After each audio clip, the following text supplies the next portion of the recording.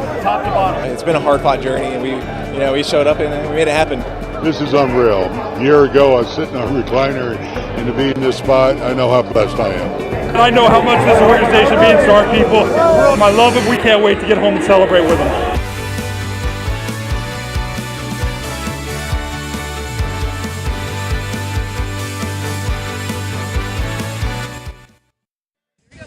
Happy World Series Parade Day, everybody.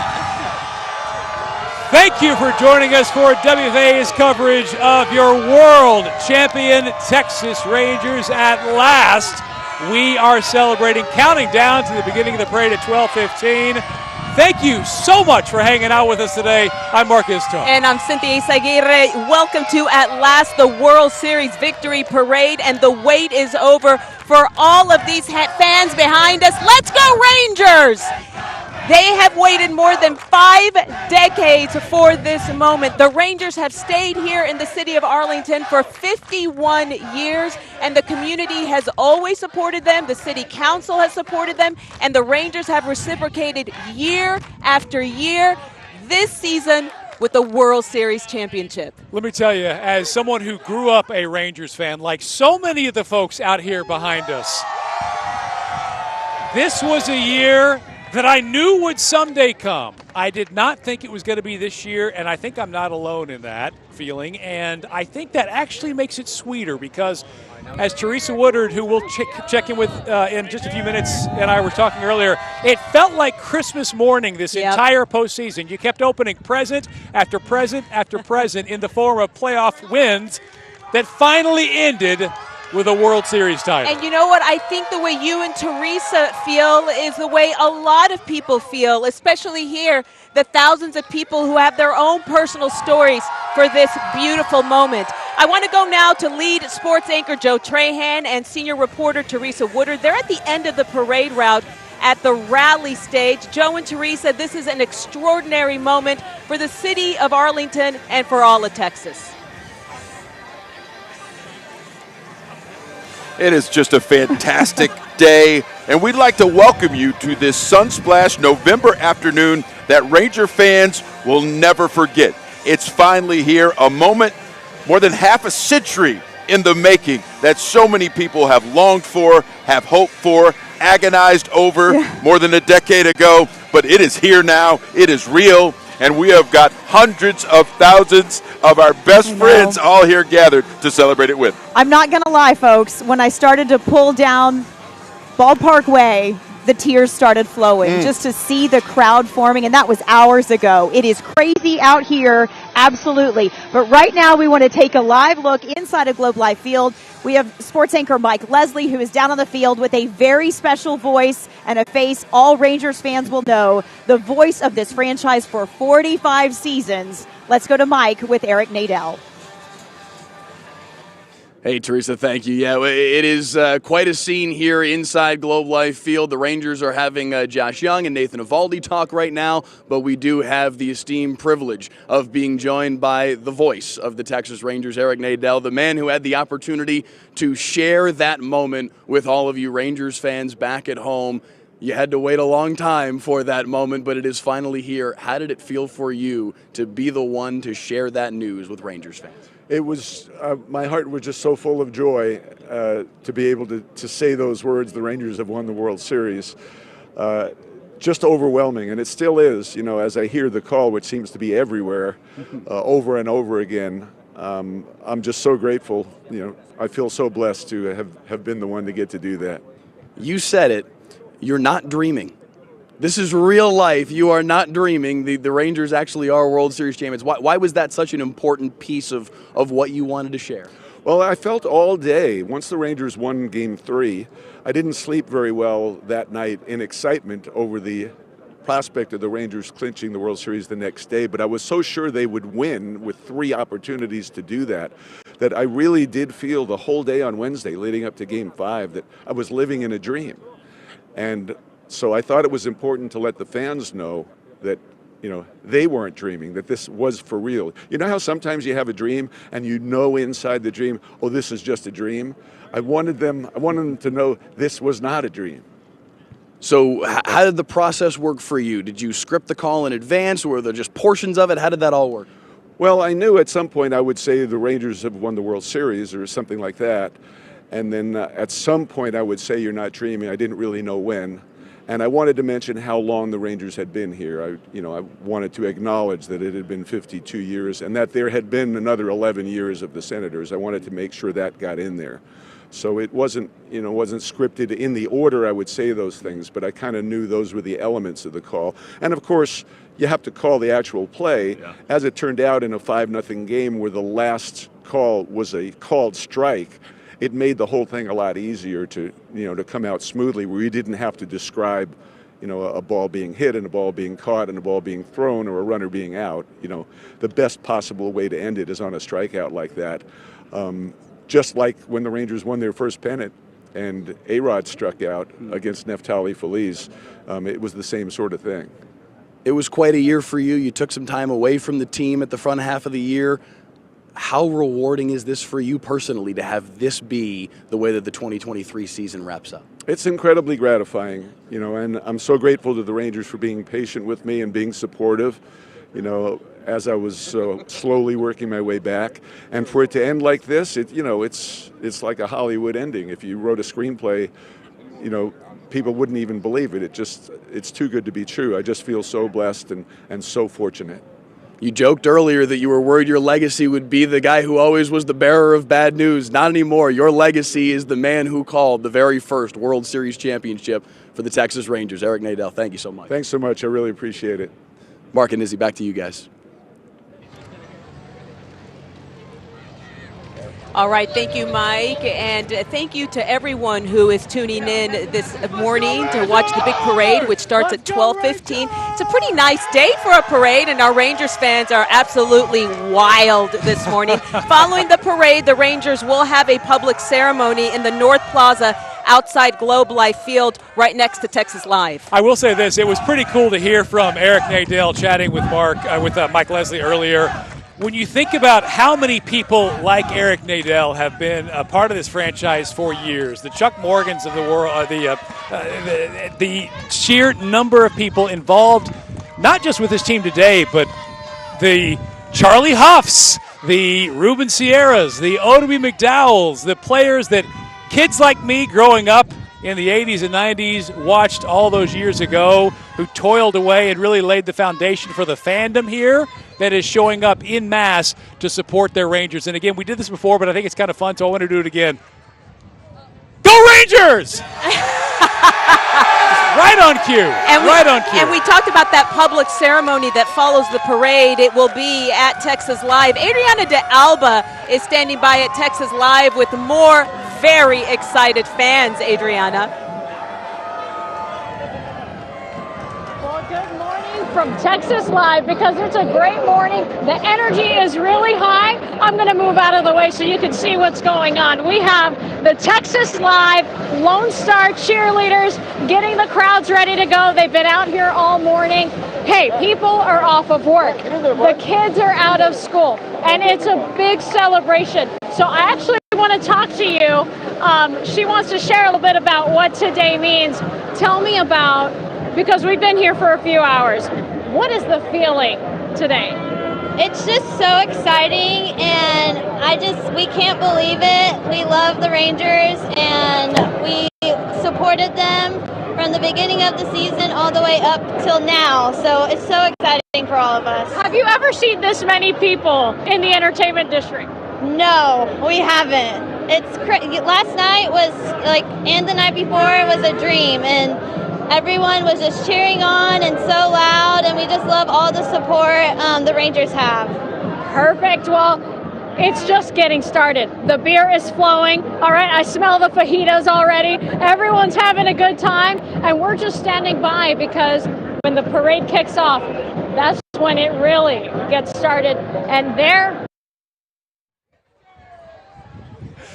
Well, thank you for that, Adriana. You saw the cheerleaders there. We're also going to have some of the local high school marching bands taking part in the festivities today. All the Arlington high schools, all 6 of them, will be represented during the parade route. Just one of the many things you can look forward to this afternoon. Can you imagine how that band rehearsal went, getting together all of those band kids to practice for today's big day?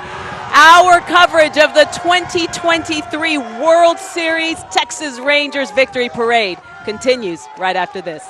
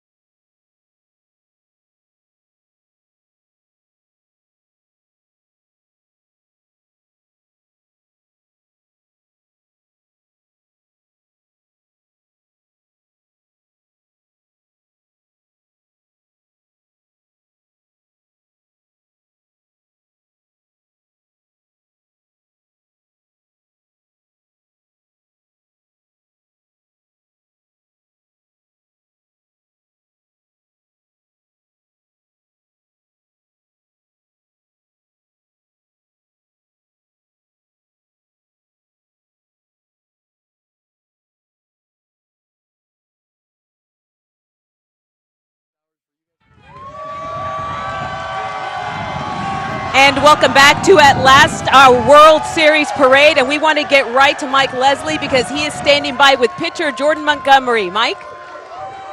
Getting any sleep right now, that's not a big concern. Well, what has this been like to celebrate this with your team? It's been awesome. Excited to get in this parade and kind of feel the energy. We just they just took us live actually on Channel 8 right now, so you're talking to all of North Texas right now. What's your message to Rangers fans? They've been waiting for this for a very long time, to be part of the group that did this for them. What is that like for you? I'm just glad we could get the job done. Well, it was a special group of guys, and I'm glad we could make North Texas proud. Mm-hmm.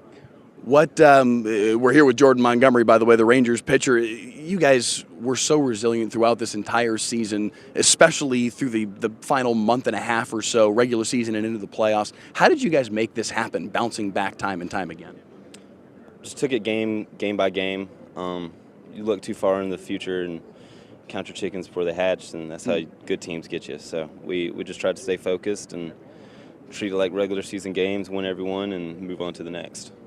When you came in this morning and you see the streets lined with Rangers fans that have been waiting for this for so long, to be able to go out there now and bring the trophy out there and show them what you guys have accomplished and celebrate with them, what will that be like?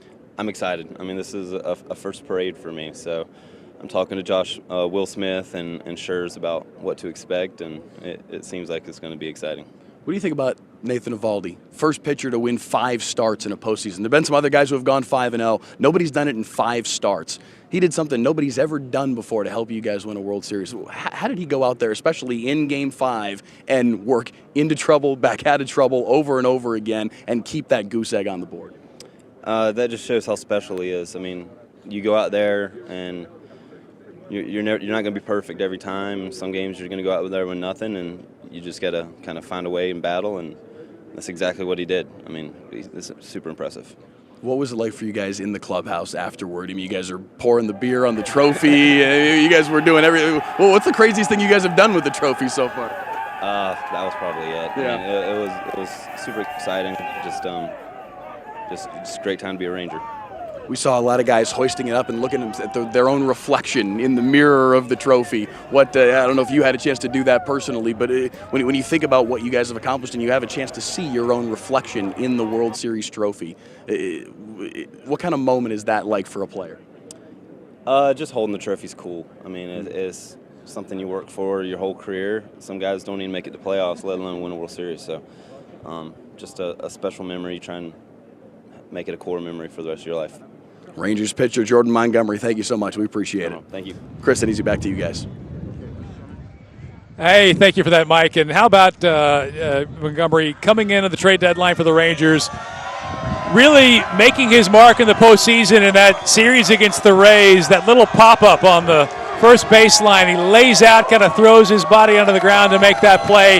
Kind of set the tone for what we'd see from this team, which really did all the little things that you need to win every single game on the road en route to winning a World Series. And I was interested to find out that his nickname is Gumby, given to him in college because of his long limbs. And once again, we are out here live. We're right next to AT&T Stadium, and these fans are just so much fun today, and they've really warmed up my heart with their backstories as to why they are huge Rangers fans. We want to go to Sydney Persing, standing by live with more Rangers fans. What are they telling you, Sydney? He's my hero. A whole family. How excited are you guys for today? Let's go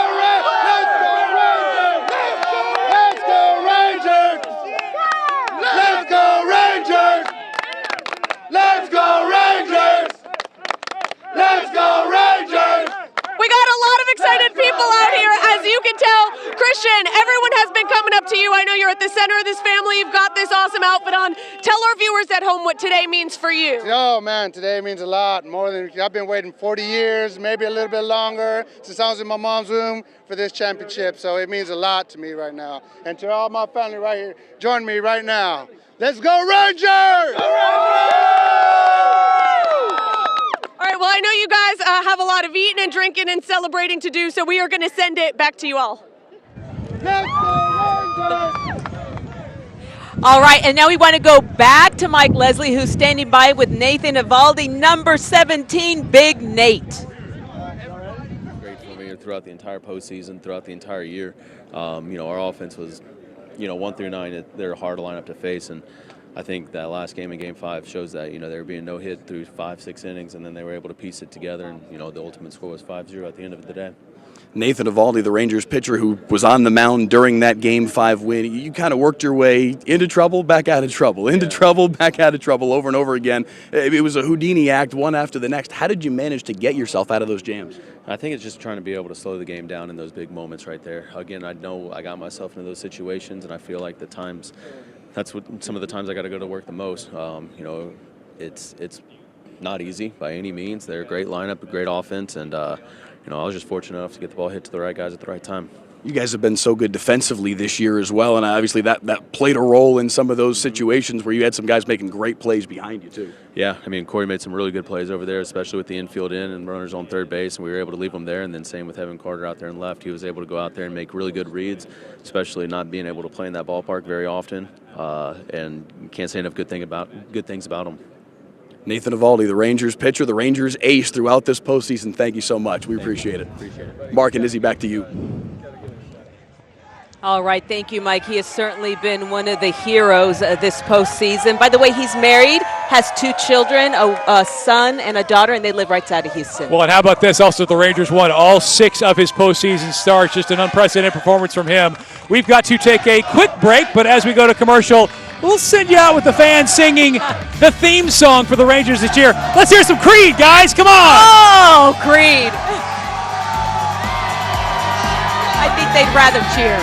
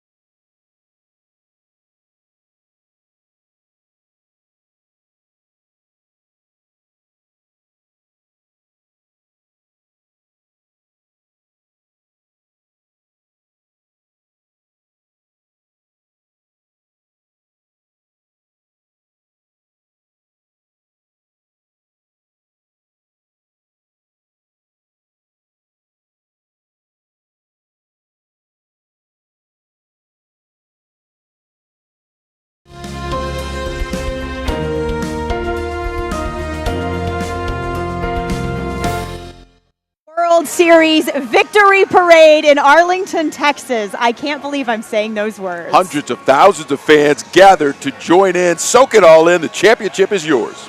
Absolutely. We want to go live now inside Globe Life Park, where Mike Leslie is standing by with one of the phenoms in all of baseball. I would call him my Rookie of the Year, Evan Carter. Hey, Mike. Hey, Teresa, thank you. Yeah, I think a lot of Rangers fans would echo that sentiment that he could be their Rookie of the Year, and that's still on the table for next year as well. Evan Carter here with us now. Take us through what this has been like for you. Such a young kid. You were playing Double-A just a couple of months ago. Now here you are, a World Series champion, and not just a World Series champion, a key cog in a World Series championship winning team. Well, thank you. Yeah, this has been unbelievable. Life-changing experience. I wouldn't trade it for the world. This is a great group of guys that I got to experience this with, and it's something that you're going to remember for forever. What was it like for you to be in the clubhouse on Wednesday night celebrating with this team and just reveling in that moment? Yeah, it's unbelievable. This is one of the most fun things that I'm ever going to experience. Sets the bar really high, though. It's definitely something that it makes you want to get back there every single year. You want to win the last game of the year, and that's going to be the standard from here on out. You guys had some young talent having a real impact this season. You and Josh Young, two rookies that were holding down key spots on that right side of the diamond. What was this like for you guys to kind of walk these miles together? Yeah, it's super cool to get to experience that with him, and he was really valuable for me. Whenever I got moved up, kind of showed me the ropes and point me in the right direction. So I'm super thankful for that. What's the craziest thing you guys have done so far in your celebration in the last 36 hours? I don't know if there's been anything crazy, man. It's just been a really fun time getting to hang out with everybody. Everybody's kind of being able to relax a little bit now. You don't have to feel good the next day. You don't have to wake up and be like, all right, we got to compete again today. It's just we get to hang out with all our friends. It's been really fun. The fans that are lined up outside have been waiting for this for a very long time. 52 seasons here in Texas, 63 years for the franchise as a whole, 3 times as long as you've been on the planet. This franchise has been playing baseball, and finally they're World Series champions. What do you think it'll be like to go out there and show these fans the trophy and celebrate with them? Yeah, it's going to be awesome. I mean, it's just I'm super pumped to go out there and see everybody. There's a ton of people that have showed up, and that's just it's awesome to see how many people support our organization. I'm glad we got to make them proud and bring this back. And hopefully there's a lot more to come. Evan Carter, part of the young core for this team. They may not be done here in Texas. Joe and Teresa, back to you. Thanks so much.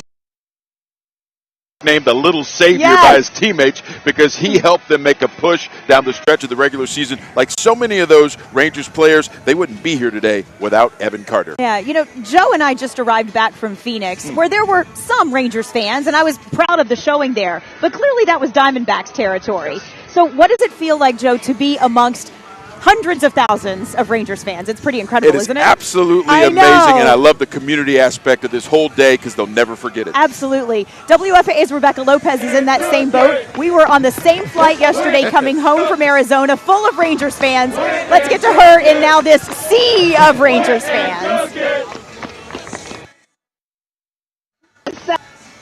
And Phoenix. All right, it sounds like we're having a little bit of connectivity issues. It's just a little bit difficult when you've got so many fans out here trying to use their cell phones and the signals are kind of difficult. So that's one of the things we're dealing with out here. But she's just as excited as I am. They call me the Rangers super fan. Rebecca is a huge fan as well. Yeah, she's right there with you guys. And it was so fun for those of us who might not be super fans, but who love what's going on with this Rangers team to see it through your eyes. It's been fun to see. And now the rest of these fans get their chance to get their feeling in terms of being a part of this celebration. Because we saw the champagne, we saw the suds. That was, the players getting their first opportunity to go all in and really enjoy this championship. But for these fans, today is the day. This is the day that will mark it, and the day, like I keep saying, that they will remember forever. A day I've waited my entire life for. A day that I can finally say the Texas Rangers World Series World champions, baby. Stay with us. WFAA's coverage of the World Series Victory Parade will continue right after this.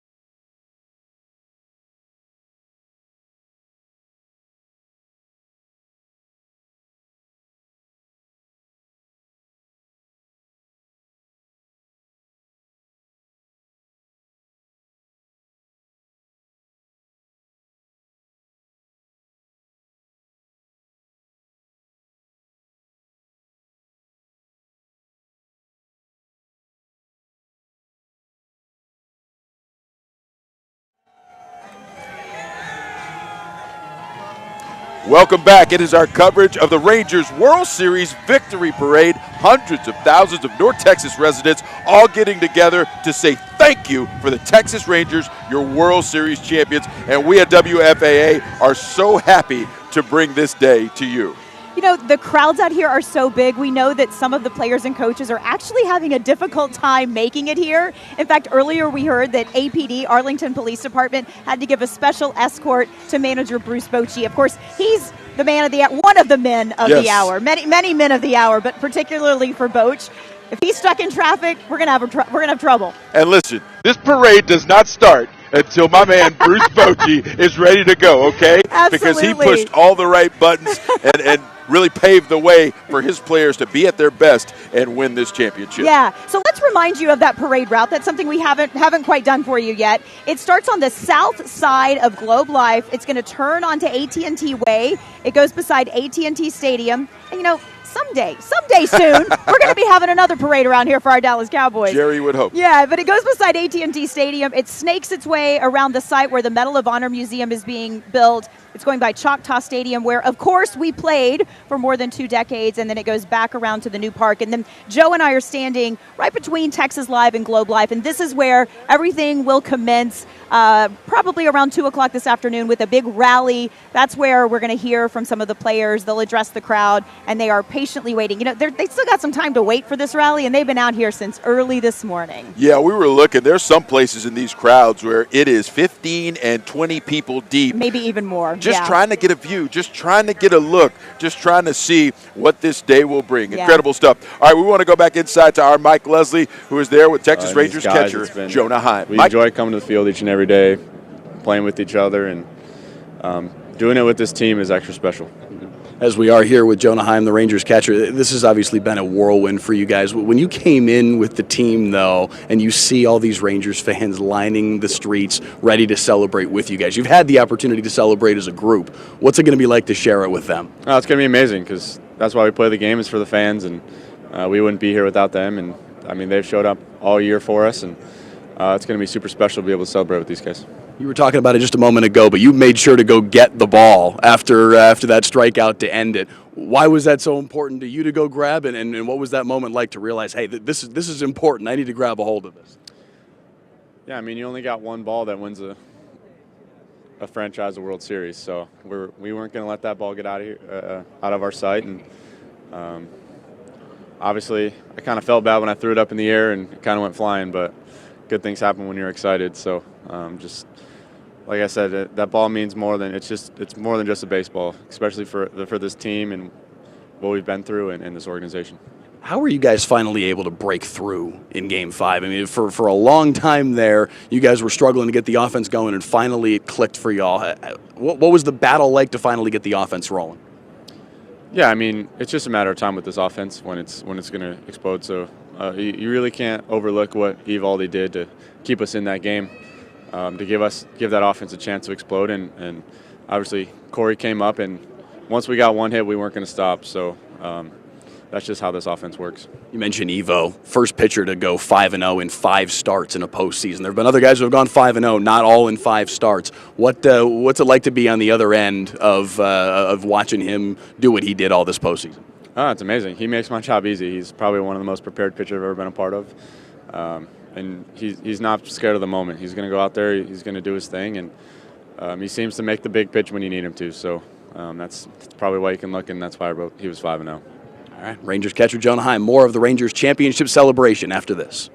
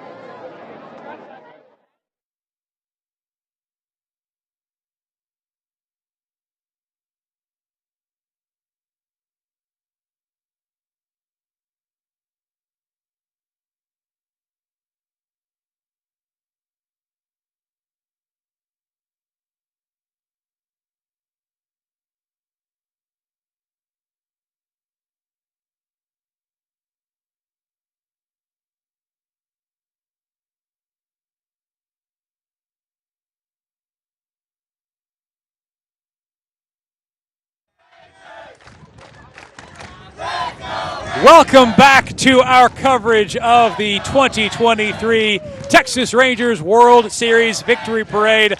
I'm Mark Istok. And I'm Cindy Aguirre. And you know what? We've got pretty excellent weather for a parade. A little windy, but it's beautiful out here in Arlington, the city of dreams, the city of World Series champions. And how about these fans, these Rangers fans? Oh, they showed up, and you can see them and hear them behind us. They are counting down as we are. Just about 30 minutes and change until this parade officially kicks off. But the party has been going on for quite a while. I want to get back to something that we heard a few minutes ago when Mike Leslie was talking to Jonah Heim. Yeah. He talked about getting that baseball that was the final pitch, the final out of the World Series. And he said, you know, it's more than just a baseball. And it got me thinking, this entire experience has been about more than baseball for so many Rangers fans. I was able to share that game the other night with my 10-year-old son who watched it with me. And it got me thinking about how I grew up watching Rangers games with my dad. All the games we watched and went to, listening to Eric Nadel on the radio, countless nights during my youth. Baseball really provided the soundtrack to my childhood. And I thought about how many people are celebrating today because this is more than a game.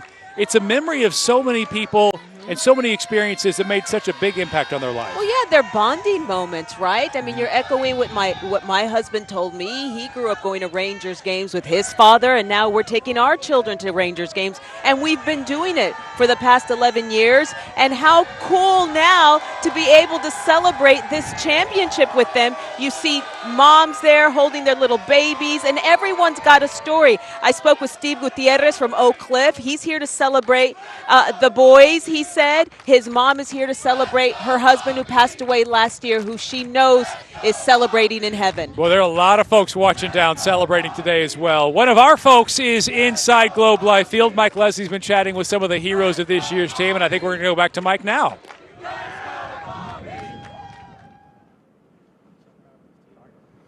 Hey guys, thanks. Yeah, we've been here inside Globe Life Field for the last half an hour or so as the Rangers players are just beginning their celebration of their World Series championship. Obviously, it's been going on since Wednesday night. They are preparing to make their way outside. You see some of the players walking off the field right now. They are headed up top to their staging area and then outside to join the thousands of Rangers fans that are standing by waiting to celebrate with them. It is almost time for this Rangers team to head out and begin that celebration with these Rangers fans that have waited for this for so very long.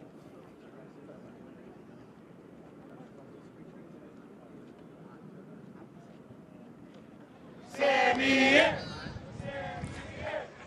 Hey, I want to reference these fans again we talked about a minute ago. Now, not long ago, there was somebody walking through here wearing a Houston Astros shirt. They booed the heck out of that guy. And I wanted to say, hey, take it easy on him. He has to live in Houston. If that's not bad enough. That was a fun moment. It was, but certainly there were so many moments over the course of this postseason run we enjoyed. Speaking of those Astros, I'm sad that we didn't get to see a full World Series from Adolis Garcia. Oh, my But, gosh. man, he showed up in that Astros series and the American League Championship Series like never before. And then he showed up last week. How about that walk-off home run in Game 1 of the World Series? And, you know, we talk about Adolis Garcia, El Bombi, and a lot of people talk about his nickname, thinking that it's El Bombi because he drops all those bombs. Not so much. He got this nickname from a childhood friend back in Cuba where he's from. The friend thought that he had a head shaped like a light bulb in Spanish, bombilla, short for bombilla, El Bombi. Hey, you know what? And he hits bombs, too. So either way you want to translate it, it works out. So I think we're going to go back to Joe and Teresa, who are hanging out here at the end of the parade route. And we are counting down again, guys. About 30 minutes to go. Yes, we are. And let me tell you something. This crowd is ready. In fact, the Rangers in-game DJ, he's shown up. This place is jumping. There are people literally jumping around as we speak, hands in the air. The parade's not even going to be here for the rally for a good couple of hours, maybe close to 3 hours. But this crowd is ready, man. They're going to have such a great time today. And they are handing out, you can see them. We see a sea of towels in front of us. They're handing out towels. On one side, it's got Texas. On the other side, the big T. And then this is one of my favorites because it's the new City Connect jersey logo. And on this side, it actually says, "Dream the big dream." We dreamed the big dream, and the dream came true. And it is a reality now. I want to show everyone this, too, because this is, I love this one. The Peagle is what they call this. Yeah. And it throws back to the older teams, the older, even some of the minor league teams that were involved with the construction of this franchise. I love the City Connect. It's a great throwback. It's a great logo. It's my favorite out of everything that they put on. Great stuff. You know, somebody who shall remain nameless called this not a baseball town. Somebody once said this is not a baseball town. We are absolutely proving that wrong. On this day, Arlington, Texas is the best baseball town in America, maybe not just on this day, but definitely in the last month and maybe forever. Arlington, Texas, baseball town USA. Baseball has taken over. It has been fun. We've got so many fans just soaking this in, enjoying it. Let's throw it to Sydney Persing now, who's got more. Oh, man, so many excited fans here. Oh, look at these guys. All right, guys, this is your moment. These guys, let me tell you, yes, I know you are so excited. These guys are the coolest little dudes. You can't ask them anything. Okay, guys, really quickly, let me ask you a quick question or two. How excited are you? Tell me who your favorite players are. John Green, we're very excited! Garcia! Seager. Okay, and who are you guys here with? Is your family? And I know. Listen, we've got a ton of really cool costumes out here, lots of cool outfits, jerseys, flags. Look at this, ladies. We got a ball and a glove. It has been a huge hit out here. Everyone has loved their outfits. Tons of fun. And the energy, as you guys talked about, it just keeps getting bigger and louder. I'll tell you, there are a couple people who I asked to be on TV who said, we're not going to do it because we called out sick to work today. But they're in the back, and they're just as excited, too. We'll send it back to you guys.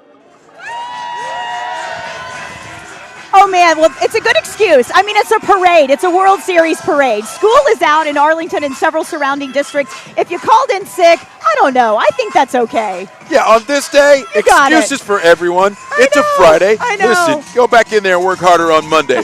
Tell you what, no one can work harder than the fans right here because the DJ has this place hyped. Yeah. I love the fact that everyone's here together. It's a communal experience. It is. And that's what the victory is all about. That's what sports can do. Sports did this, and it's fantastic. And, of course, maybe I'm a little biased because baseball's my favorite sport, but I feel like baseball's very special. You got that long season, 162 games. You're in it together. And these fans particularly, y'all, you know it. We have been through some lean times.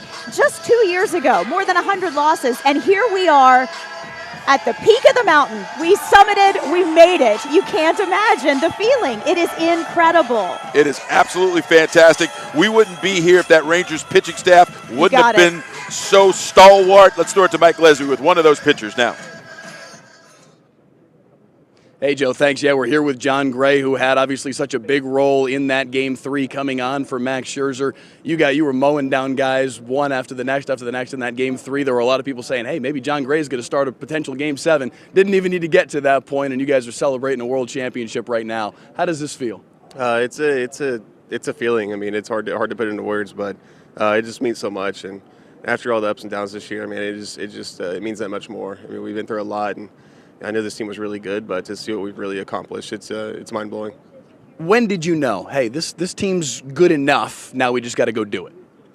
As early as spring. I knew the vision, see what I had with this club, and I was really bought into it. It was was great. But then again, like how fast everything happened, it still seemed like a surprise, you know. So I was expecting it to happen, but with just the circumstances and the story and how everything unfolded, it was just it was picture perfect. You talked about the ups and downs that this franchise has had, not just this season, but you can go back through the eons with that as well. But this year, this team in particular, so many peaks and valleys. How did you guys keep coming back time and again? I think we didn't ever have any doubt in ourselves. We always believed in ourselves, even in the rough weeks. You know, we still came in the next day as the same team and played the same ball. But you know, I think that we didn't let things drag on. We didn't let tough times drag on, and I think that was really key.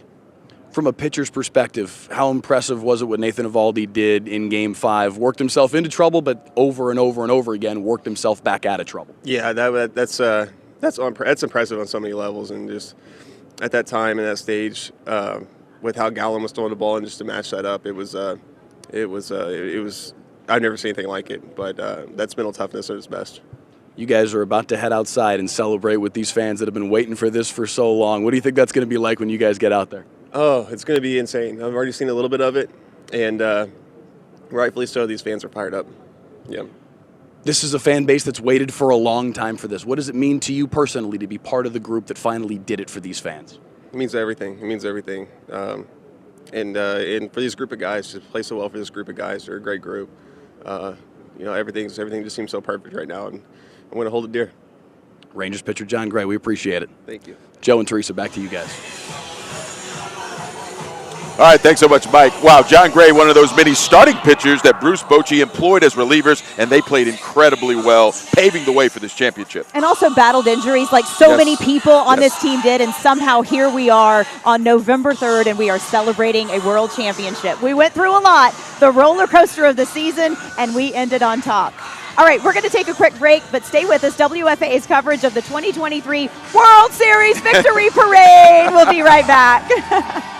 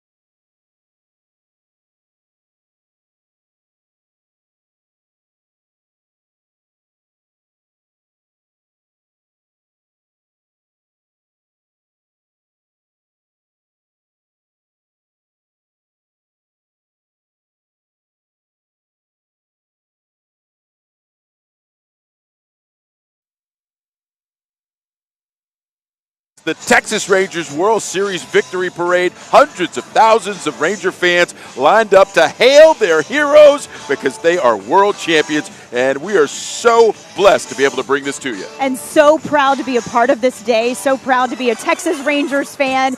I had to Google because I was curious. The first game here, we know this, April 21st, 1972. It's been 18,823 days since that first game, and we are World Series champions on this day. It's incredible. Since we're sharing tidbits, I got to work this one in because this one blew my mind. Of course, everyone has heard the stat that the Rangers won 11 straight road games. Incredible. Right? Incredible stuff. Think about the teams that they beat in the postseasons and the names of said teams, okay? So they beat the Rays, the Orioles, the Astros, and the Diamondbacks. The acronym spells road. Are you kidding me?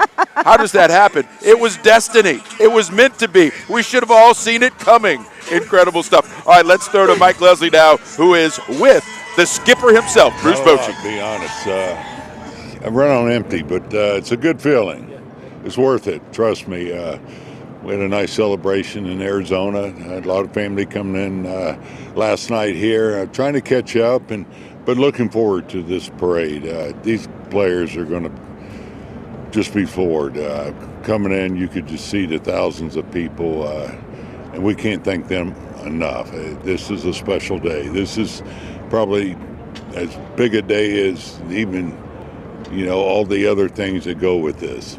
When you see those crowds outside that have been waiting for this for such a long time, and you're part of the group that delivered a championship to these fans that have been pining for this, how does that hit you?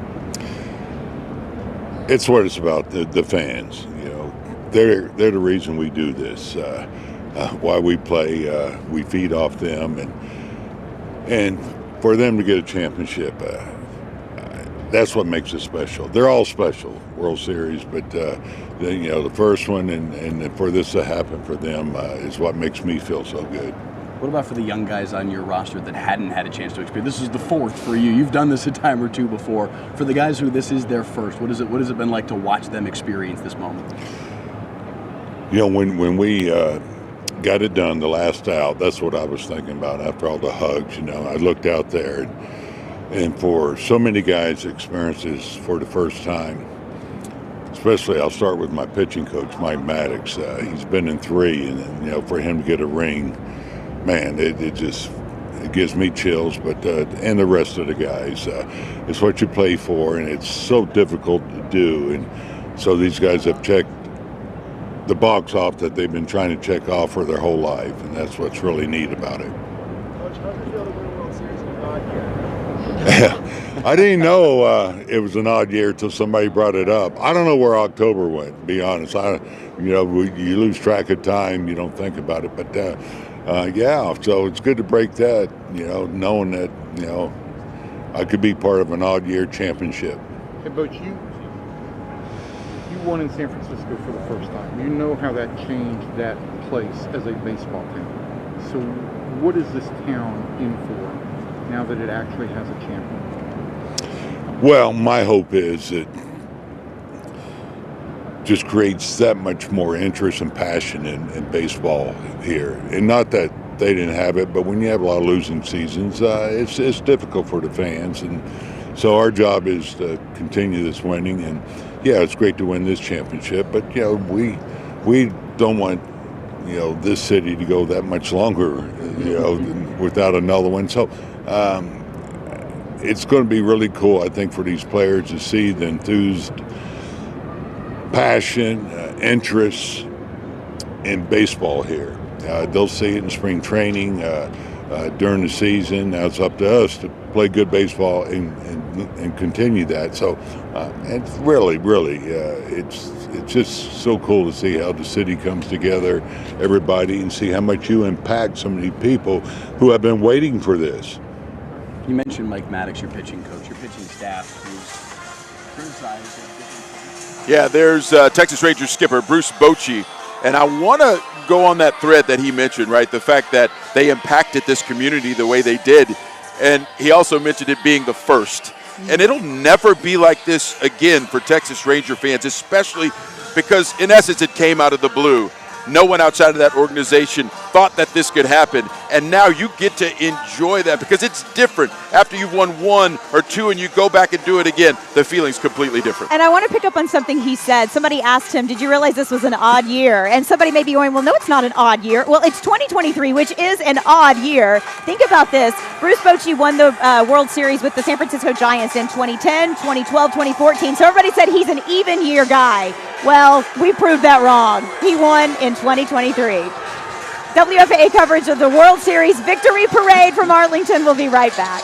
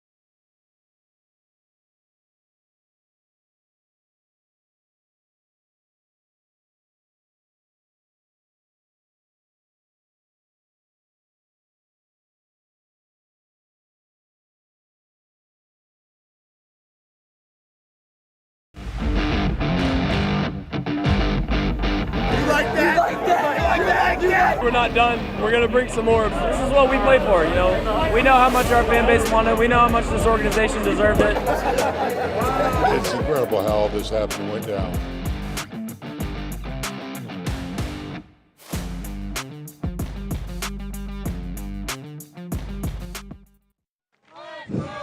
Good afternoon from Arlington, Texas, and we are the home of the World Series champions, Texas Rangers. Thank you for joining us. I'm Cynthia Aguirre alongside Mark Istuk for our WFAA World Series Champions Victory Parade. That's right. We've been counting down all day to about, 14 minutes or so from now as that parade is get set to get kicked off.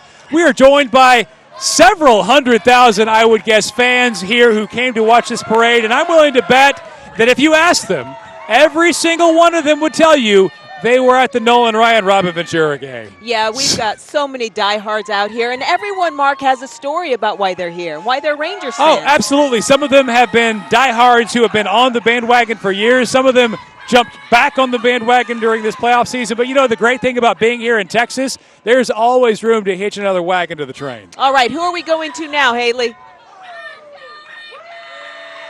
All right, we're going to get to Mike Leslie, who is standing by with Marcus Semien.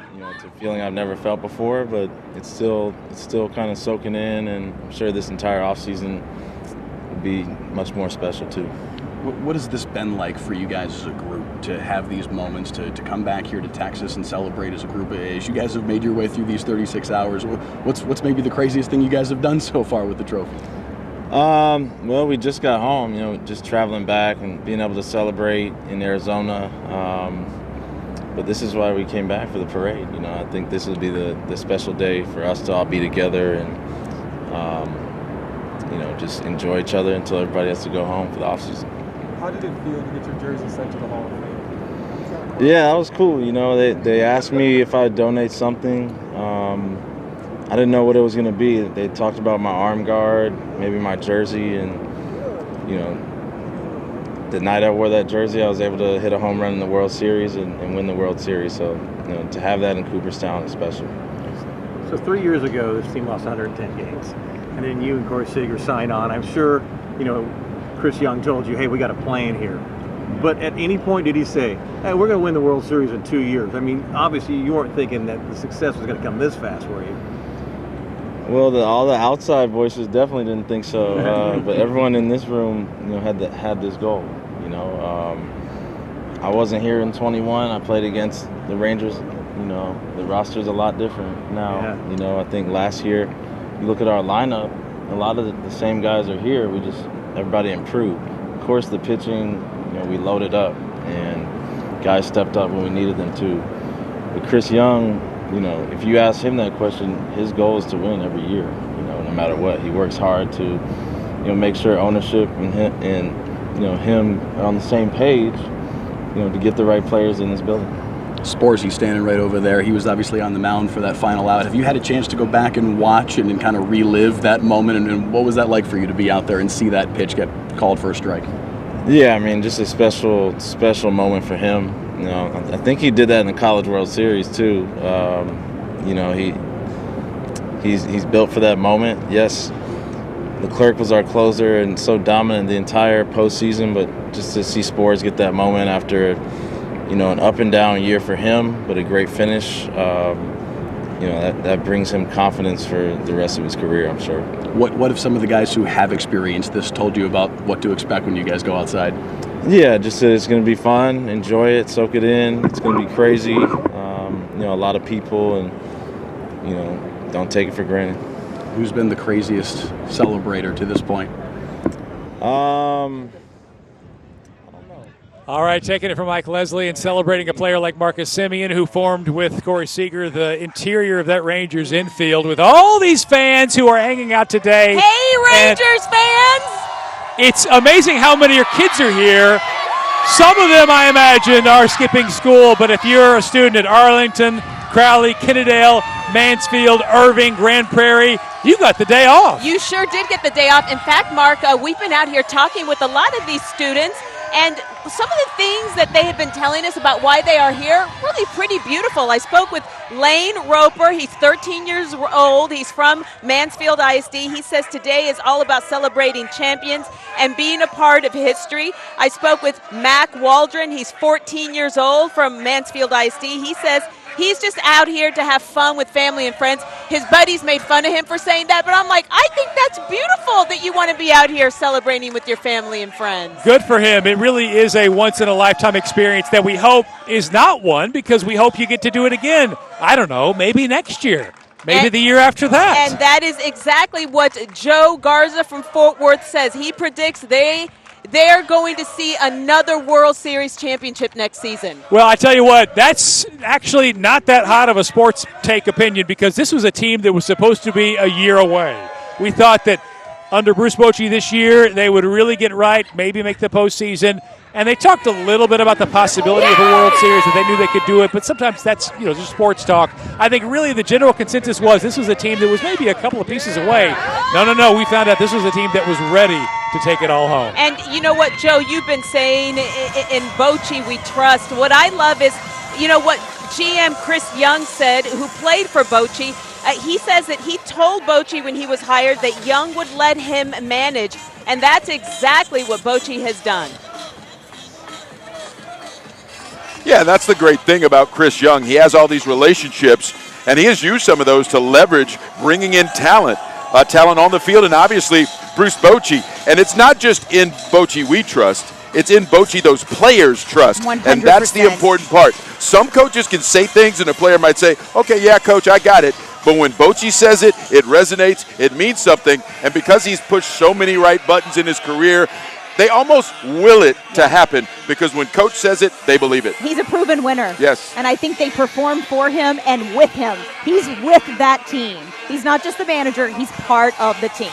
And I got to tell you, speaking of with, This crowd is one and with each other. We got DJ CJ Stats. He's the in-house DJ for the Rangers. This place is absolutely hype, and we got more hype to go to right now. Scoop Jefferson, who I hear has a great view. Scoop? Up on the roof somewhere.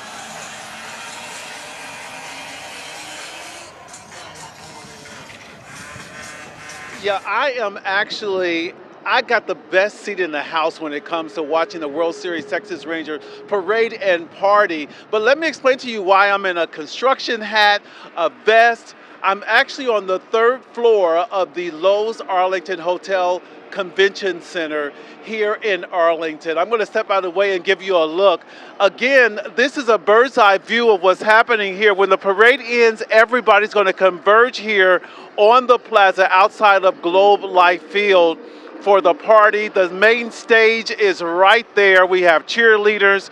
We have thousands of people who have gathered here already. We can actually see the parade route from here on the 3rd floor of the Lowe's Arlington Hotel and Convention Center. This is an amazing view. You can hear the music and people are excited. You can see literally thousands of people in Rangers gear from this view as well. Of course, you don't want to miss this at all. And this is, again, one of the best views. We could actually see people celebrating down on the main ground here. Again, we can see the parade route to my right. There is Choctaw Stadium, and behind me again, Lot B here outside of Globe Life Field, where we can see the party that's going to happen right after the parade. A great view. We'll continue to bring you views from the balcony here at Lowe's. And I want to say that this is exciting because we are the first news crew to ever go live from the new Lowe's Hotel that's going to open next year here in Arlington. Back to you. Hey, Scoop, thanks so much. That's really cool. I love that he's got the hard hat on, right? I know. Ready. And we can just barely see you. Scoop, I'm waving at you. We're I'm sure waving you at right can now. see me through the crowd, right? He's about half a mile away. He's got that great view from up high, and man, this is absolutely a sight to see. And we can tell that the crowd continues to swell. Yeah. They know that this is where the players will land for the big rally afterward, and we can't wait. Yeah, so this is the end of the parade. This is where the rally is going to happen. We're thinking maybe around 2:15, 2:30, but this is where you want to stay with us because you're going to see the players speak. You're going to see, I'm sure, Bochy speak, some of the executives. The real reasons we are here to celebrate. We'll be speaking here live in just a couple of hours. Stay with us, everybody. We're going to go to break, but WFAA's coverage of the 2023, people are making fun of me because I keep doing this, Victory Parade. We'll be right back.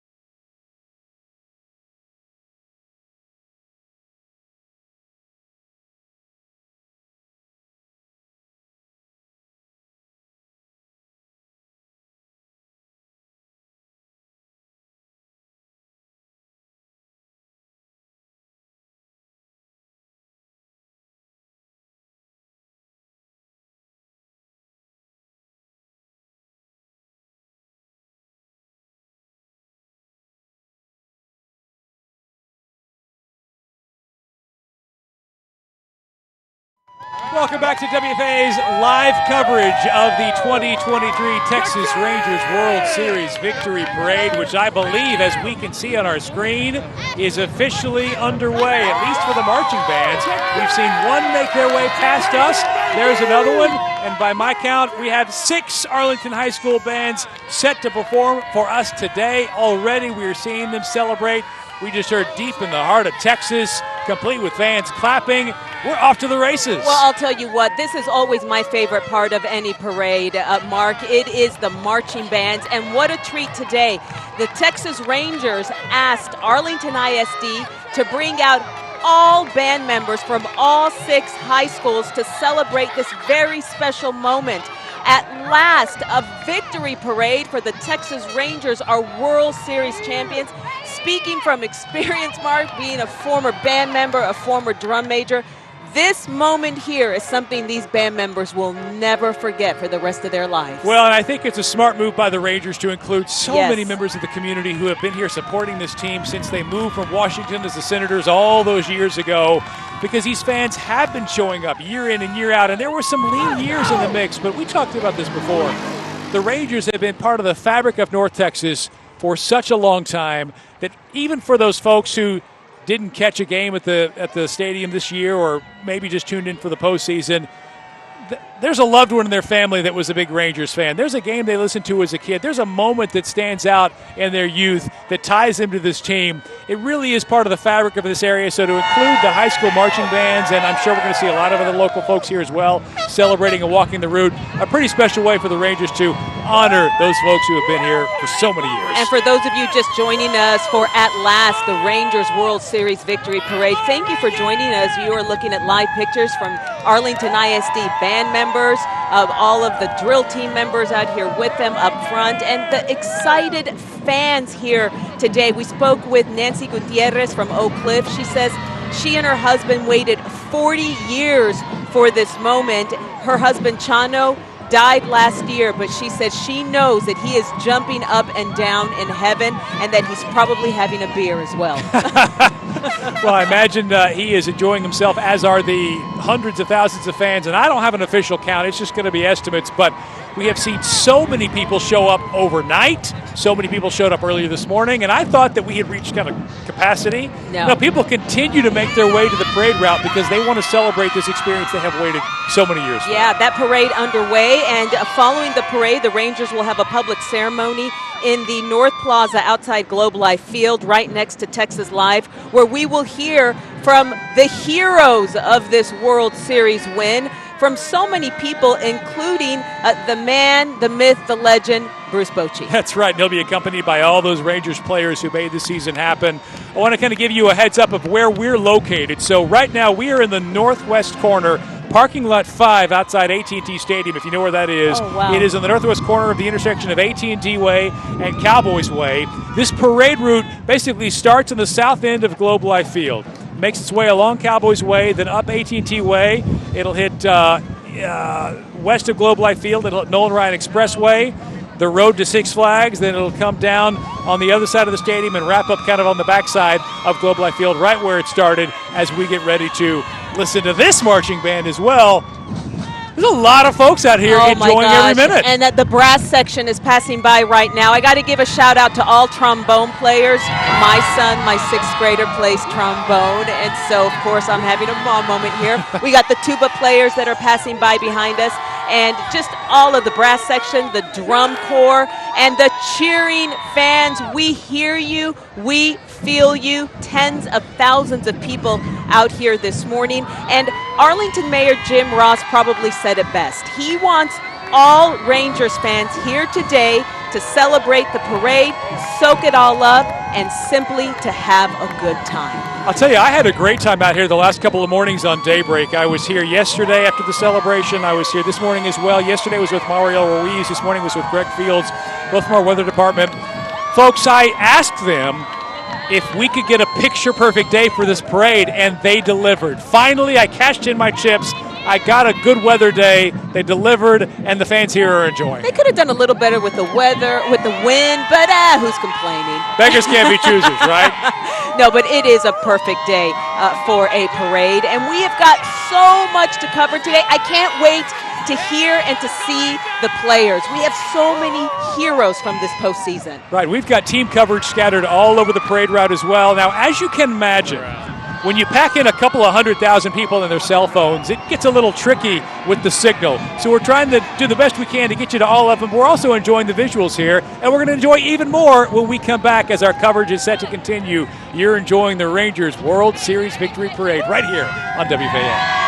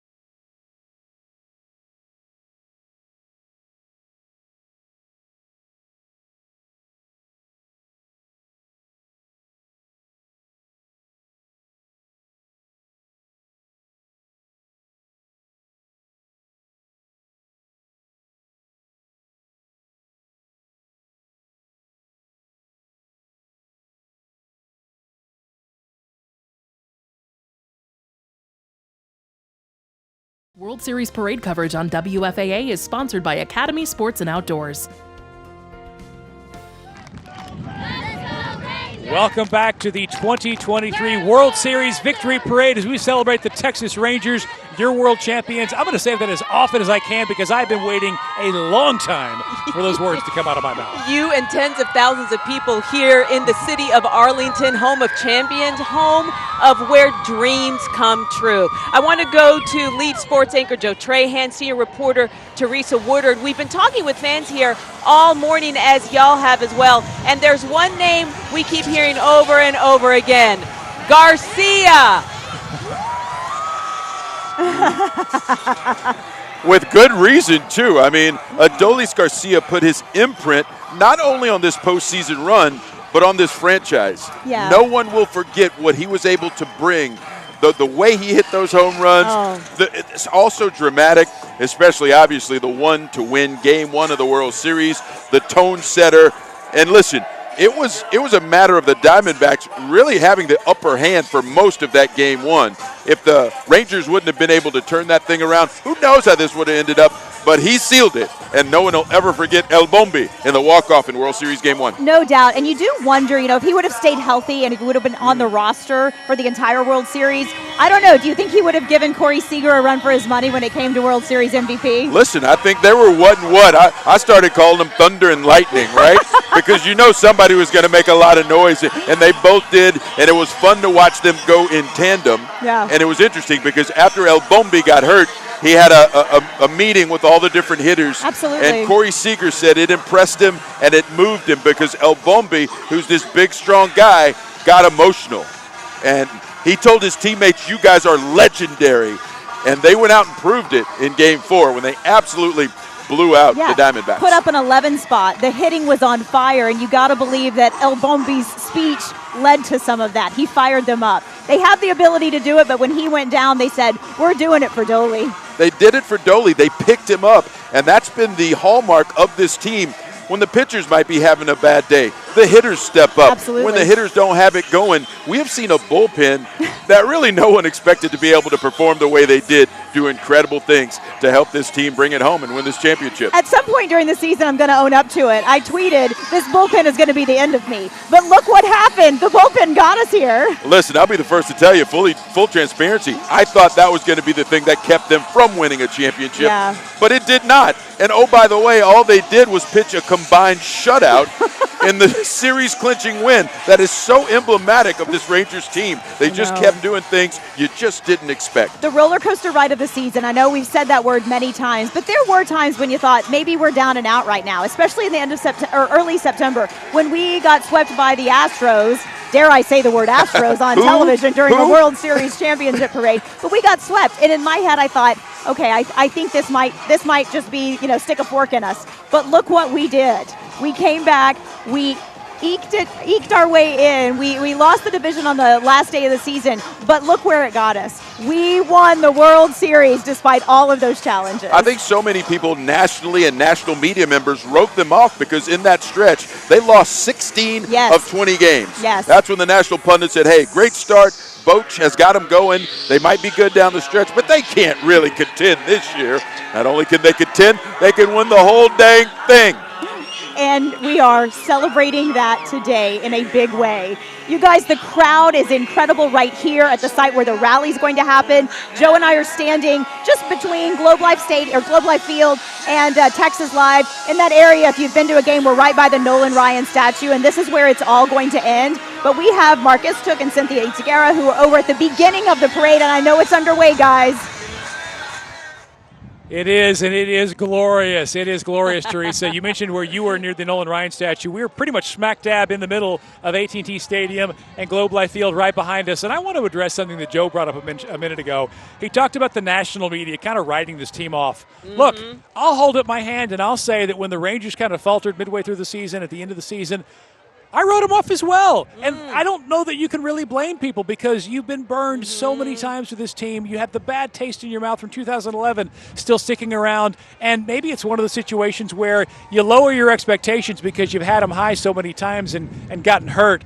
In the end of when it's all said and done, though, I think the fact that this is a team that surprised people, that is maybe a year ahead of schedule, I almost think that made it sweeter for Rangers fans because when you come in expecting to win a World Series, it's anxiety-ridden. And when you finally do win, it's relief. That wasn't the case here. Teresa mentioned before, it was like opening a new present on Christmas Day every game of this postseason. And when you finally open the last one, it's a World Series title. How sweet it was. And again, all those fans that hopped off the bandwagon, get back on because there is plenty of room on this train. Well, we are watching the parade route right now, and I'm just loving seeing all of the band members, the cheerleaders, the drill team members, all from Arlington ISD, the Texas Rangers, insisting that they were the ones who had to be out here today and to play the music and to get all of these tens and thousands of fans even more hopped up on this glorious day, this Friday here in Arlington, Texas, a city where dreams really do come true, a city where Rangers fans, Mark, have waited 52 seasons for a World Series championships. They have done nothing but commit themselves to this team, and the team, like we said earlier, has reciprocated throughout the years, but this season, this postseason, has been unlike any other.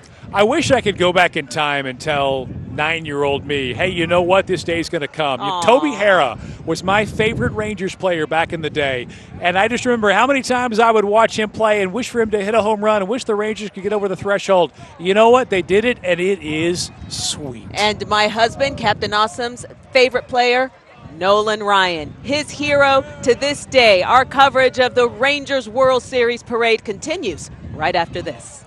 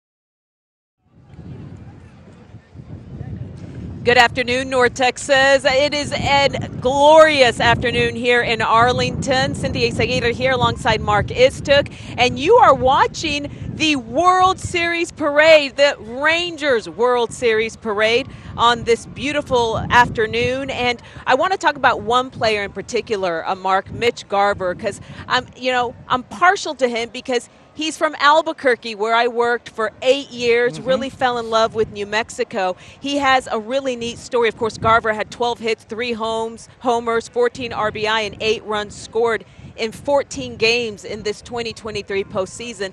But really what I remember about him is the fact that he went to La Cueva High School in Albuquerque, right down the street from where I used to live and from where these New Mexican people were just so beautiful. And I read that he met his wife at La Cueva High School his sophomore year in, of all places, chemistry class. Go figure, huh? High school sweethearts. You know, his story is just one of many great stories on this Rangers roster. And certainly you've got some, high-dollar players, some free agents who came in who helped shore up this roster that get a lot of ink spilled about them. But top to bottom, this was not a lineup that you wanted to face. There's not a single hitter that you wanted to go up against. And we saw that game in, game out during this postseason as Rangers stepping up to the plate literally and figuratively and contributing to this run. And as a baseball fan, what I enjoyed most was being able to sit down with my son and watch some of these games and say, hey, watch how these guys approach at-bats. This is not home run or bust baseball. These are guys who are working counts. Evan Carter, the master of the full count. These are guys who are playing really smart baseball and taking advantage of the opportunities that come their way, and they did it, again, this postseason better than anybody. And they all give credit to Bruce Bochy. I mean, you asked them they asked Marcus Semien, what does he mean to this Rangers team, and he said everything. His guidance, grandfatherly in some ways, not just because of his age, but because of his presence, his wisdom, and I think that there are a lot of folks who Bruce Bochy was maybe not their favorite guy. Of course, he took that first World Series in the Rangers when they played the Giants back in 2010. He was the head coach of the opposing team. By the way, the first coach in Major League Baseball history to win World Series for opponents. He won one for the Giants against the Rangers and then the Rangers. So a great postseason for him. Again, a guy who's most likely a Hall of Famer down the road, putting forth a Hall of Fame resume this year. And Chief Meteorologist Pete Delka said we would have a beautiful day for this parade. And Pete, I got to give it to you. You did a nice job. Yes, it is. It's a little windy, but we'll take this, Pete. It is beautiful. And Rangers fans have been absolutely wild all morning and all afternoon. Hey, everyone, we're live right now on WFAA. Let's go, Rangers. You can do better than that. You can do better than that. Let's go, Rangers. There you go. All right. How about this? Let's try something. How do we feel about the Houston Astros? Mark has had so much fun doing that all day long. But no, this is a great day. And Mayor Jim Ross, Arlington Mayor Jim Ross, he says he wants Rangers fans to be here today. He wants you to soak it all up. He wants you to have a great time. And he wants you not to go to work. Joe and Teresa, he actually came up with an absence letter for people here to give to their managers as reason why they could not work today. Yeah, I tried. It didn't work very well. My manager said, "What is this? Get that thing away from me." No, seriously. I want to express my absolute appreciation and gratitude for this day and for being where we are, because you don't have a whole lot of these. You just don't. I know. And you said earlier, soak this in because it's the first one ever. And you said maybe a second one or a third one. I'm going to get greedy and just keep piling them on. Wouldn't be as sweet. I don't know if I will ever be able to replicate the feeling of being able to say out loud for the first time, Texas Rangers won the World Series. Texas Rangers are world champions! So I think we're going to have a quick referendum, and I think every time we say World Series parade, we're going to have to give it the Teresa wave, yes, right? I think that might work. I think that might be a lot of fun. I can't control my emotions because I think back. I heard Mark say this earlier. He wishes he could tell 9-year-old Mark that this was going to happen someday, and I feel the same way. And of course, we get a little emotional because we think back on the people who we watched Rangers games with. And, I've talked about my father many times. He's the reason that I am a diehard sports fan. And unfortunately, I lost my father just a few months ago. So I got to believe that, is up there drinking a beer watching this and saying cheers Rangers. But also I think about my grandmother who used to wear a Pudge Rodriguez t-shirt Yes. proudly. That was her favorite. So I think Pudge had always been my favorite Ranger. I think of Adrian Beltre, who we cheered so hard for, Rusty Greer so many years ago.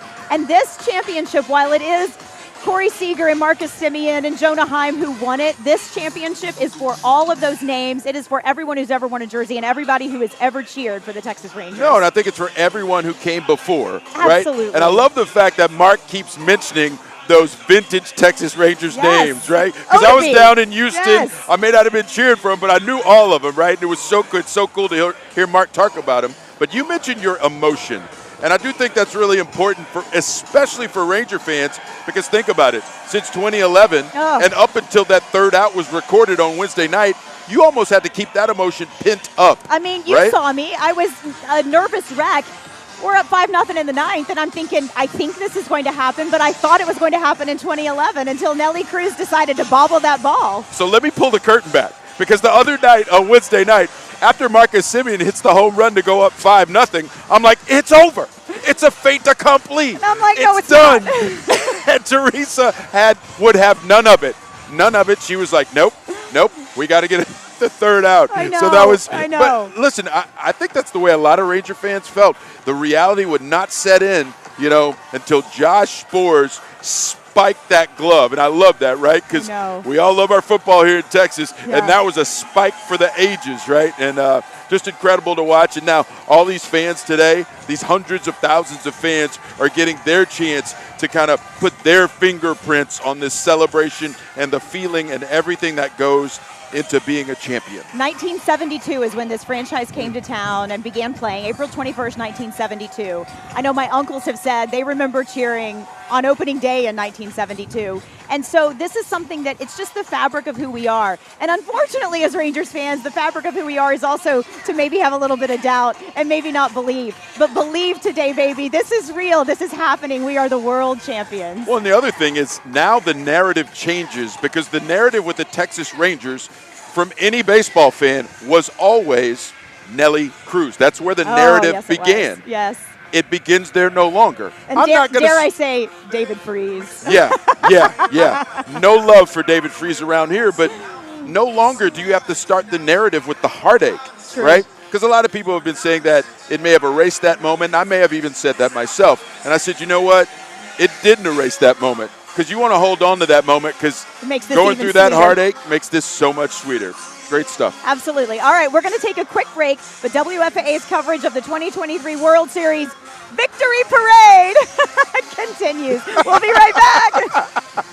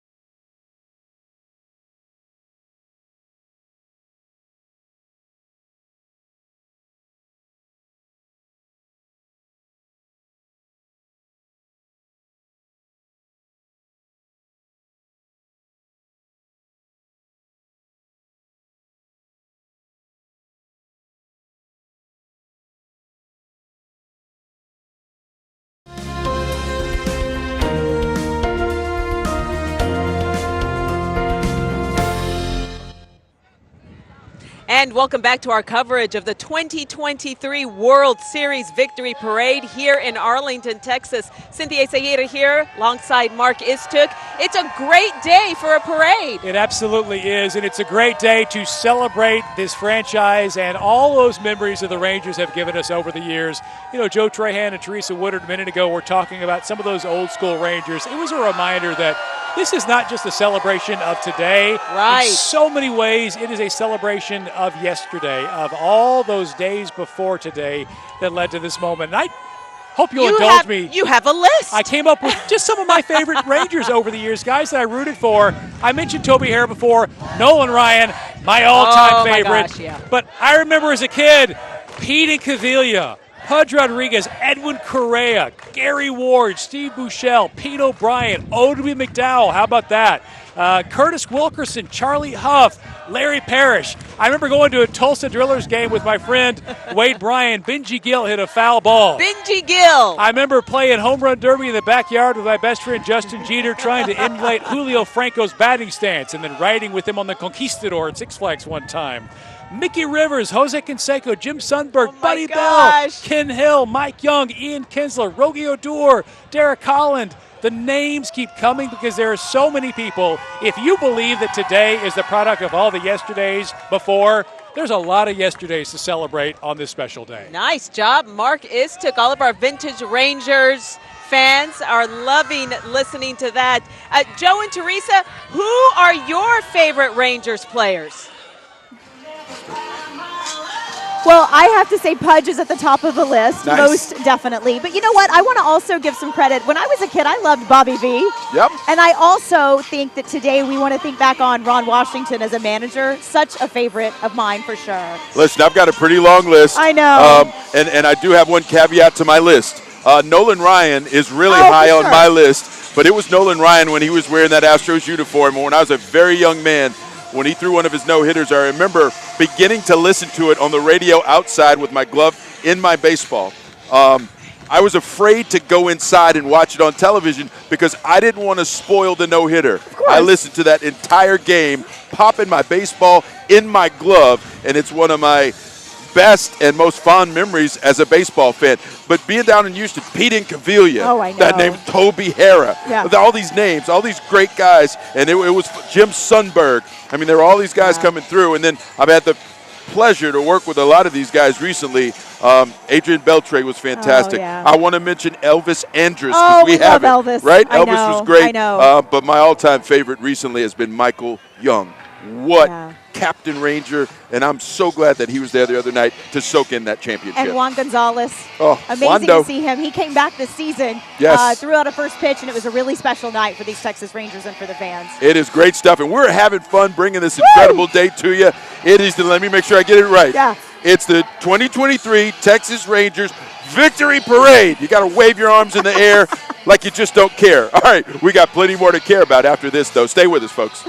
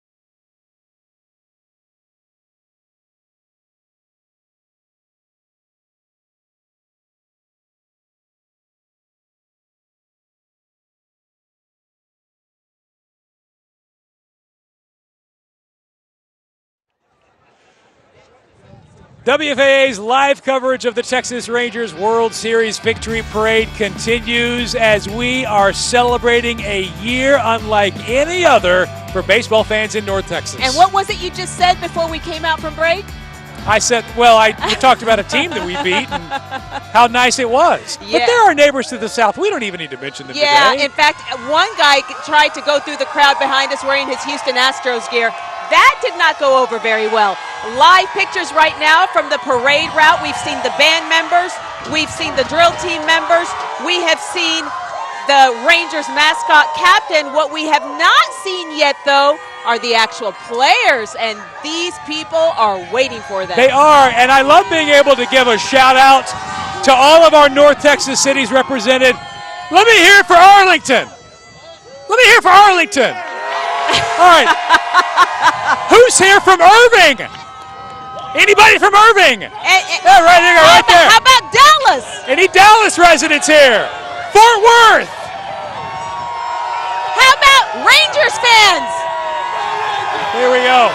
And I know, okay, so there are a lot of players we're waiting for. One player in particular who I'm waiting for, catcher Austin Hedges. He is from California, and I didn't realize he was traded to the Rangers just 2 months ago, and he became a really emotional leader for the Rangers. Well, what was cool was they kept cutting to him during the World Series coverage, during the entire postseason, really, and he was there on the railing, just excited as could be, as amped up as any Rangers fan. He had a front row seat, the front row of the dugout. He sure did, and guess what he has promised to do at today's parade, which I will be waiting to see.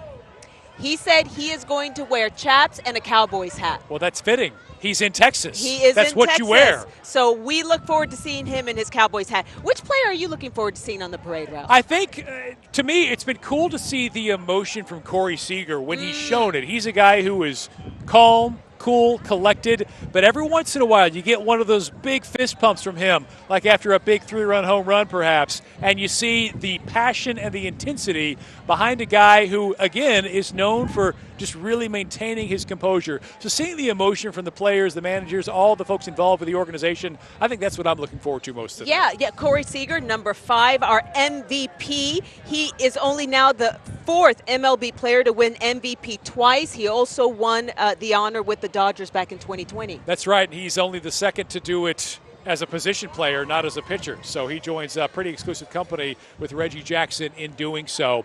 I mentioned before, we don't have an official number of fans here. We'll get an estimate. I think it's 100,000 or so plus, all of whom, as I said, will tell you that they were at that Nolan Ryan, Robin Ventura game, like every Rangers fan says they were. We'll get some more from them in a bit. We'll get some more from them in a minute. But first, we're going to go to break, and when we return, more coverage from our Texas Rangers World Series champions.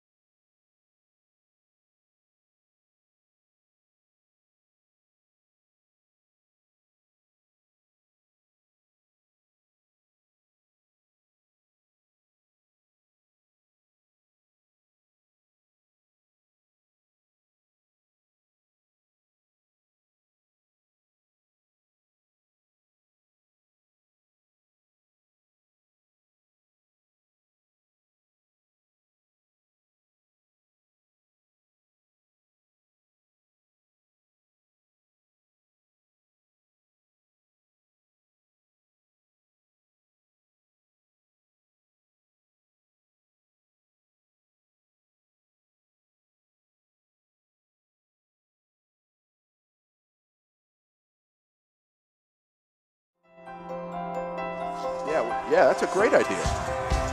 Welcome back, everybody, to WFAA's live coverage of the 2023 World Series champion Texas Rangers Victory Parade. This word just coming to us from the Arlington Fire Department. They are estimating there are 500 to 700,000 fans out here to celebrate. Today, we are one family that is 500 to 700,000 big. We are celebrating the world champion Texas Rangers. And that is how you do it in North Texas. Amen, right? brother. That is how you show up for your team, and you should, because as I've been telling a lot of my friends here in North Texas and beyond, you earned this championship. You deserve to be a part of this championship because you've had to go through so much. You have walked through that desert to get to this oasis that is this championship. In fact, I've been getting texts from all across the country, people who are watching us, streaming us, watching on WFAA.com. I had a very good friend who grew up here, and he said he is crying watching our coverage, remembering when he was a little Rangers buddy back in the day, 8 years old, right? Having a blast with this. So many people reconnecting with their city on this day. And along those lines, check my Twitter feed, because I've told you guys how much I like the City Connect logo. Oh, I know, it's great. Someone's flying a flag over there, and it's emblematic because the city is fully connected on this day. 100%. And we are connected to the past because we're remembering all the Rangers that we used to cheer for when we were little bitty and when this team was in its infancy. And here we are today cheering for Corey Seager and Marcus Semien. You know, the fans are in love with this team, not just because we climbed to the mountaintop and we were at the peak, but because we've been on the journey together, and it has not always been an easy journey, but getting here feels blankety blank good. I bet it does. I bet it does. You know, the roller coaster ride that was this season, you know, that too is emblematic because it's absolutely been a roller coaster ride for Ranger fans really for decades, right? Absolutely. Going all the way back when they used to make the postseason and run into those incredible Yankees teams, and they couldn't get any further. And it had to be disappointing time and time again. But all that stuff is certainly washed away with this great moment. And listen, we talk about this being the first time and remembering this because it's the first time. And as someone who loves the sport, loves to analyze it, I will say this. When you look at that Rangers roster, they are built to continue to contend. So absolutely get accustomed to this. Get used to this feeling. You know, because when you think about young Rangers, you hear Evan Carter and Josh Young. Absolutely. They come to mind first. But listen, Jonah Heim. Absolutely. Nathaniel Lowe. Leody Taveras. Yeah. They're not that much old. Even Adolis Garcia. You know, I great know. stuff. A lot of young players. They got the centerpieces with Corey Seager and Marcus Semien. Good days ahead, Rangers fans. So you're telling me we're going to do this again next November? I'm telling you there's a chance. I'm in. We'll be right back, everybody. Stay with us for more coverage of the World Series Victory Parade right ahead.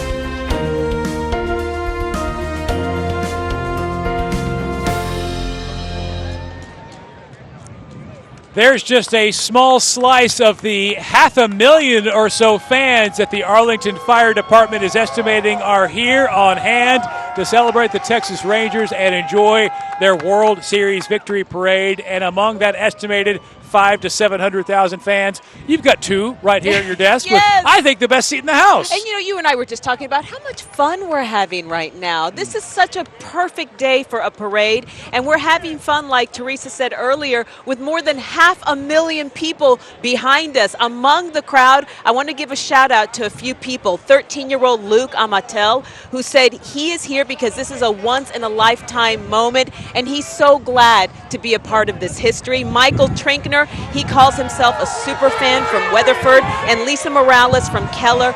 She's been a fan her entire life, 50 years. Well, it's funny, when you call this a once-in-a-lifetime moment, I was telling my 10-year-old the other day that it is, and in his short 10 years on Earth, it is a once-in-a-lifetime, but I told him, it's not really fair. You only had to wait 10 years to get a World Series championship. I had to wait 29. Because I thought it was 28. I just had a birthday. But you grew up a huge Rangers fan. I really did, and so many games we spent at Arlington Stadium before the ballpark was built. My dad might at, 6 o'clock on a Tuesday in the middle of July say, hey, you want to go to a Rangers game? And next thing you know, 25 minutes later, we'd be sitting in the stands. And some of those memories are so ingrained in my childhood, and I know that there are countless stories like that here. So many people, the Rangers have been woven into the fabric of their childhood, their adulthood, their time here in North Texas, and it's pretty special as we see the parade itself start to ramp up.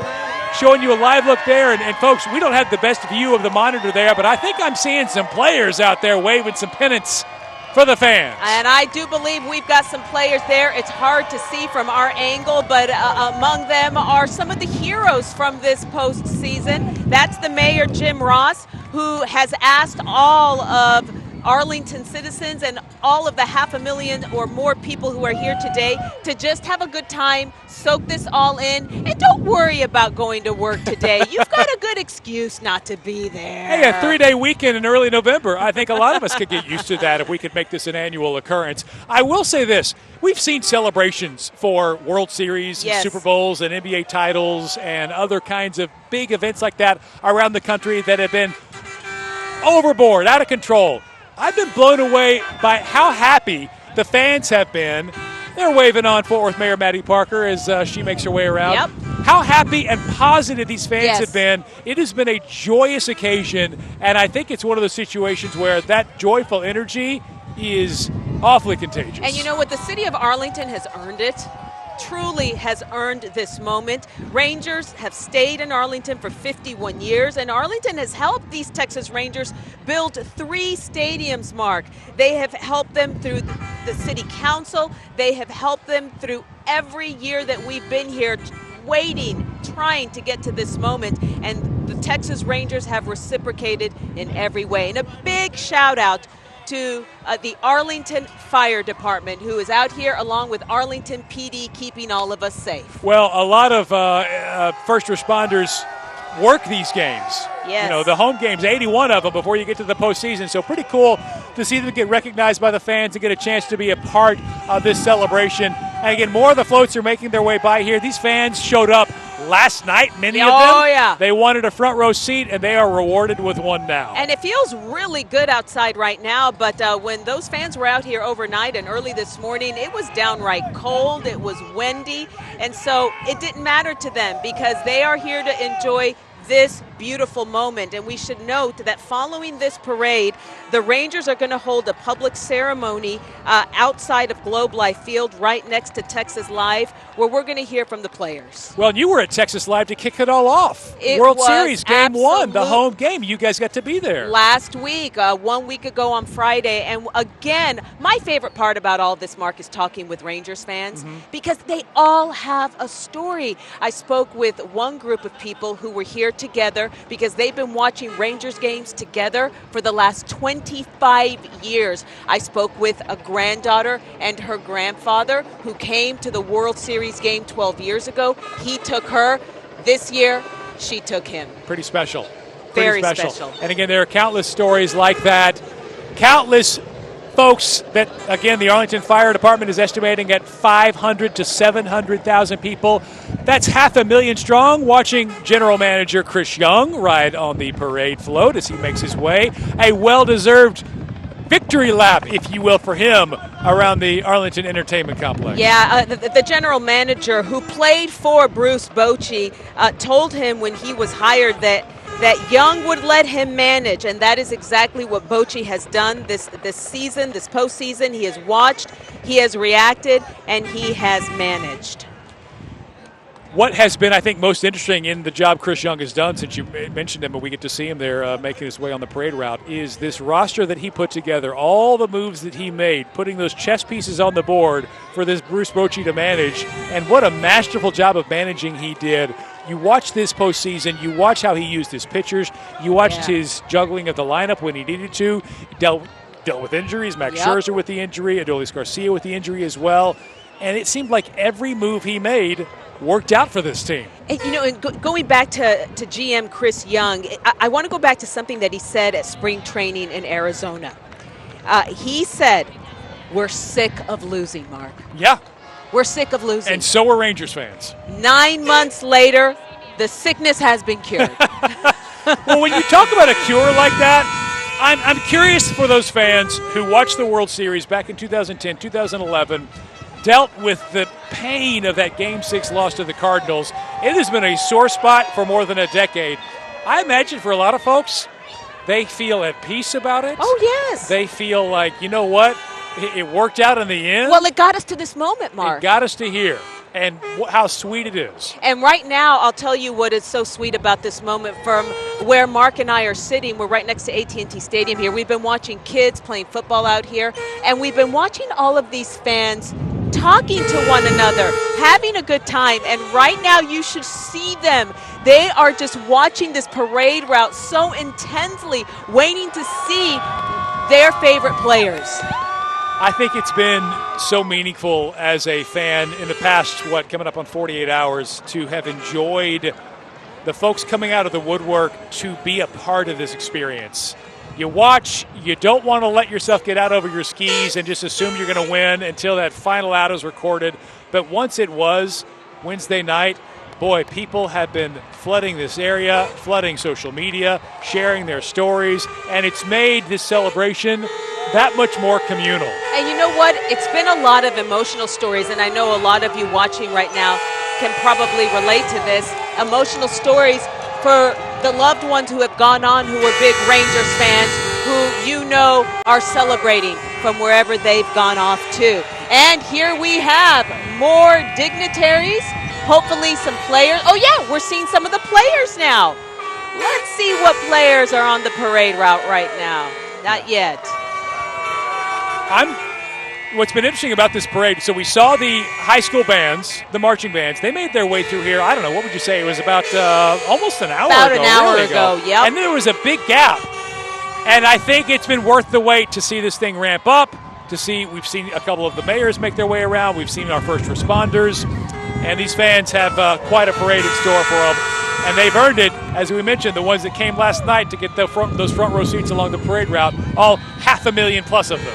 I've had a lot of fun talking with Rangers fans today, and when I ask people what player are you most excited about seeing, I got to tell you, El Bombi kept coming up over and over again. One of the heroes from this World Series win, this first World Series in franchise history. And he is, I don't know if a lot of people know this, he is Cuban. He defected from Cuba back in 2016. His older brother, Adolis Garcia, played pro baseball as well.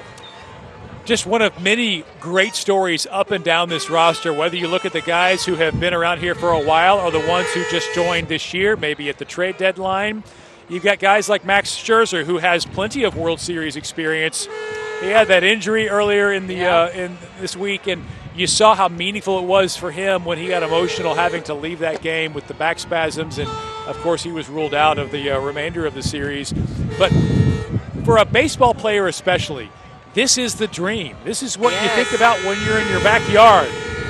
You think about a Game 7. You think about a final pitch. You think about a grand slam. You think about getting a strikeout or hitting a home run. you practice over and over again. You listen to voices on the radio, the Eric Nadels or the Mark Holtzes back in the day, and you think, maybe one day I'll get to call myself a World Series champion. And he sure does. By the way, he was born in St. Louis, in a St. Louis suburb, and grew up a Cardinals fan. Yeah, one of the most storied franchises in baseball, but he's writing his own story here in North Texas, as are so many of these players. And a couple of other players that I know a lot of you are looking forward to seeing and hearing from. Another one, pitcher Cody Bradford, number 61. He attended Aledo High School, so he is one of ours. He's a local product. This is something else that I found out about him. He was a valedictorian his senior year. Well, you bring up something that's kind of interesting. When you talk about a local product, what we don't know is the impact this will have on the local baseball scene. How many kids right now, how many 6-year-olds, yes, 7-year-olds are seeing the Rangers win and thinking, you know what? I'm going to play some baseball. I'm going to pick up a ball and play catch with my dad. And maybe in 10 or 15 years, Teresa and Joe, some of these 7-year-olds that are here today, some of these 10-year-olds that are here today are going to be on a World Series roster themselves. Yeah, let me pick up that thread, right? Because I love where you're going with that, right? Because, listen, this is already a very fertile ground in terms of finding baseball talent, but it's also a very fertile ground for other sports, basketball, football. But you might have some of those kids who might be leaning towards football or basketball who will decide to go with baseball as their prime sport because of what they're seeing today, the impact that it's having on this community, and they can see themselves in this same position. And for fans as well. You know what? If you're a little kid and you're experiencing this, this makes you fall in love with this team even more. When you're an adult and you were the little kid, you know, when they maybe had some lean years, it would have been easy to maybe move away and say, well, I'm going to go ahead and go cheer for whoever is actually winning right now. But those of us who've stayed loyal and we're here now, this cements it. And those young kids, this is your first experience with baseball. You're going to love it. Fall in love and stick with it. There are a lot of fans being made for life. For and sure. we know the game of baseball. They've struggled to get young fans. You want to figure out how to get young fans? I'm looking at all these young faces on the other side of that camera who are at this parade today having a blast, and they will become Texas Ranger fans. Absolutely, and it is so exciting. So so you know the lay of the land, Joe and I are here at the plaza that's between Globe Life and Texas Live. We're by that Nolan Ryan statue that a lot of you probably go into the ballpark seeing, and this is the end of everything. So this is where we will have a big rally where we will actually hear from the players, and I'm sure manager Bruce Bochy and probably CY himself, Chris Young. But this is where they're going to actually address the crowd. The crowd here is nuts. We've been doing the wave. The DJ is pumping them up. I can't wait to hear Can You Take Me Higher? And you know that's going to be incredible when they take you higher. You know, we had Fred Ortiz, who's the lead architect from HKS. That's the firm that put together Globe Life Field. And I just want to give them a nod on this day because this plaza area is ready-made and perfect for what they're going to do here in about an hour and a half or so when these players get on that podium. That should be fantastic. All right, there's a look at one of the Texas Rangers principal owners, Ray Davis. And let's talk about Ray Davis. Oh, my goodness. Thank you, Ray. Let's talk about Ray. He opened the pocketbooks in did. a big way. He spent 2 years ago $500 million to get the centerpiece, and I use that pun intentionally, of his ball club with Corey Seager and Marcus Semien. But he didn't stop spending. He goes out to get Jacob deGrom. And then when Max Scherzer comes along, he gets him as well. At the trade deadline, he gets more players. They get Nathan Eovaldi. They get Jordan Montgomery. And this team needed all of them. So kudos to Ray Davis for opening the pocketbooks, spreading some of that wealth around, and having more than 500,000 people sharing that wealth today. So we appreciate you, Ray, and we also appreciate the conversations that we've heard that Chris Young had with Marcus Semien and Corey Seager. He told them, are you up for a challenge? Because this isn't going to be easy. You're coming into a team that's actually lost a lot. Are you ready for this? And they said, we are ready. And they came into this together. John Gray was another big centerpiece there. And look what we accomplished in a lot less time than anybody thought. You and I know this. Coming into this season, we thought, maybe we'll get to 80, 85 wins, maybe. And World Series champions, we didn't see it coming. Well, along those same lines, I want to talk about Corey Seager, because here's one of the best players in Major League Baseball, and he knew that this success had to be built from the ground up. He is one of those foundational pieces, and he took on the challenge. And with the way he's taken it on, you know, I heard Derek Jeter saying the other day, Derek Jeter, one of the best baseball players in the history of this game, said Corey Seager is his favorite player. It's the way he Wow. goes about it. Yeah. So it's amazing how they built this thing and how it has come to fruition so quickly. But again, a big nod, not just to Ray Davis for opening the pocketbooks, but he decided that Chris Young, the general manager of this team, knew which guys he should pick. And as I say Chris Young's name, he shows up on your screen because that's what we do. You're that's calling the shot. That's how we Are you cover calling parades. your shot, Joe Trahan? I'm trying. It was not intentional, but I'm glad it worked out. Yeah, we do owe a debt of gratitude to the people who maybe we don't cheer for on the field, but are in the offices, opening up the purse strings, having those difficult conversations, and making some decisions that we as fans maybe aren't aware of, but we see them once they happen. We see it happen on the field. And listen, Chris Young has a great support staff in that front office. People are involved with baseball operations. They're the people who have to give him the right data and say, we know, Chris, you like this player, right? We know that you like him, but, you know, here's the information on him. Do you want to pull the trigger and bring him into the fold? And they do. And Ray Davis and Bob Simpson, who we're showing now, those guys, they signed off on it. And here's the other great thing for Ranger fans that is an unintended consequence of this championship.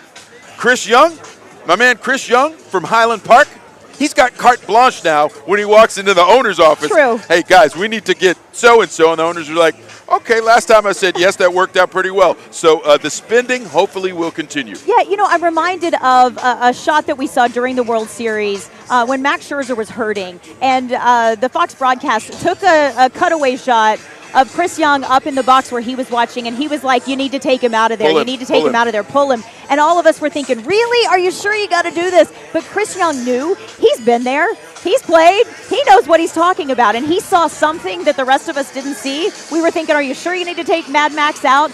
And they did. But we went ahead and won. And they did. And that, you bring up another incredibly valuable component of Chris Young, the GM. Because he has been a player. Absolutely. There's a certain way that he can talk to available free agents, trade possibilities through their agents, right? There's a certain way that he can talk to them. There's certain things that he could say that might give him an advantage over GMs who might not have playing experience. And listen, Chris Young's playing experience is still relatively recent. Yeah. So some of these guys he played against or with, and they know him already, and they know the type of player he was, and that makes a difference when it comes time to try and persuade those free agents. Yeah, as I said, the difficult conversations that, you know, he has to have, but look what the result is. You have to respect the fact that when he went to go talk to Corey Seager and Marcus Semien, he was straight up. He was like, you know what? Are you up for the challenge? Are you willing to do this? And they were. And guess who I think we're seeing right now? A fan favorite, even though he's way behind the scenes, is Mike Maddox. I shouldn't say behind the scenes because we all see him with that magic touch with the hand on the shoulder. Always. Anytime that he's got to go talk to a pitcher, he's got that magic touch.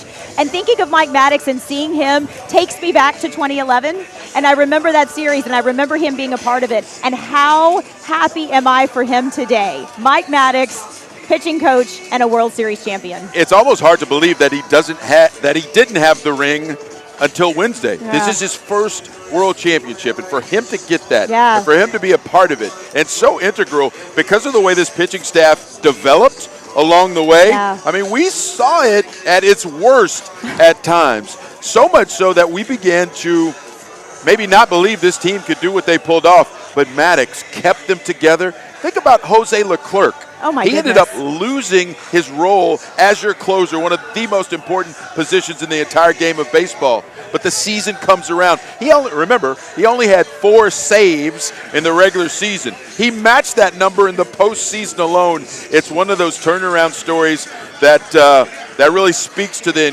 incredible way the Rangers won this championship. And I think Mike Maddox and Bruce Bochy together, the pitcher whisperers, Yes. you know, they just know exactly how to talk to the pitchers, when to pull the trigger, who to go to next. And again, as a fan, sometimes you question the decisions. There's been times I've said, Boch, what are you doing? But in Boch we trust, right? Always. Believe in Always. Boch. That's it. You've got to. He already had the track record, but to do it with this franchise, especially with the history of this franchise and the way people doubted this franchise, even when there was success, there were still doubts. There were still doubts about, you know, what this franchise could do, what this franchise could be. So, hey, man, whatever Boch does, it's going to be hard for me to editorialize and try and blast Bruce Bochy. No way. Right? No right? way. Mike McCarthy across the street, no problem.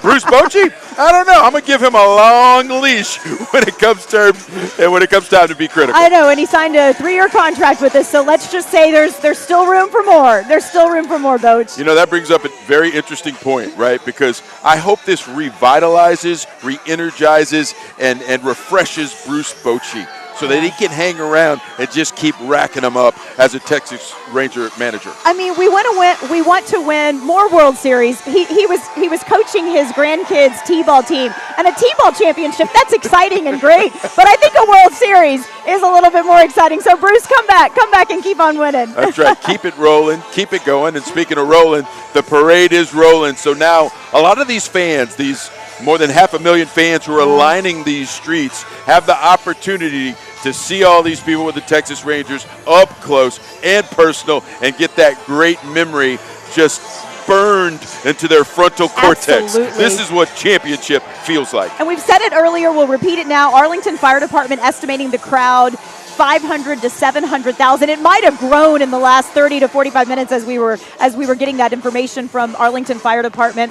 As of right now, it appears as though everybody's behaving themselves. They're just excited to be a part of it. And again, to just sort of set the scene, the parade route is wrapping its way around AT&T Stadium. It's going to pass by Choctaw Stadium and then back to Globe Life where it originated. And then where Joe and I are standing is the plaza between Texas Live and Globe Life. And this is where everyth's going to come to a grand finale. We will see the players. We will see Bruce Bochy, no doubt, probably CY address the crowd, pump the people up here. Although I don't know that they need pumping because some of the ushers who are so loyal and inside the stadium for every game, some of those ushers are out here. They're waving their towels. They're pumping up this crowd as well, getting folks excited to see this finale. Yeah, and I'm looking forward to the finale too because this is where we get those grand pronouncements, right? Yeah. This is where there might be one or two players who might step on that ledge and say, we're not done. No. We're getting you another one next year. Back to back, baby. We might hear that. That's what I'm waiting to see. That's what I'm waiting to hear. Who's going to be the one? Who's going to put it out there? You know, who's going to try and manifest it by saying it out loud? Yeah. So that'll certainly be fun to follow. And I'm excited just to hear the reaction of the crowd when they start to see these players. I mean, you know who's going to get huge rounds of applause. You know that Adolis Garcia, Corey Seager, Marcus Semien when they step up there. But there's a lot of people here who just appreciate the baseball, and they will be cheering just as hard for, of course, Jonah Heim, a key part of this. And, you know, Josh Spores, who he was in there. He was the one who got the final out. Who thought that Josh Spores was going to close this thing out for us? But he did. Not on my bingo card. I know. I can tell you that much. I know. And again, that goes back to what we were talking about Mike Maddox before. And Bruce Bochy, the ability to maximize these players' ability when they might not even thought that they could do it. But they pulled it out of them. They made it happen, and they brought home this championship, and now all these folks are getting a chance to wave and scream and yell. Absolutely. And I do want to give this crowd kudos, right? Because they've been here for long time. several hours now, and they have stayed engaged.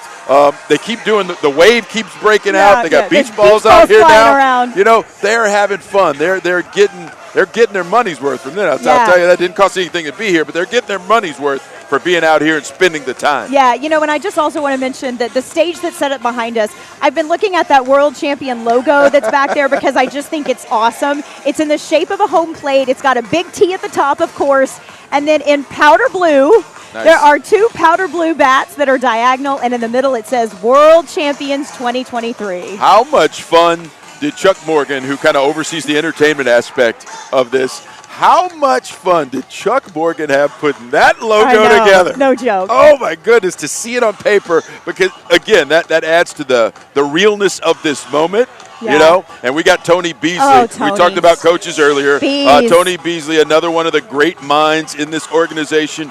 Tony Beasley has fought cancer. Yes. He's beaten cancer. He's a fighter, always has been, and he's one of those guys that these players can go to when they might have that moment of doubt. And Beasley knows how to pump them up, get them back going, and make sure that they are ready to stay in the fight, because man, oh man, has he ever. Absolutely. And, you know, as third base coach, you may think that that's a position that's kind of hidden and that maybe fans don't really know about, but he's a fan favorite. Yes. He interacts with the fans on his social media. It's Tuesdays with Tony, and he's a man of faith, and he does not hide that, and he hypes that up. And I think the fact that he has survived cancer also endears him to the crowd as well. But when Bees comes out, the place goes nuts for him too. People know him. They know the journey. They know the battle. They know the fight. And oh, by the way, he's got a pretty good voice too. He sung the national anthem on more than one occasion, that's right? True. And Tony can do it too. Talk about a Renaissance man, a man of many talents. That's Tony Beasley, your third base coach. And you can tell that the players love him and the fans love him. He's such an important part of this organization. And I think sometimes, you have to step back and think, it takes chemistry. It's not one person. It's not one. We've talked a lot about Bruce Bochy and the decisions he's made, Chris Young and the decisions he's made, but it's everybody together. It's a family, and you can't deny that matters. You can't deny that people like Tony Beasley and the chemistry that they bring help get us to where we are. And I think it's especially important for a team like this that had to lean on everyone in the room to make it happen. And that chemistry was off the charts. Speaking of, let's throw it to Mark and Izzy. Yeah, Hey. Joe, thank you, Teresa and Joe. One of those players that I wanted to mention as well, number 25, Jose Leclerc. He made the Rangers back in 2017 on the opening day roster. They signed Leclerc to a 4-year contract extension in 2019. In Game 1 of the World Series, he pitched 2 innings, earning the win in extra innings. He was born in Esperanza, Dominican Republic. Esperanza means hope, Mark, and which I think just is so indicative of what we have seen throughout this postseason. So much hope. Well, hope is an attribute that has served these Rangers fans well this season among any, and it's been a verb too, because Rangers fans have hoped for this day for a long time. We are enjoying seeing some of the trucks make their way past. There's Corey Bradford. Looks like Brock Burke just passing our section here. I want to take just a second, if you'll indulge me, Cynthia. Sure. It has been so awesome to be able to see my colleagues cover this game, cover this series, cover this postseason, to see the work of Joe and Teresa and the genuine joy they had out in Phoenix, to see Matt Howerton hanging out with fans, to see you and Chris taking things live at Texas Live last week, to see all of our reporters step up and be a part of this experience. And by the way, so many folks behind the scenes have worked so hard to make this thing happen. It's a technical miracle to be able to get a signal out to you folks today. All the production folks, all the producers, all the people who made today possible, not just for the Texas Rangers, but for WFAA. It's been really awesome to be a part of this team, and I feel like all those years I put in as a fan, I'm getting to enjoy them as a broadcaster today. Isn't that cool, Mark? Seriously. And you mentioned our behind-the-scenes team. They really are the heart and soul of this moment right now. And so a huge shout out to them. They're the reason we've got this live picture. And also our fans. And I think of Teresa Woodard, and there's so much deep meaning to this. And she keeps talking about her dad, but that's special to me as well. Her dad, who passed away earlier this year, he's the one who instilled the love of the Texas Rangers in Teresa Woodard. So thank you for bringing that up, Mark. And I continue to just get giddy over all of the players who keep passing by behind us, and all of the Rangers fans getting all excited about it. And I could just go on and on and on about all of these players, but we got to keep talking about Corey Seager, because he was truly an MVP. He really was. He earned that recognition, and as we mentioned before, only the second position player in Major League Baseball history to win multiple MVP awards with different teams. And what a postseason he had. Stepped up when you needed him to, in those moments where you needed his bat to come through. I'll never forget the emotion he showed behind that big 3-run home run, and all the games are running together now, forgive me. But for a guy who is as cool, calm, and collected as a baseball player can be, seeing that little human side come out, you realize how much it means to those players. And I think fans are just now still getting to know him his second year as a Texas Ranger. Here's hoping it is the second of many when it's all said and done. And, you know, Mike Leslie talked with Evan Carter, number 32. My goodness, another hero of this postseason. He is from Elizabethton, Tennessee, which happens to be the same town that the Cowboys' great Jason Witten is from. They make good ones out there, don't they? Man, such talent. Well, it's stories like that that are up and down this roster, and we could go on all day about just those little moments that these players provided us. But this is a fan's chance to express that gratitude. 500,000 plus, according to the Arlington Fire Department, out here celebrating on what could not be a more picturesque November day for a World Series parade. Yeah, we got lucky for a World Series parade. You know, you mentioned about the appreciation from the fans and also from the players. John Gray told our Mike Leslie earlier that this moment means everything. This is a player who grew up in Oklahoma. He played baseball for Eastern Oklahoma State College and the University of Oklahoma. Get this, married his middle school sweetheart. I mean, that trumps high school sweetheart, right? Totally. Now, if we have any elementary school sweetheart, sweethearts, that would take the cake. that would. But Sydney Persing. Yeah, she's hanging out in the Nolan Ryan Expressway, which is along this parade route, kind of on the northwestern angle of it. Let's catch up with Sydney and see what she's up to. Hey, guys. Yeah. Oh, man, we are having a ton of fun out here. I think it was Joe that was talking about these folks. They've been, they're certainly getting their money's worth. They've been out here for hours. We are on Nolan Ryan and AT&T, and, man, we have a ton of people out here who are just soaking it in. And let me tell you, these people, they are not wasting any of their time. We have people taking selfies. People are drinking their drinks. They're talking to the officers out here. We did get someone a little too excited who actually climbed onto one of the traffic lights. Of course, they were sort of shimmied down by law enforcement. Not the kind of excitement that those folks wanted to see. But I'll tell you, every time someone comes by and they throw the beads out to the crowd, it is like a mad dash for those things. People want a token. They want to remember this day. No doubt all of them will. But just as you guys were talking about, even in these lulls, in these moments where there's not a ton of action here, people are making the most of it. And it is a really awesome thing to see. I got to tell you, especially for the kids, there are so many children out here who are just having the best day of their lives. And there they are. You can see some of them now. All right, Sydney Persing here at Globe Life Field as we are celebrating with, 500,000 to 700,000 other people today, yeah, Mark. I thought, we'd get a couple 100,000. That'd be a great turnout. No, 500,000 plus. So I realized, Cynthia, we're never getting out of here. No, it's going to take a while. It may be next year's World Series parade before we're able to get home. But I don't think a lot of people are in a rush because I don't think a lot of these people are going to go back to work today. No. We were. If you're here now, you are not going back to work. We were talking about that. You talk about the appreciation and giving shout outs. I do want to give a shout out to some people who don't get a lot of shout outs.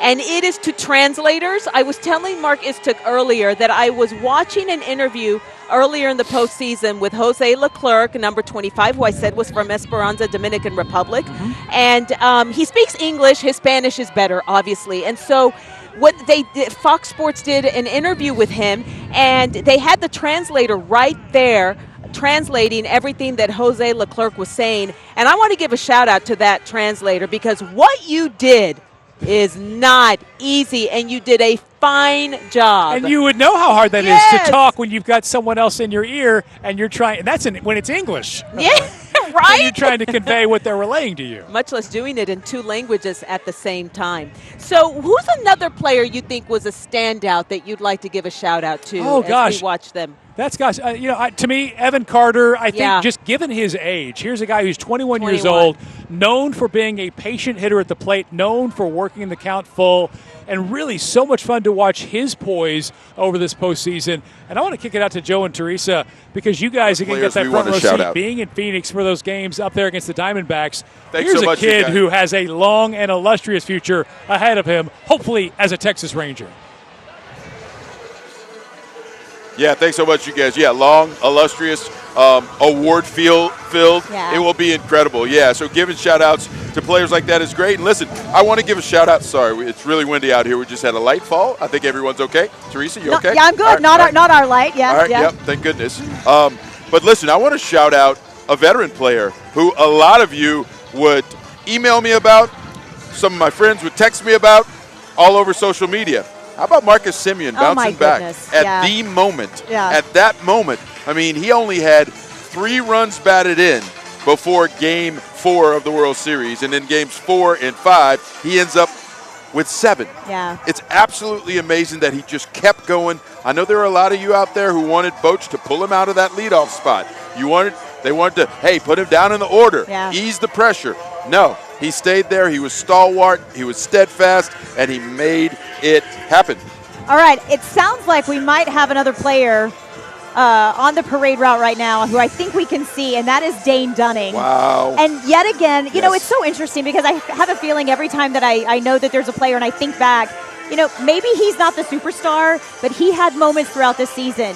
He was, I believe, what Bruce Bochy called the MVP of the pitching staff.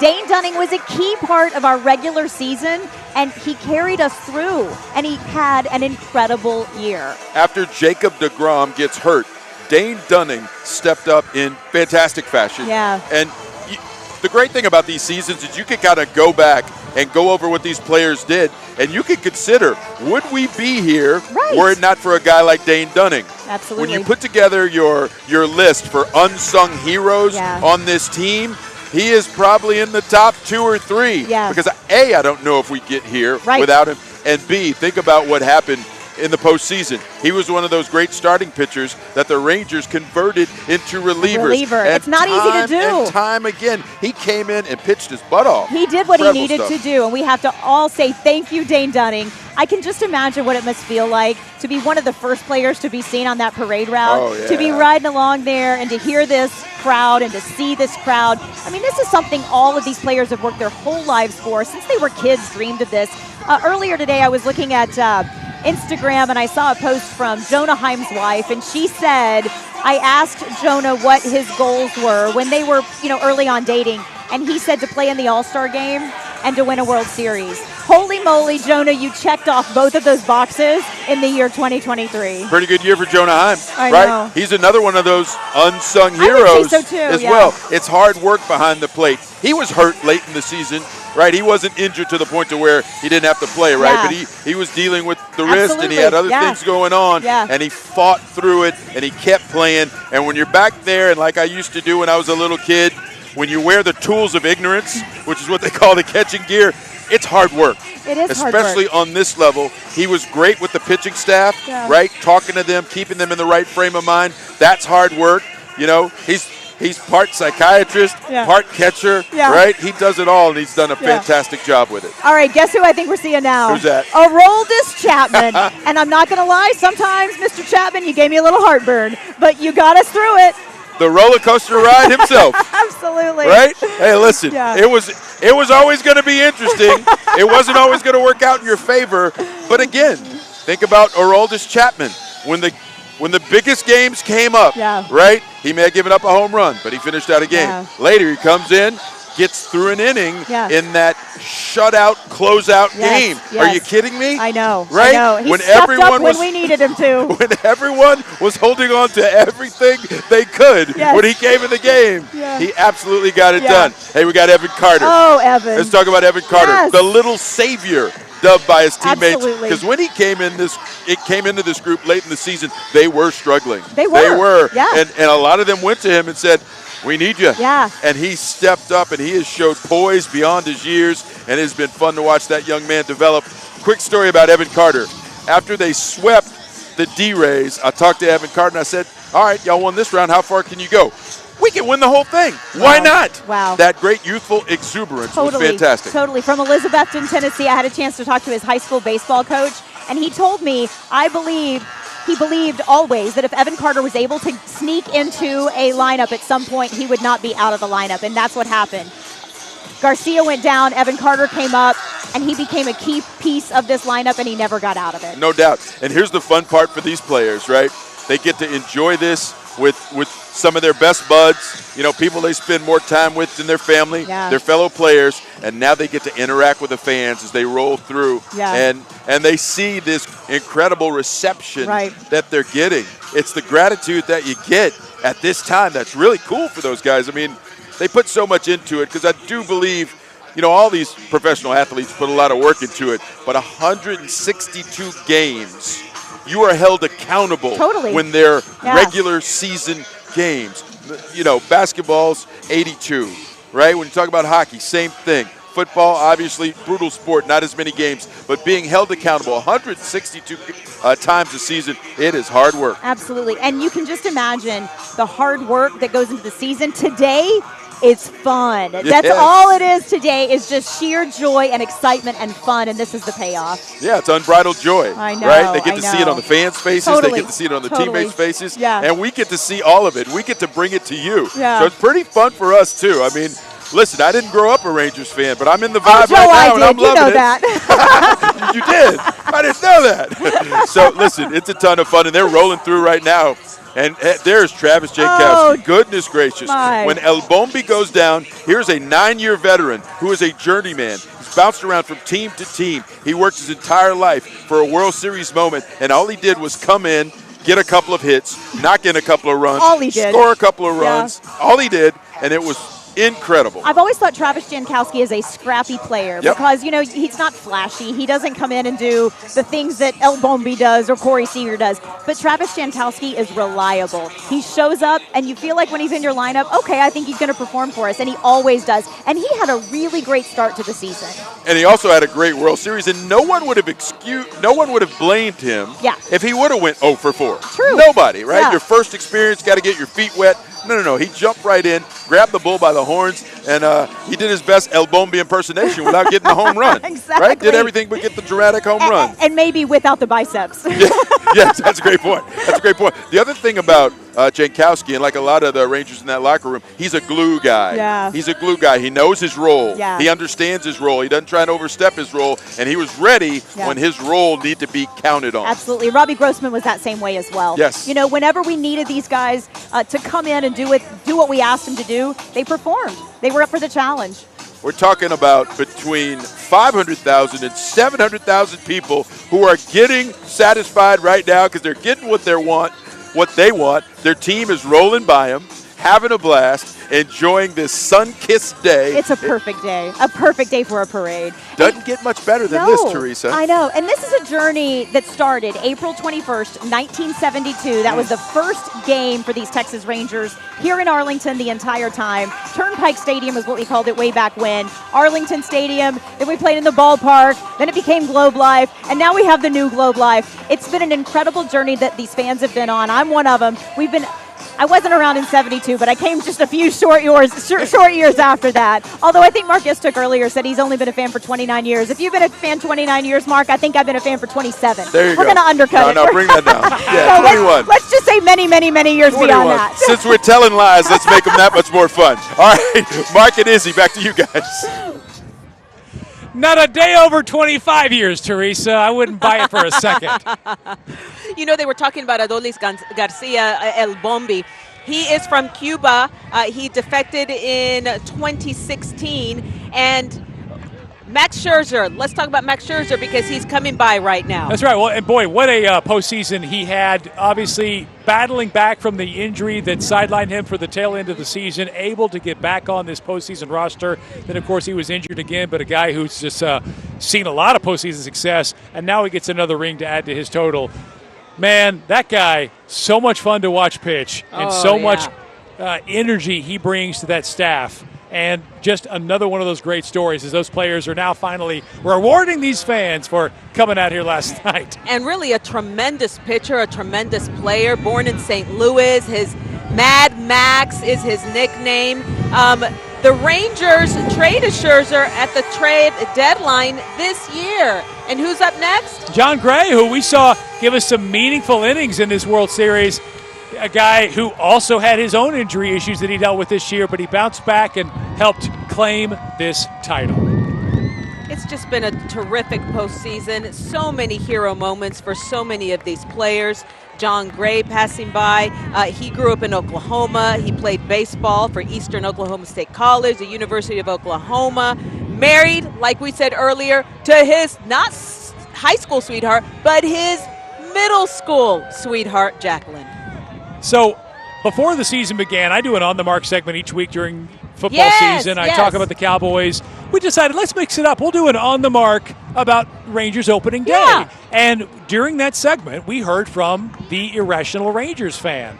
And I was trying to talk some sense into him and tell him, you know what, this is a team that it's been a roller coaster, history that they have dealt with, especially in recent years. I wasn't on board. The irrational Rangers fan, though, was. He said this is going to be our year, and he mentioned some of the reasons why. John Gray was one of them. It ended up being an entirely different cast of characters that I think contributed most to the Rangers' wins. But he was right when he said, you know what? This is going to be our year. And for players like Andrew Heaney and the rest of the roster, it absolutely was. So kudos to the irrational Rangers fan. He predicted this when this season all began. And Andrew Heaney started 3 games this postseason and was the winning pitcher in Game 4 of the World Series. We just saw Scherzer pass by as well. Max Scherzer did a tremendous job this postseason. Well, and again, you have a guy like that, a veteran with experience playing playoff baseball, pitching in the pressure cooker that is the postseason. It's just a different environment. It is so different than a random game in June or August, if you will. You've got every pitch that matters, and you're playing against a team that is trying just as hard as you are to win that game. And, it's 162 games. It's hard to bring that intensity, but when you're playing a 3 or 5 or 7 game series, again, every at-bat matters, and we saw his excellence, his experience, not just when he was on the mound, but in his tutelage of those other pitchers as well. And it's great seeing all of these players stroll by with their families, with their children, and seeing the Rangers fans react. And they're reacting right now to Jacob deGrom. Again, that big free. Hey, love you too. Love you, fan. He was a huge free agent acquisition in the offseason for the Rangers. He had that big. He had the start on opening day. He was injured about a month or so into the season. You kind of thought, well, look, here we go again. Here go the dominoes not falling the Rangers' way. Lo and behold, he's a World Series champion when it's all said and done. Number 48 having a blast there along the parade route. And they're throwing out beads. And, I mean, the fans are just going wild over these beads. Just anything that they can grab a hold of to remind them of this awesome day in November, this day that we celebrate our Texas Rangers. Well, look, if you can take home a souvenir, that's great. If you can take home a souvenir that was thrown to you by one of these players, even better. So no surprise that of the 500,000 or so fans here, they are fighting for those precious souvenirs. And how about all the fans who managed to catch a baseball this postseason? That's pretty special. Like that woman who we profiled on our air who lives locally, who was in Arizona, or in Houston, actually, took that baseball off the noggin. All right, we talked about Jose Leclerc earlier. There he is on our screen. Number 25, born in Esperanza, Dominican Republic. Esperanza meaning hope in Spanish. He made the Rangers 2017 opening day roster out of spring training. The Rangers signed Leclerc to a 4-year contract extension in 2019, and here we are today. He is surrounded by family and friends, and I can only imagine soaking up this moment just as the rest of us. Well, and what a cool opportunity, by the way, for those people who love and support these players. A 162-game season is a long, tough slog. And these guys go on road trips. They're gone for a long time.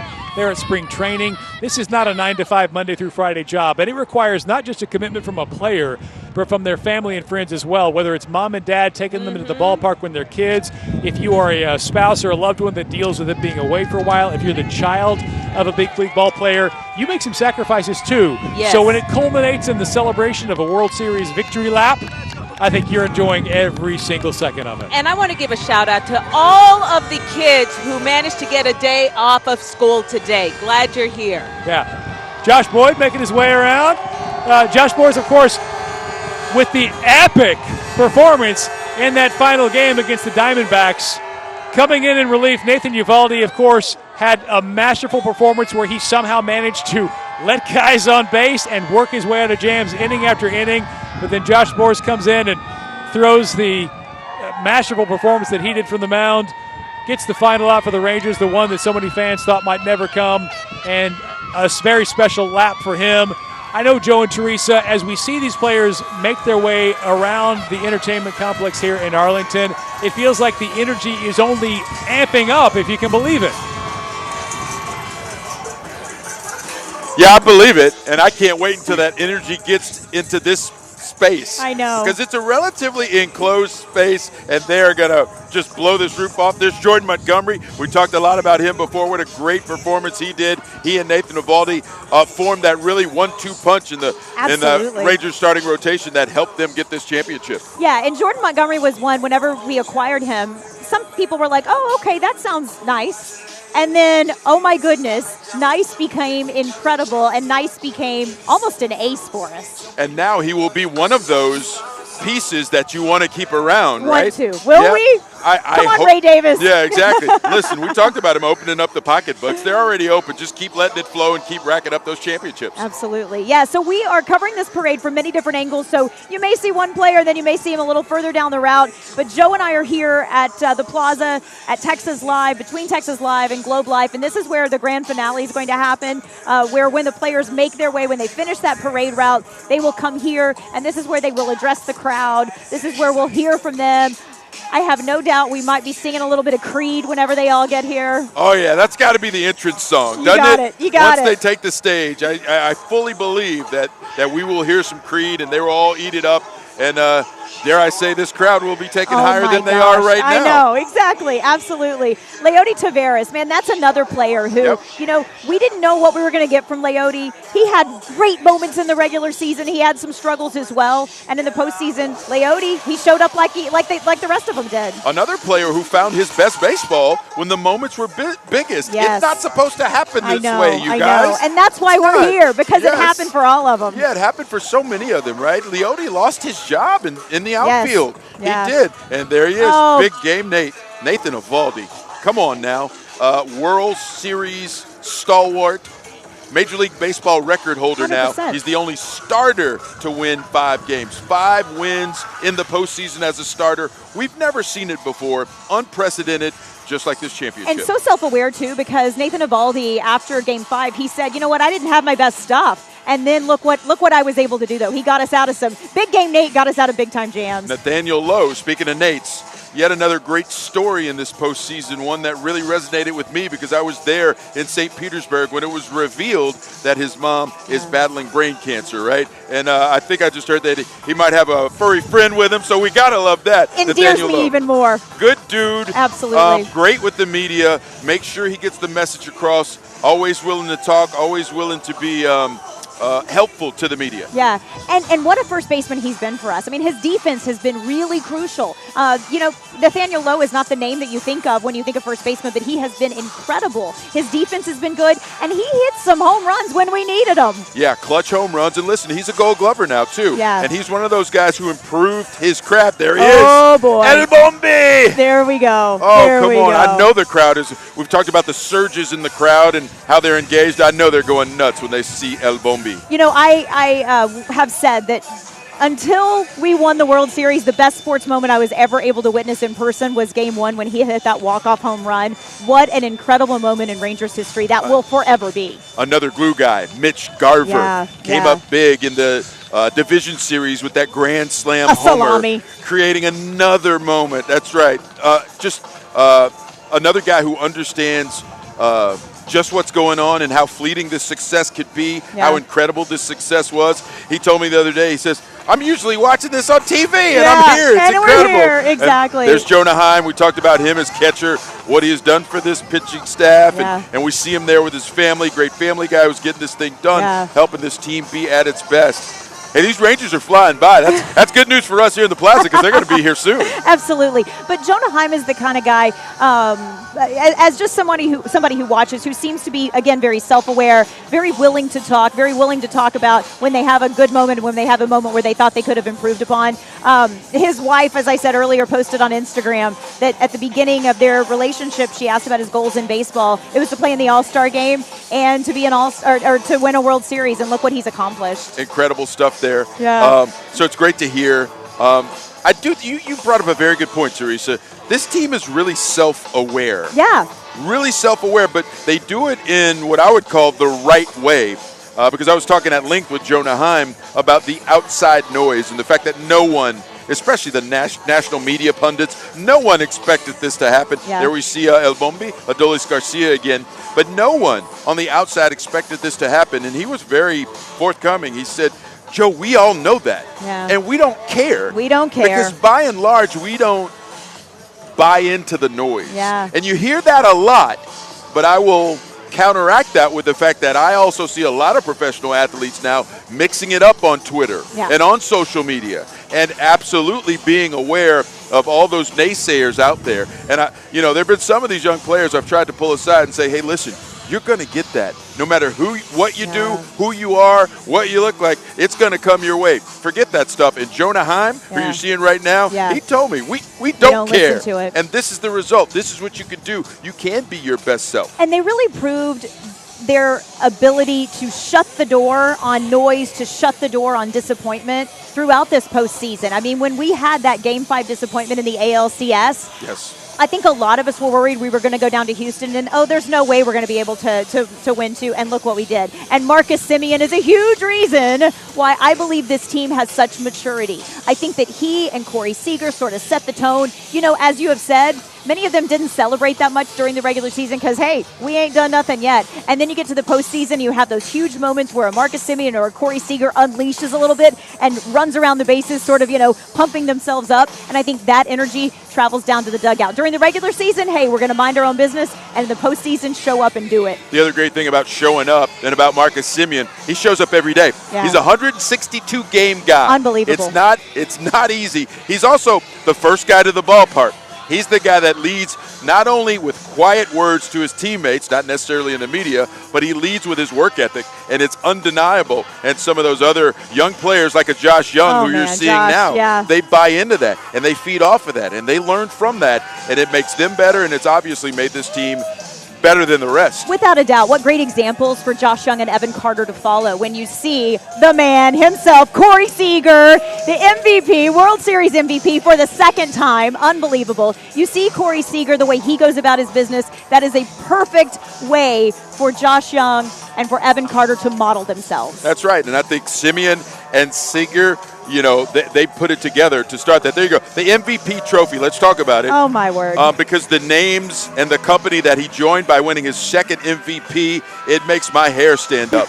There are only 4 men in the history of Major League Baseball who own 2 of those MVP trophies. Sandy Koufax is one, Bob Gibson is another, and Mr. October himself, Reggie Jackson. Dare we say we have a new Mr. October? Listen, he's Mr. October 2.0. In fact, I looked at a side-by-side comparison of the two of them. Through their first 77 games in the postseason, Corey Seager has 19 homers. Reggie Jackson only had 18. Incredible. And they've got the same number of runs batted in. It's incredible how he's duplicated what Reggie Jackson did. And for those of us who are of my vintage, I remember looking at Reggie Jackson, seeing what he would do, and it was larger than life.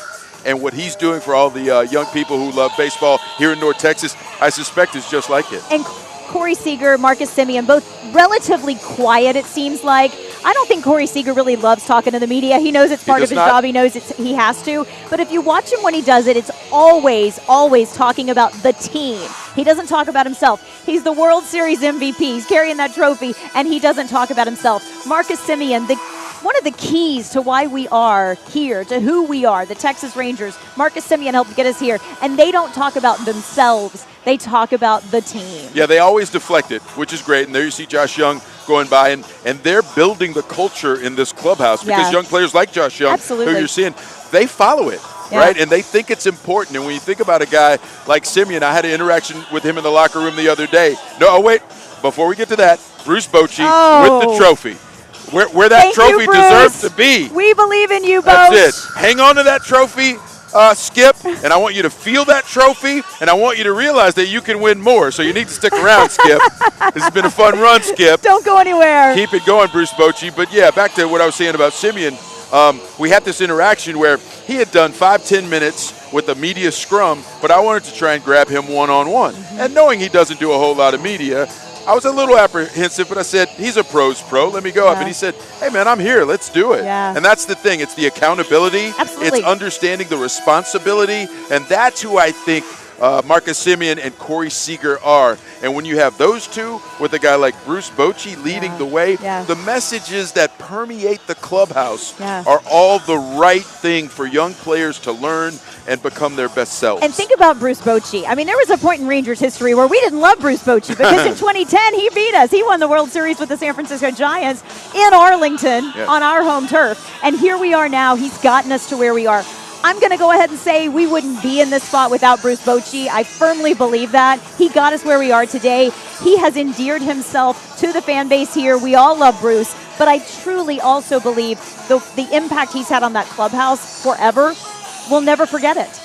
He is that grandfatherly figure. Yes, I know. You can't say fatherly to a lot of these young kiddos. We would normally say that, but listen, it's kind of a joke, amongst them, and he knows it too. At one of the press briefings all the way back at the Wild Card Series, Bochy was talking, as you see him there, he was talking about the fact that, no, I'm not a fatherly figure. I know I'm a grandfatherly figure, but he sits around, he tells them stories, he knows how to relate with them because obviously, he was a player himself. I grew up watching him. He played with the Houston Astros back in the day, right? So he understands where they're coming from. He can still relate to them. And that's the importance because then when he brings the wisdom and the knowledge and hey, look at it this way.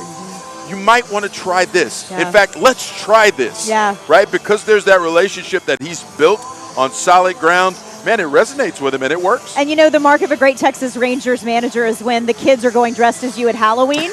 And we saw that with Ron Washington back in 2010 and 2011, and we saw it this past Halloween because, of course, the Texas Rangers were playing baseball on October 31st. And so out in Phoenix, they had a Halloween trick-or-treat for some of the players' kids, and one of them came dressed up as Bruce Bochy with a little bit of, white coloring on her chin, and she had some glasses on. She was Boch. Yeah, she was, and she wanted to be. And listen, that's the pull that a manager like that can have.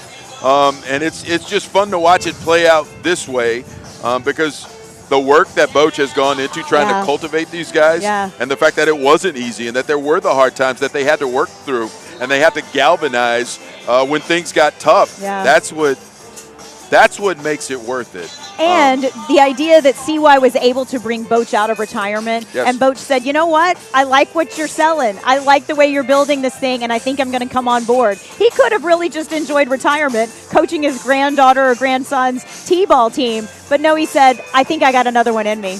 And listen, when we talk about in Bochy we trust, this is tried and true. This has been years and years. Bruce Bochy has now won 15 of his last 16 postseason series. Those numbers are they're off the chart. They're off the chart. You just don't see that kind of success, and you just know it's what comes from him. But on the flip side of that, he deflects all the praise. I asked him point blank about it, and he just said, no, it starts with the players. My assistant coaches do a great job, but it starts and ends with the players going out there and carrying out what we ask them to do. Josh Young, we see him there. He's been doing it for great stints. And the thing I want to talk about in terms of Josh Young was how during the postseason, he had his tough times. He did. But again, when World Series came around, he stepped up. He stepped back up, and it was just fun to see. And Ranger fans, I do want to say this because I can look forward to next season when I point back to some of those moments because they went through the tough times and came out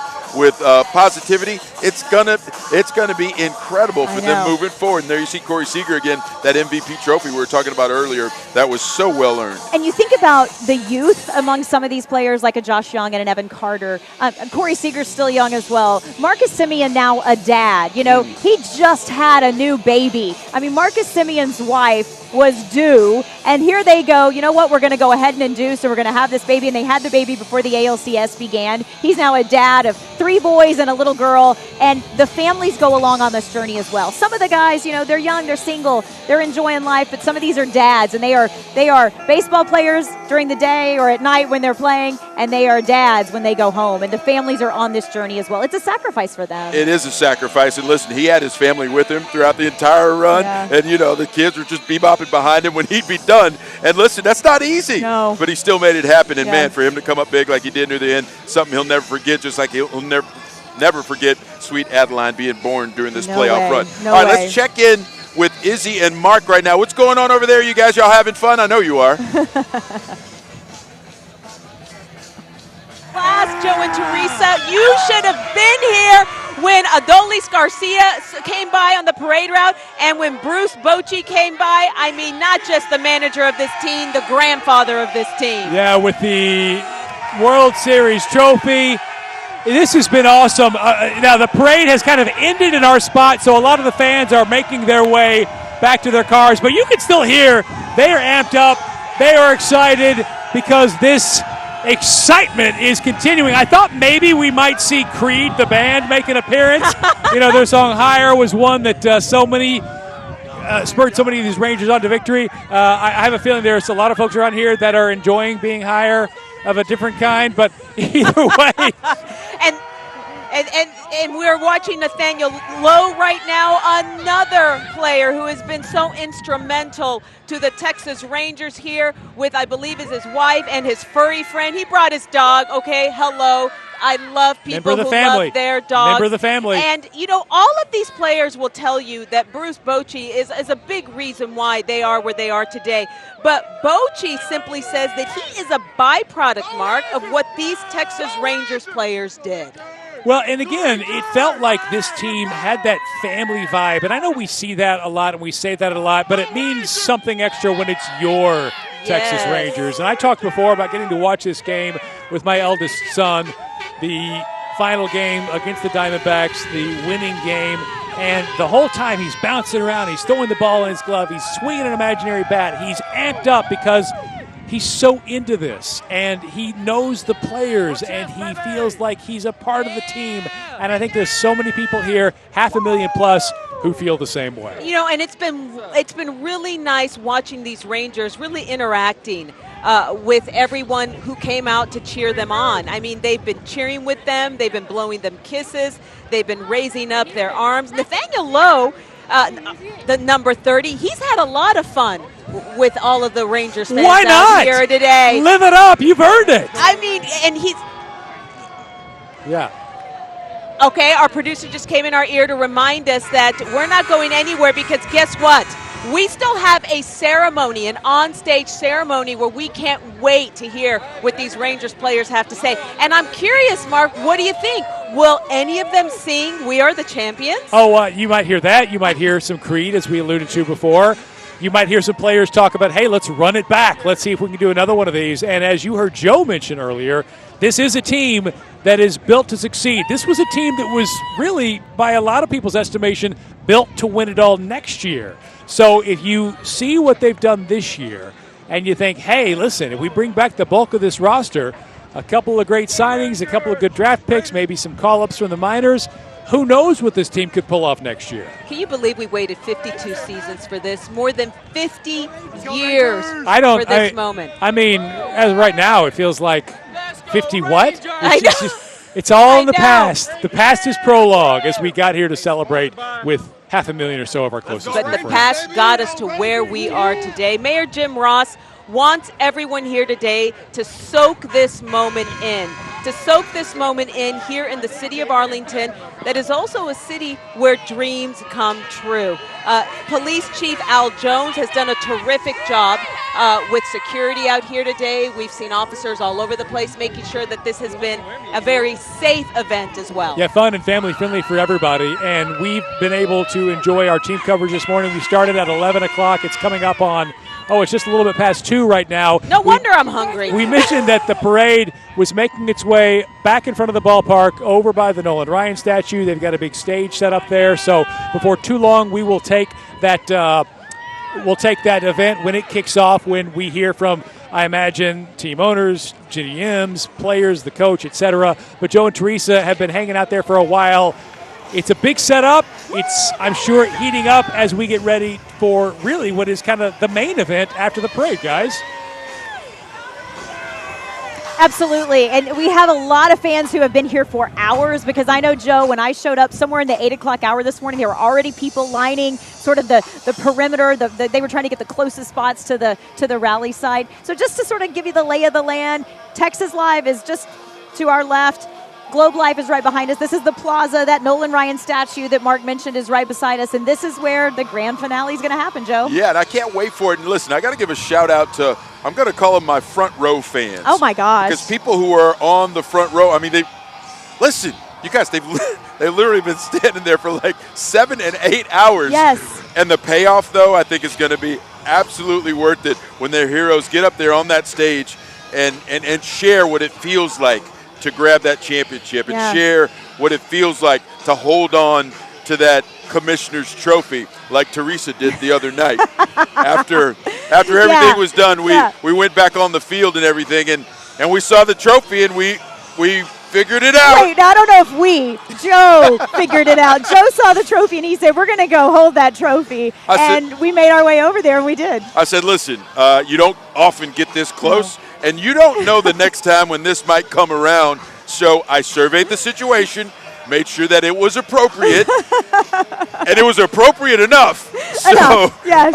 I got a chance to take some pictures with the trophy, and then I really just grabbed it so I could hand it to Teresa. I just wanted to see her face when she got a chance to take some pictures with that trophy. Thrill of a lifetime. I was going to say, where would you rank that moment, Teresa? I mean, the fact that I held the trophy moments after it had been in the clubhouse with the players celebrating with it. I don't know, Joe. I mean, you made it happen, and I will be forever indebted to you to make that moment happen. But as a fan, as someone who has cheered for this team forever, and I'm not going to lie, at moments said, it's never going to happen for my Rangers. I'm still going to love them no matter what, but they're just going to keep letting me down. To have had that moment, priceless. Yeah, 52 years as the Rangers, but 63 years as a franchise, dating back all the way to the Washington Senators.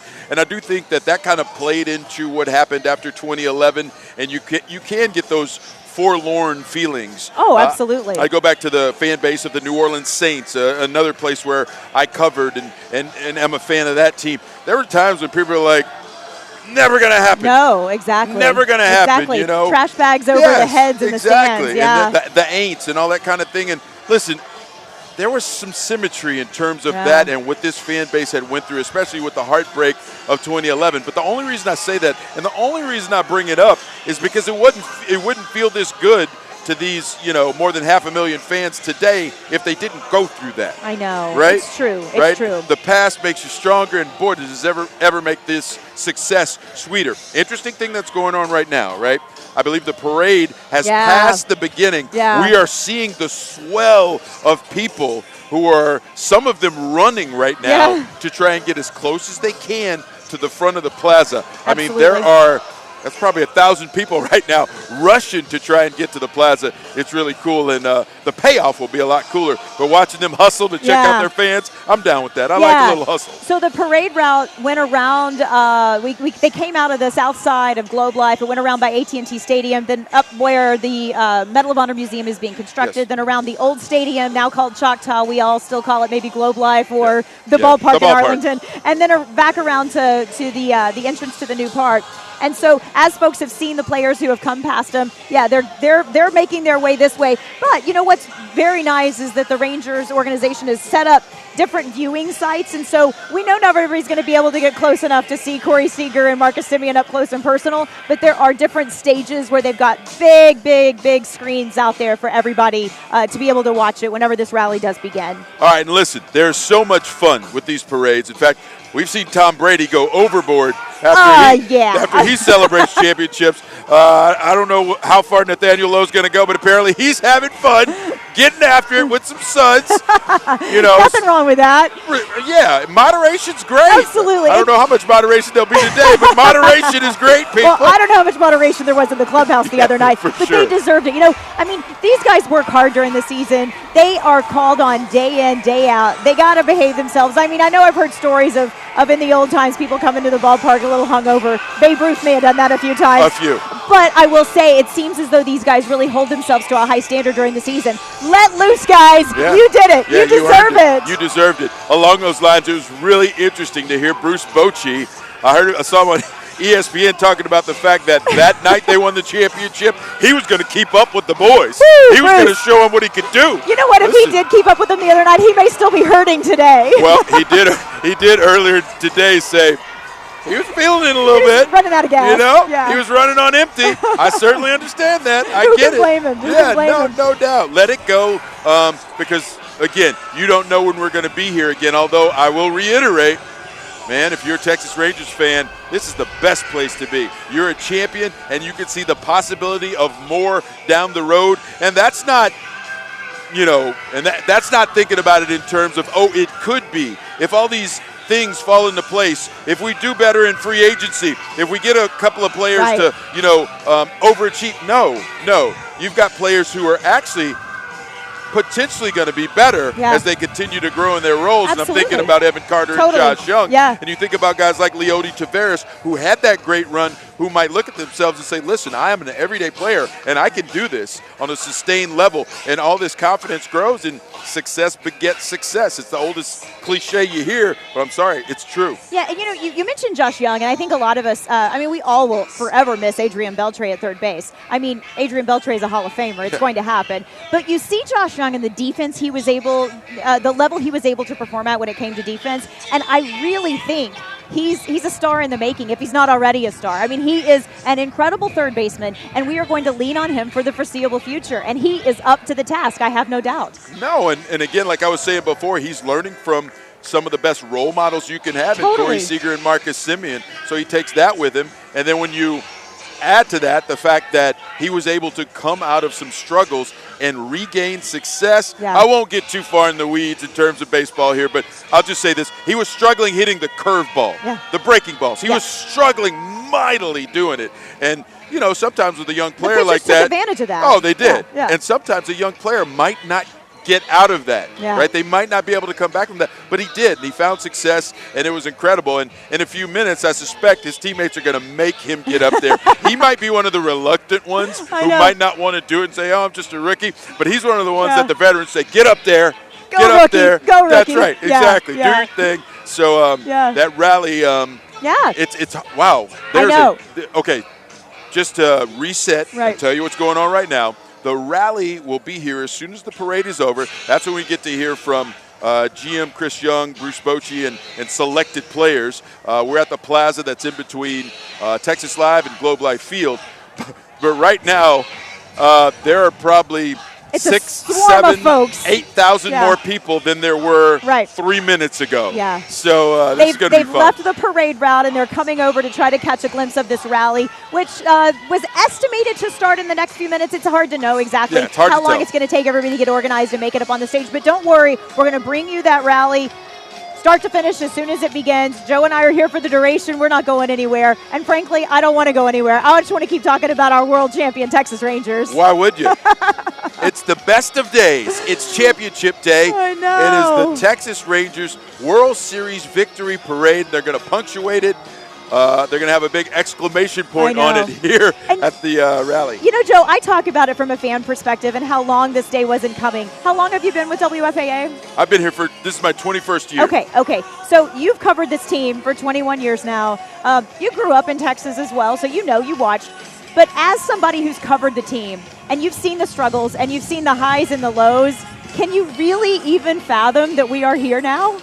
No, I mean, I've been transparent. I didn't have this team getting here. I mean, I thought this team was going to be improved. I thought this team was going to build the foundation to be here one day. Right. I thought this team was on that upward arc, which is all positive and all great. But for them to be here today is unfathomable. It is, and that's the best part about it if you're a fan. I was telling somebody the other day, walk down the street, find $100. That's how Texas Rangers feel. It's found money.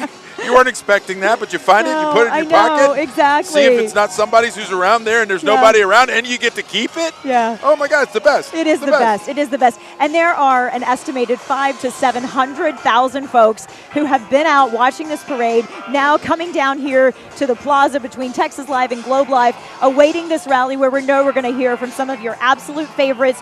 There's no doubt. We're, of course, going to see Marcus Semien and Corey Seager and Bruce Bochy, but Evan Carter, too. I mean, they're going to be up on this stage soaking it all in. And this is the moment that I hope that those players are able to say, wow, they really do love us. And I know they feel that. I know they feel it when they're playing and they hear, 40,000 folks inside Globe Life cheering. But on a day like this, when you see this giant crowd, I would be I think if I was one of them, I would be speechless at realizing maybe what I mean to this community. I think they have those feelings, Teresa, but this is the physical manifestation of exactly. it. Right? Yeah, this is when it becomes real, and you can see it, and you can sense it, and you can hear it, because this crowd's going to be nuts. And then all that love, right, is going to be focused on that stage right behind us, just a few feet. And again, moments you don't forget. No. That's the point we're at, and that's why this is the best. Yeah. And again, Joe and I keep looking over to our right because this is an area that had some folks, and there's just a slight incline, and so you can kind of see it, but it has just filled in. I mean, there are thousands of people who, again, have left that parade route, and they're coming over here for just a little glimpse of the rally, maybe to be able to see. They've got some big screens set up over there, and so there's a whole lot of people who are now making their way in over here to watch this rally. Yeah, it's. I just look around and I get goosebumps. I do too. I do too. And I said it earlier, and this is, I mean, I don't know how many more thousands there are now than when I first pulled in this morning around 8 o'clock or so. And I mean, I got emotional because you think back again on the lean times, and you think back on being a kid and cheering for this team. And, you know, people would sometimes look at you and be like, why are you a Rangers fan? You know? And here we are. We made it. We made it to the mountaintop. And I'm just so excited to be a part of an energy that's just unlike anything else. We're celebrating today. Sports is something that takes your mind off of sometimes the junk that's happening in our world. And there's a lot of junk. Yeah. And it brings you together, and it gives you just something to be, it's communal. And baseball especially is communal. And you feel it through generations. And here we are celebrating a day like no other that Arlington, Texas has never seen before, and we're doing it together. And we're getting a good look now because you have an aerial view of all the people who are starting to flock to the rally now. And it's just amazing to see all these faces who will get a chance to get a peek and hear from, most importantly, hear from all of their heroes. They'll get to hail their heroes in a way that you don't often get to do. No, and you know what? I'm seeing some signs around the crowd that are making me laugh, but one of my favorite, you know, the hashtag for this entire postseason was Go and Take It, and we went and took it. And there's a few signs I see that say went and took it, and I love that. And then there was another one earlier that said, I want a man who hypes me up as much as Austin Hedges hypes up this team. You know, I mean, it's so much fun, and the fans are along for the ride. And again, this has been, baseball it's a long journey. It's a long journey. And so to celebrate and know that the players can take a breath and enjoy. And there's not a game to get ready for tomorrow. It's just the off season, and it's time to relax and have fun. They're having fun, and we're having fun with them. Yeah, and I talked before about knowing your role, understanding your role, and the fact that all these Rangers players have embraced their role. It even includes a guy like Austin Hedges. Absolutely. Right? Because we were joking the other day, he had that one at-bat in the World Series. It might be the worst at-bat you'll ever see in the World Series. But A, because his teammates essentially blew out the other team, he got to play. One. But then after that, you know, he always embraces that role of hype man. Absolutely. Whenever anything happens, the cameras find him because you know Austin is going to be locked in, making sure that he gives love to his teammate. And then it was really funny the other day after he didn't have to bat after the game went and run. They showed a shot of him like running and throwing his bat down because he didn't have to bat again in that same game, and it made him really happy as well. He's the source of some good memes out there as well. So so we're gonna hail the heroes and also give props to those role players as well. You know, Austin Hedges, I believe, had said he wanted to be a Texas Ranger, so he saw something special in this organization.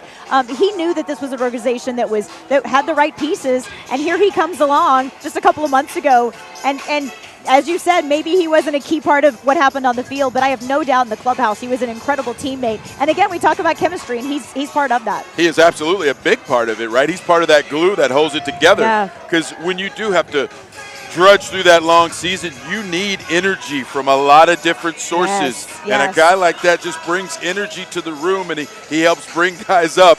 And he also has, you know, brought the word chaps kind of back into our consciousness. I don't know if he's done it in the best way. I don't know. But he has brought it back. And listen, I mean, they're Rangers. It hails back to, you know, not the way he does it per se, or they say he does it. I don't think Cowboys did it back then that way. Ooh, I don't know either. I don't know either. Yeah. In case you're not familiar, Austin Hedges said he was going to wear chaps and nothing under them. And apparently, I don't think this is urban legend. I think there might be some truth to the fact that he might do that every now and again in the clubhouse. And there is, and again, I cannot confirm this because I am not allowed in the clubhouse during this time.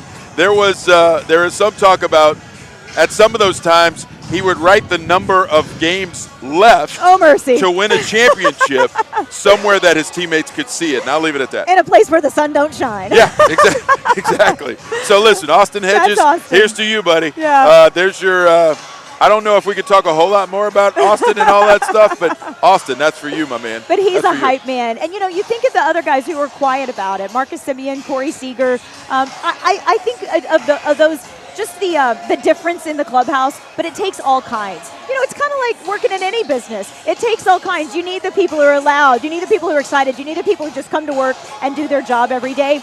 And that's what they have inside the Rangers organization, and it's the perfect match. And I think in terms of that, El Bombi and Corey Seager. Yeah. Think about how different those two individuals come off, right? Yeah. But when they get together and do what they do and celebrate each other, it is absolutely amazing what can happen. And it's going to be some amazing minutes, amazing moments, amazing speeches coming your way very soon. We are super excited about it. We're going to take a quick break. Let us catch our breath. Let you take maybe a bathroom break or go to grab some popcorn or a soda. But the rally is coming up, everybody, so don't go away. Our coverage continues right after this.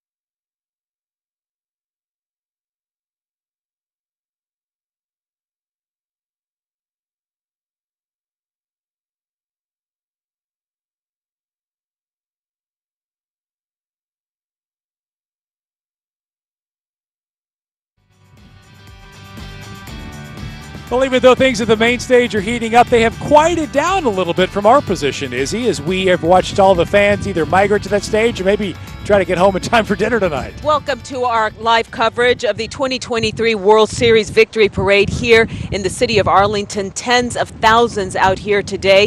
In fact, Arlington Fire Department telling us between 500,000 and 700,000 people came here to cheer on the World Series champions Texas Rangers. And one man who we know is watching from heaven would be Dr. A. Wick Alexander. His son, Dr. Moody Alexander, texted me just a few minutes ago to say Daddy attended his last Rangers game in 2021. He was on the city council, Mark, back in 1971 when Tom Vandergriff made the deal to get the Texas Rangers here in Arlington. I love those little threads of history, all those people affected by the team over the years. Yes. We've talked about a lot of the players that have been part of the Rangers' history, their story since the team came here as the Washington Senators all those years ago. And I was thinking about some of the broadcasters and the reporters who've covered this team, and I just kind of sketched out a little list, but folks like Emily Jones-McCoy, Gil Leberton, Mac Engel, Evan Grant, Chuck Cooperstein, Eric Nadel, Mark Holtz, Jamie Newberg, Norm Hitzkes, Randy Galloway, we did the story on him, Dale Hansen. So many folks who have to be celebrating this win and just kind of basking in the glow, because when you cover a team like this day in and day out, as much as you try to be an objective journalist, you want to provide just the facts, it is so hard not to get sucked in and root for this band of players, whether it's the 2023 version, the 1983 version, the 1996 version, whichever team you covered, you want to see them win. You want to see it for the fans and all those folks who have spent so much time pulling for the day that finally came. And you are looking at live pictures from above and from the ground. Look at that sea of Texas Rangers fans who are now waiting for really what's probably going to be the best moment of this parade. And it is the public ceremony that is planned here in just a few minutes, right next to Texas Live, where we hope to hear from Rangers players, from Bruce Bochy, from Chris Young, just all of the people who have been so instrumental in getting the Texas Rangers this World Series moment, the first ever in franchise history. 52 seasons Rangers fans have waited for, and the moment has arrived. And we're not done yet. There's still plenty more to look forward to today, although at our spot it has quieted down. So here's an opportunity to ask you, Cynthia, what has been your favorite moment of this day so far? My favorite moment of this day today, by far, has been all of the people who I got a chance to talk with, and they were all singing their praises about the men you are looking at right now, your World Series champions, Texas Rangers, and talking to the children who are here with their parents about being a part of this history-making moment. Look, you see that child on that Rangers' shoulders. I mean, it's just been about the people. I know that we want to celebrate the players, but for me, it's about celebrating Rangers fans. I'll say for me, and I don't want to get too deep here, but it's been a joyous day. Hanging out with 500,000 new friends. Look, this is a world that sometimes feels like it is as divided as ever.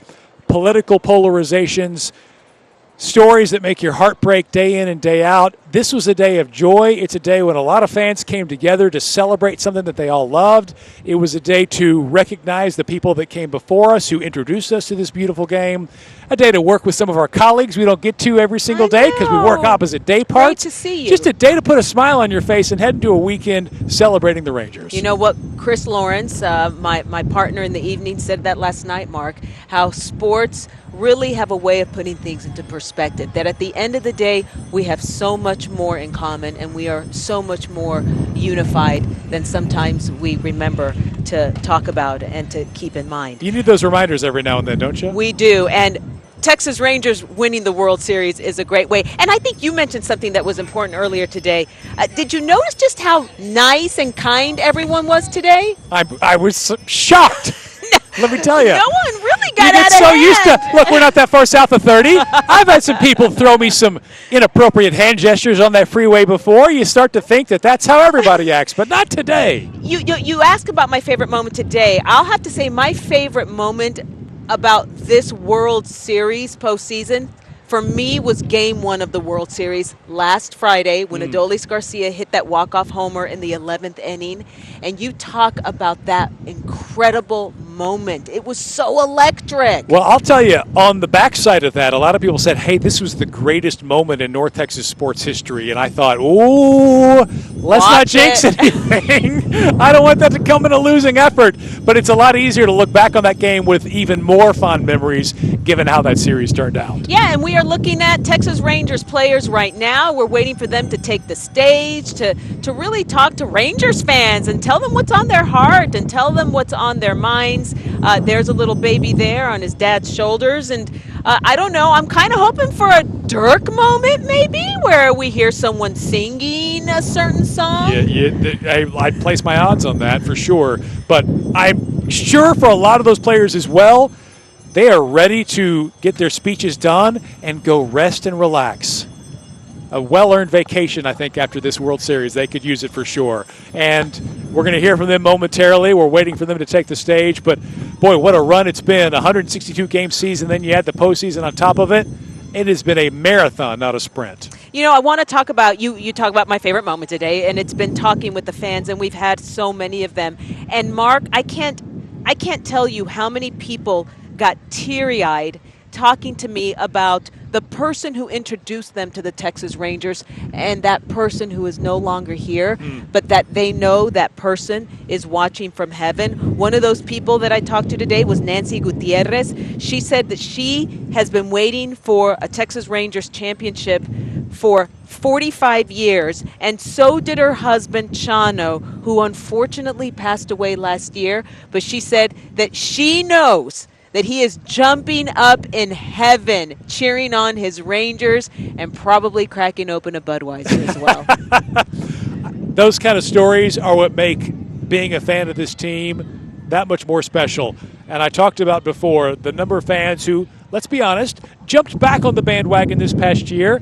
There's plenty of room. This is Texas. We do things big here. Yeah. We make big bandwagons. And now is as good a time as any to get on this team's bandwagon and get ready for next year after we celebrate the year that was. I mentioned that I think that this championship is less about today as it was about yesterday and all those teams and fans and players that came before.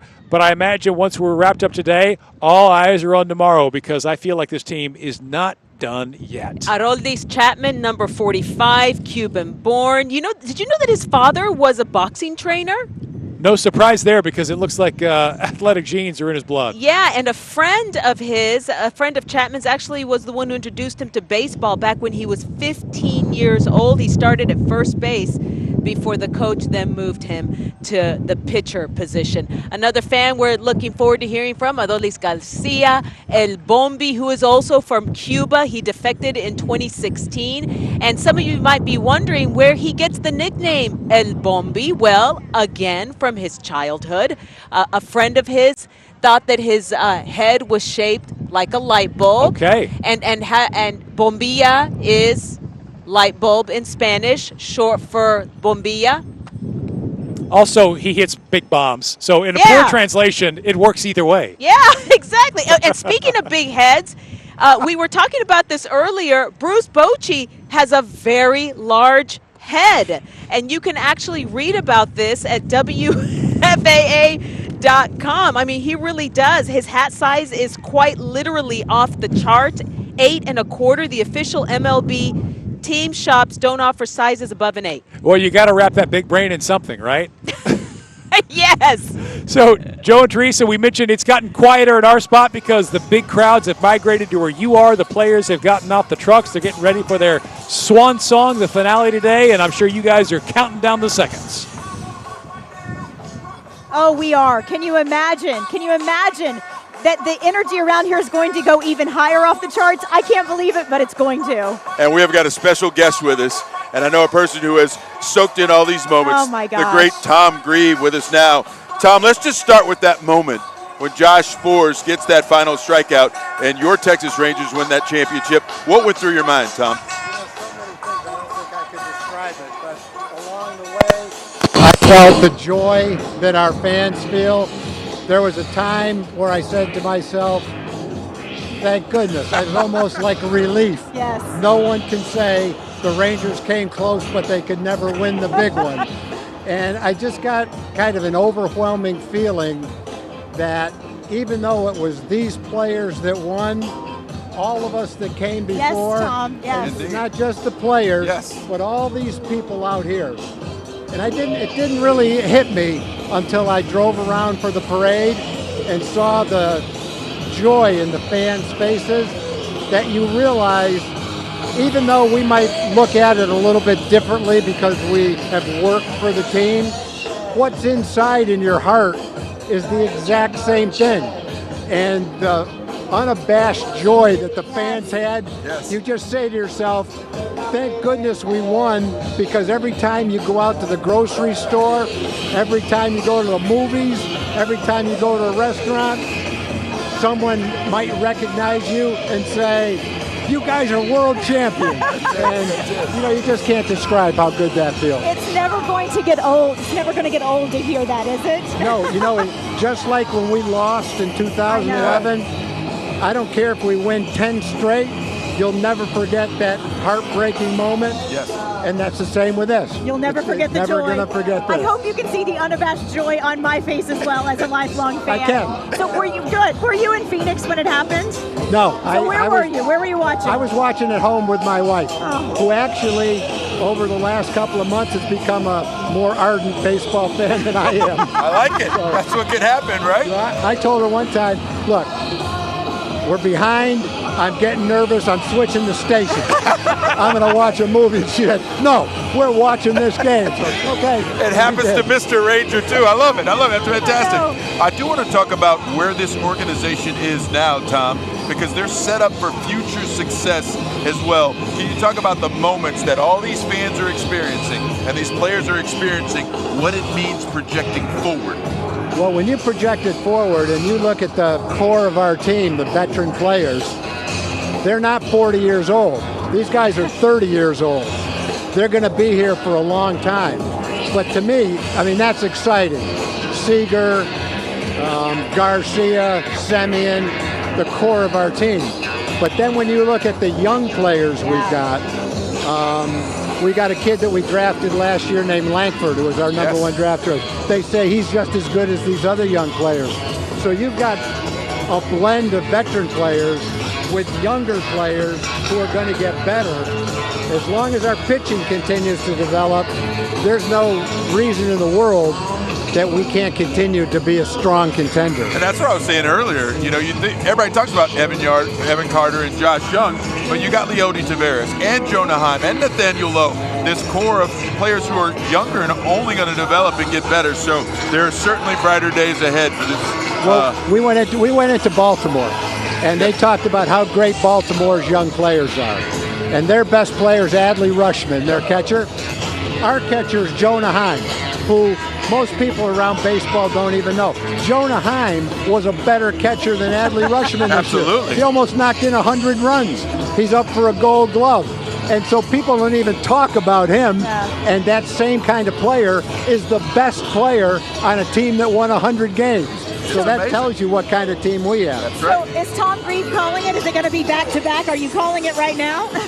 I'm not going to call back-to-back. But what I am going to call is that we should, and what the goal of our team is. You can't say your goal is, we're going to win a World Series every year.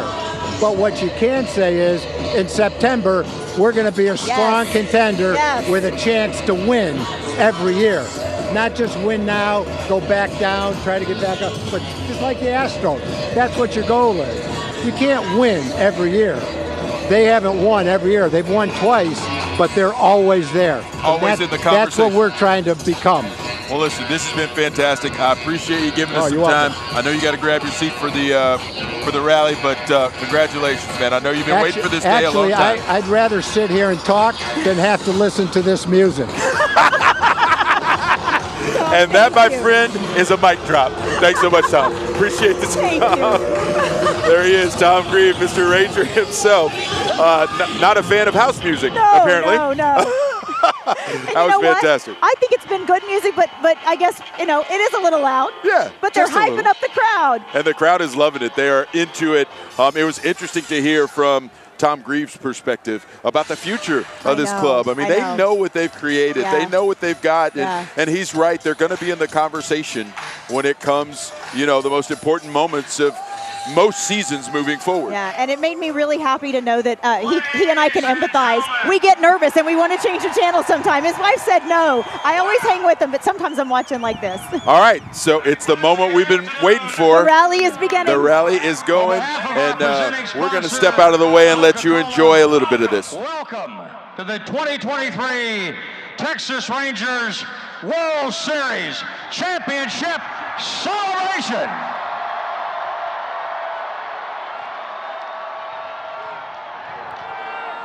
For all of us that are fans of Rangers baseball, our lives have not been complete. We've been waiting a long time for this. Some have been waiting for over 50 baseball seasons, waiting for the celebration of a lifetime. For me, I have been waiting 40 years to make this announcement. Ladies and gentlemen, please welcome the world champion Texas Rangers.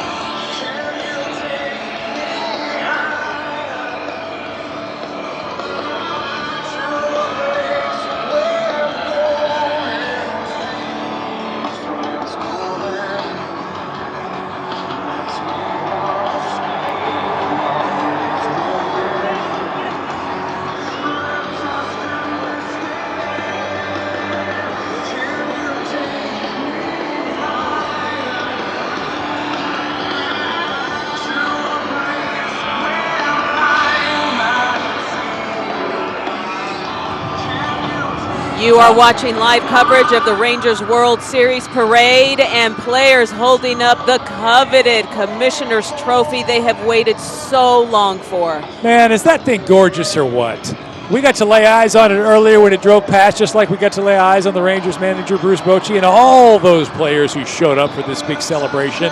But you see it on TV, you see it in the picture when Joe and Teresa hoisted it and posted that on social media, but to see it drive past you at a Rangers World Series victory parade, that is sweet. Man, that feels good. You know, actually, one of my other favorite moments from this World Series run was the moment they won the World Series and they held up that trophy. And then, Mark, they started pouring beer all over it. You know what? I wonder, what do you do to clean that trophy? Is it Windex? Like, how do you get that thing clean? How do you get all the fingerprints off of it? Look at those smiles, Mark.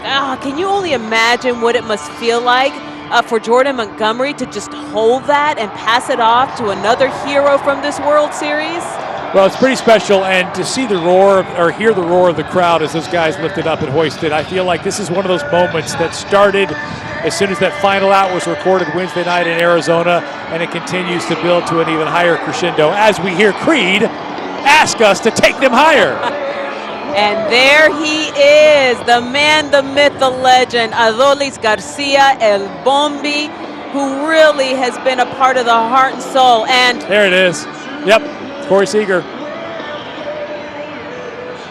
Number 5, MVP of this World Series. Yeah, we're cycling through all the different players getting a chance to raise it above their head, and you've got the superstars, you've got the role players, but all of them have earned this. Whether they were on the roster on opening day, whether they were joining the team at the trade deadline, called up from the minors, whatever, they've all earned this moment. And how about Chuck Morgan saying he's been waiting 40 years to make this announcement? Well, what better voice to kick us off with this presentation than him, the voice of the Texas Rangers, a guy who has said repeatedly he's got the best job on the planet. He gets to watch all those home games and be a part of this team, and boy, he's earned it as much as anybody. We'll let you listen in.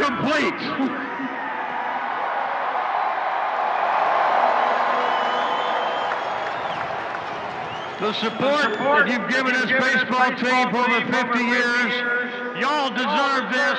A tip of the Rangers cap to all of you for being here today, and enjoy every minute of this.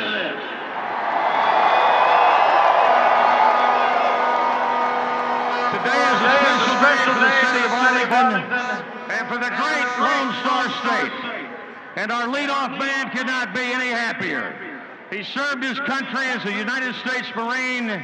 He served the city of Arlington with a 13-year career as a police officer. Ladies and gentlemen, please welcome the mayor of Arlington, Texas, the Honorable Jim Ross. Well, hello, Ranger fans, and welcome welcome to the American Dream City, Arlington, Texas. And does anybody believe that the Rangers have made a lot of dreams come true now? I'm sorry, what? Does anybody believe that the Rangers made the dream come true? Folks, 51 years ago, the boy mayor, Tom Vandergrift, traveled to Washington, D.C. and convinced the senators to move to Arlington, Texas and become the Texas Rangers. 51 years ago, the Rangers were born and they've been raised here in Arlington, Texas, and they have given and given and given wonderful memories to everybody in this community all through North Texas. But now, they have given us one very special memory, and that is the World Championship trophy right here in Arlington, Texas. And once and for all, this team proved what Arlington knows to be true, and that's we're better together. Thank y'all for being here. Rangers, thank you for making our dreams come true. God bless y'all.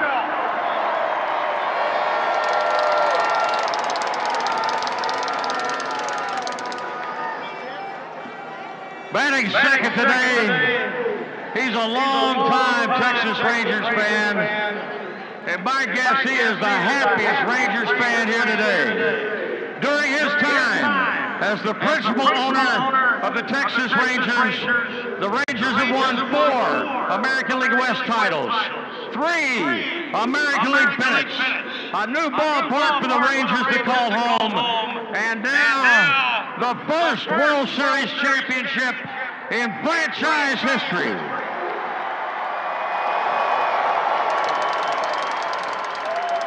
Ladies and gentlemen, please welcome a great Texas Rangers fan, the managing general partner, majority owner of the world champion Texas Rangers, Mr. Ray Davis.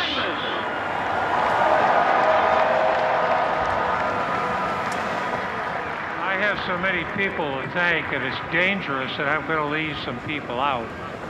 But first, I want to thank the city of Arlington for helping us build these beautiful ballparks and supporting us all these years. When we bought the team in 2010, we went to the World Series.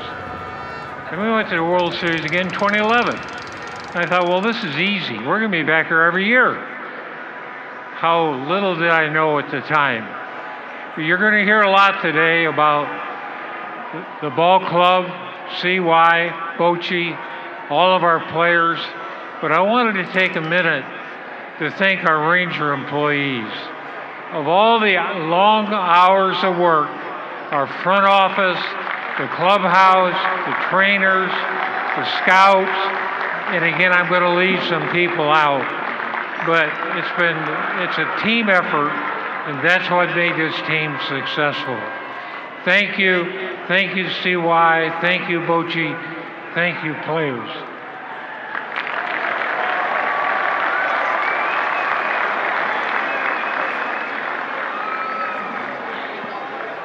Ladies and gentlemen, for now and forever, when we hear the names of the players on this team, when we talk Rangers baseball with our kids and our grandkids, we will tell them about one of the greatest Rangers teams ever, the 2023 Rangers.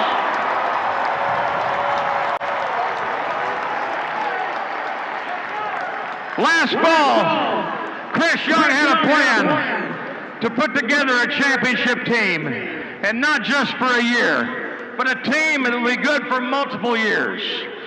He grew up here. He grew up a Rangers fan. All-state in basketball and baseball at Highland Park High School. Rangers Rookie of the Year in 2005.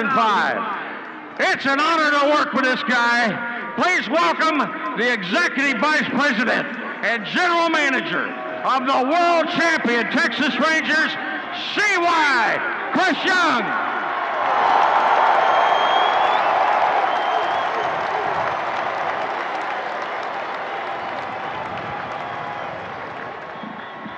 Rangers fans, what a day. This is a dream come true to look out and see so many people here celebrating the team that I grew up rooting for, but more importantly, an unbelievable team of special, special people. As I think about this team, I think about all the adversity they faced this year, the ups and the downs, the hard times, the times when things felt impossible. And I hope for each of you that when you're going through hard times, that this team can inspire you to keep fighting and keep believing. Because that's what this team did, and they brought home a world championship because of it.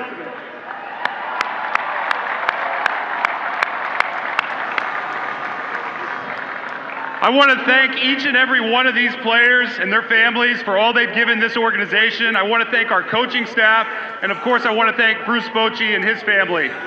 Everyone chose us, and because of that, they brought home a championship. Thank you, guys.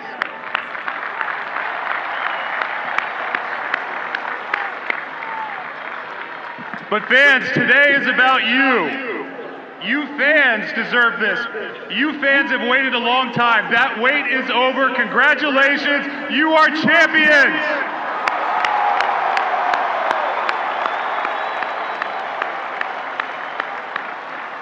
Before I leave this stage, I want to hear my favorite 3 words from all of you as loud as you can. I need a Let's Go Rangers chant. 1, 2, 3. Let's go Rangers!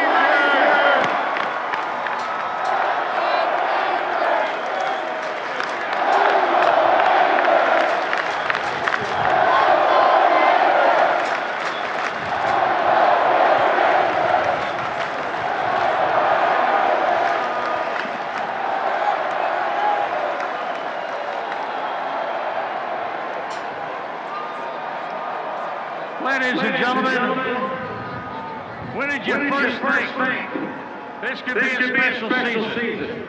Was it a sweep of the National League champion Phillies to open the season?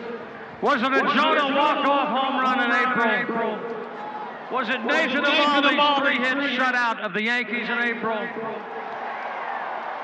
Was it the Adolis walk-off home run against the Twins in September? There were so many days this baseball season where all the parts of this baseball puzzle started to look like they would all fit. And then watching the guiding hand that managed this baseball team through the long road that is April to October, dealing with some injuries, some tough stretches, baseball-type things that are tough to recover from, but not the 2023 Texas Rangers. I don't get to vote, but if I did, he's my manager of the year. And if it were up to me, they should go ahead and put him in the Baseball Hall of Fame. He is something special. Ladies and gentlemen, it's a pleasure to say this. Please welcome the manager of the world champion Texas Rangers, number 15, Bruce Bochy.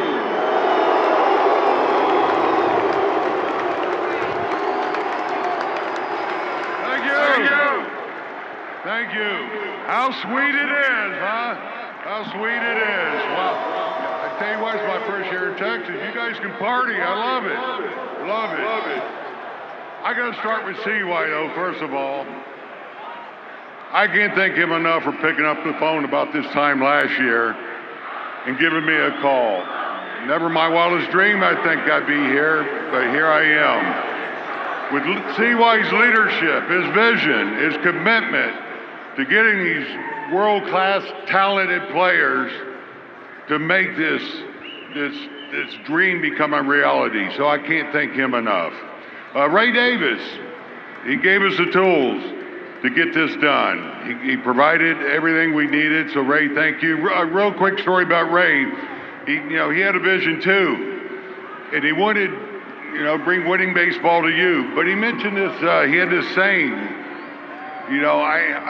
I wanted to put something on the wall here. I need something on the wall. Well, Ray, I couldn't be happier for you. You got it. He called it a skin on the wall, so good. Thank you. And to you fans, real quick, I see why I touch on it. I'm going to add a little bit. Don't ever think you don't play a role in this. You do, trust me. These guys feed off you. We heard you in Tampa. We heard you in Baltimore. We heard you in Houston. And we could hear and feel you in Arizona. We play for you guys. You're the reason we do this. So thank you very much. Thank you.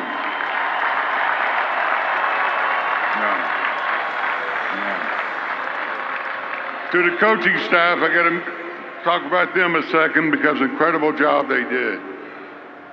I mean, they work so hard. I mean, they're smart, they're dedicated, and they just wanted to have these guys prepared for the moment. And I tell you, they were relentless with their work. So I want to thank all the coaching staff for the work they did. Thank you. Okay. Now, I got to turn to these band of brothers here. Last 36 hours, I've been asked, hey, does this ever get old? It doesn't get old, trust me, no. Not when you get to watch these guys with their deep determination, their resilience, and the heart that brought them together and play as one to do what they did. These guys put aside their individual action to become collective power to win a world championship here with the Texas Rangers for the first time in our franchise. So I'd like to thank them.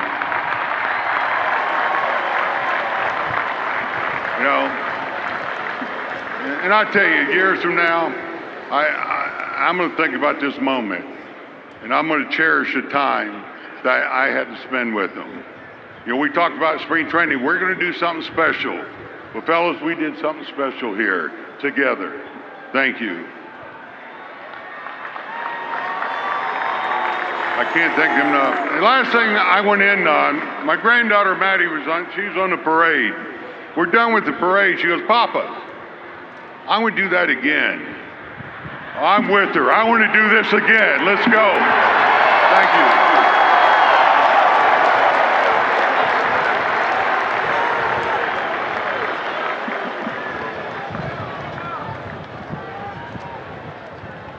Ladies and gentlemen, for me, he would have been the starting pitcher in the All-Star game. Great job all year. First pitcher to be 5-0 in the postseason. Winning pitcher in Game 5. He's a Texan. Please welcome pitcher number 17, Nathan Eovaldi.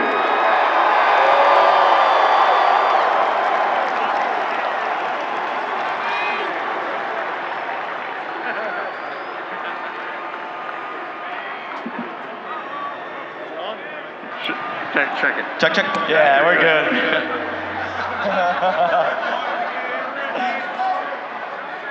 So being from Texas, does this one feel a little bit more special? This one feels very special. Starting it from the very beginning with this group of guys that we have.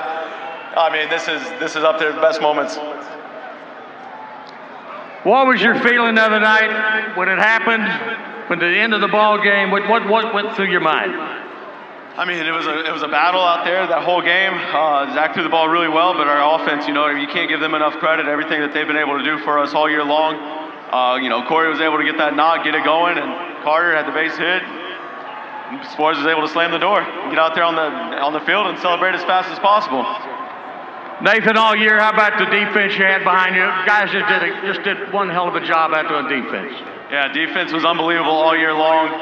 I mean, we're making plays left and right out there, making it easy to go out there and attack the hitters. And I mean, you can't say enough good things. Ladies and gentlemen, Nathan Eovaldi, give him a hand. Thank y'all.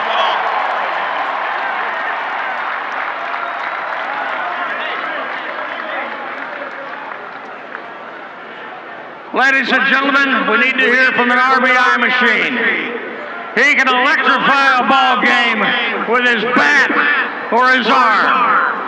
He's an all-star, the ALCS MVP, number 53, Adolis Garcia.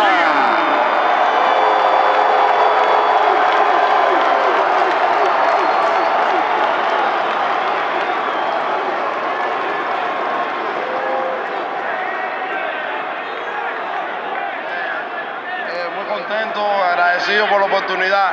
Este equipo hizo tremendo trabajo. Nos fajamos y de verdad que para mí es un orgullo estar aquí hoy y ser parte de este equipo. Very happy, very excited to be here, be a part of this team. They're amazing, the journey that we've been on together. It's just great to be a part of this team right here. Y quiero darle un agradecimiento especial a ustedes que siempre nos apoyaron y creyeron en nosotros y siempre creyeron que podíamos ganar el campeonato. And I want to give a special shout out and a big thank you to all of you, every single one of us that believed in us right here. You've all been amazing the whole year.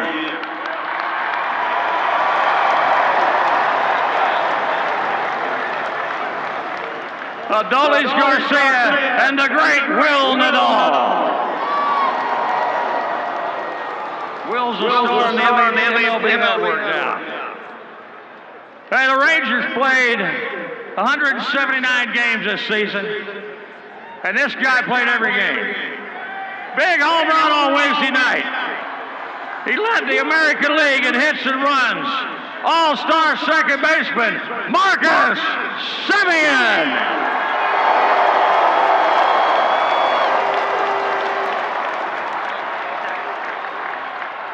I just want to say thank you to all the fans for showing up. Continue to bring that energy. This is the standard now.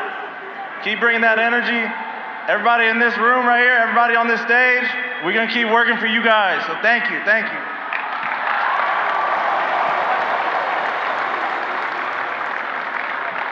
You know, I mentioned Marcus played 179 games. Was there ever a moment that anybody said to you, hey, Marcus, what do you think about coming out of the game? Oh, multiple times. Bochy was tired of seeing me get out. He told me, take a day or two, but I stuck with it. So here we are, world champions. We love you, buddy. Awesome. Thank you. Marcus Semien.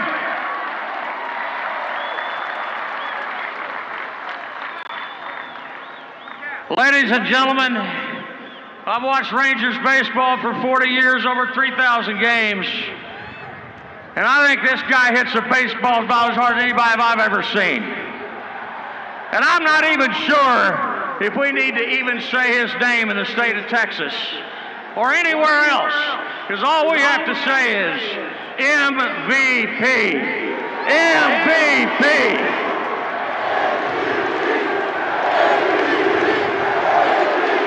Two-time World Series MVP, number 5, Corey Seager.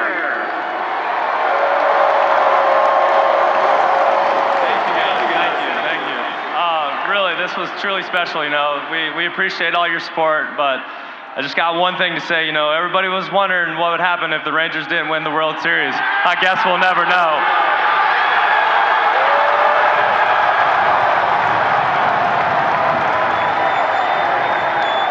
MVP! MVP!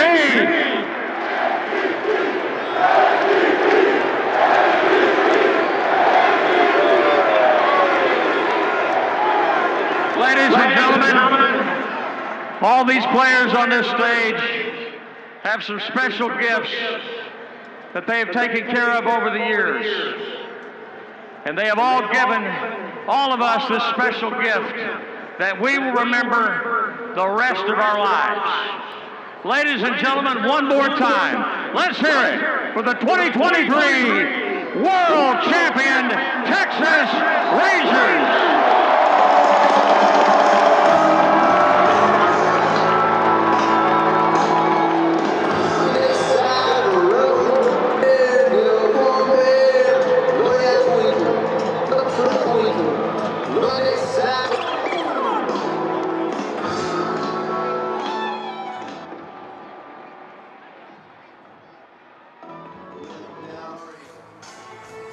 Yeah, wow, how incredible was that? And I got to tell you, just from the jump, Corey Seager, so understated, such a statesman of the game, but he let that shot fire. And for those of you who don't know what he meant, That was a mic drop. that was an absolute mic drop. He said, they asked what would happen if the Rangers wouldn't win the World Series. I guess we'll never know. That was a direct shot at Alex Bregman of the Houston Astros. Yes, it was. Who said that before about winning the division. Yeah. But I think on this day, on the heels of a World Championship, those words carried all the way right down I-45 to Houston, and we will be replaying that for a long time whenever these two teams get together. That took some confidence for him to say it up there, an understated man, and the crowd went wild because everybody remembers that video of Alex Bregman. He's opening the champagne, and that's what he says. And guess what, buddy? We won. They won. They can celebrate with the champagne now. It's all good, and it was good before when they celebrated after gaining a playoff spot. For the entire backdrop of that, there was a back and forth about that, and it turned out to be very juicy. And how about Marcus Semien? Marcus Semien basically said, we're not done yet. He said this is now the standard, and we're going to keep working towards this again next year. And Bruce Bochy talking about his granddaughter when the parade was over. She said, Papa, I want to do this again. And Bochy said, I'm with her. I want to do this again, exclamation point. And Bochy, I think that Bochy's along for the ride on this. Yeah. He said this never gets old. Yes, which is fantastic. You got it. Exactly what Ranger fans wanted to hear. Just so special, and to see them come out and just spend, I don't know how long it was several moments that they were just holding that. They were giving the trophy from one to the other, and they were just holding that trophy up for the crowd to see. Now they're popping champagne up there. A toast to you guys. Drink up, guys. As we said, you don't have to get ready for a game tomorrow. Now's the time to just enjoy. Yeah, soak it up. There you go. More bubbly, celebrating a job well done. And again, kudos to the Texas Rangers. They put this thing together quite well. And listen, it didn't have to be long. It didn't have to be drawn out.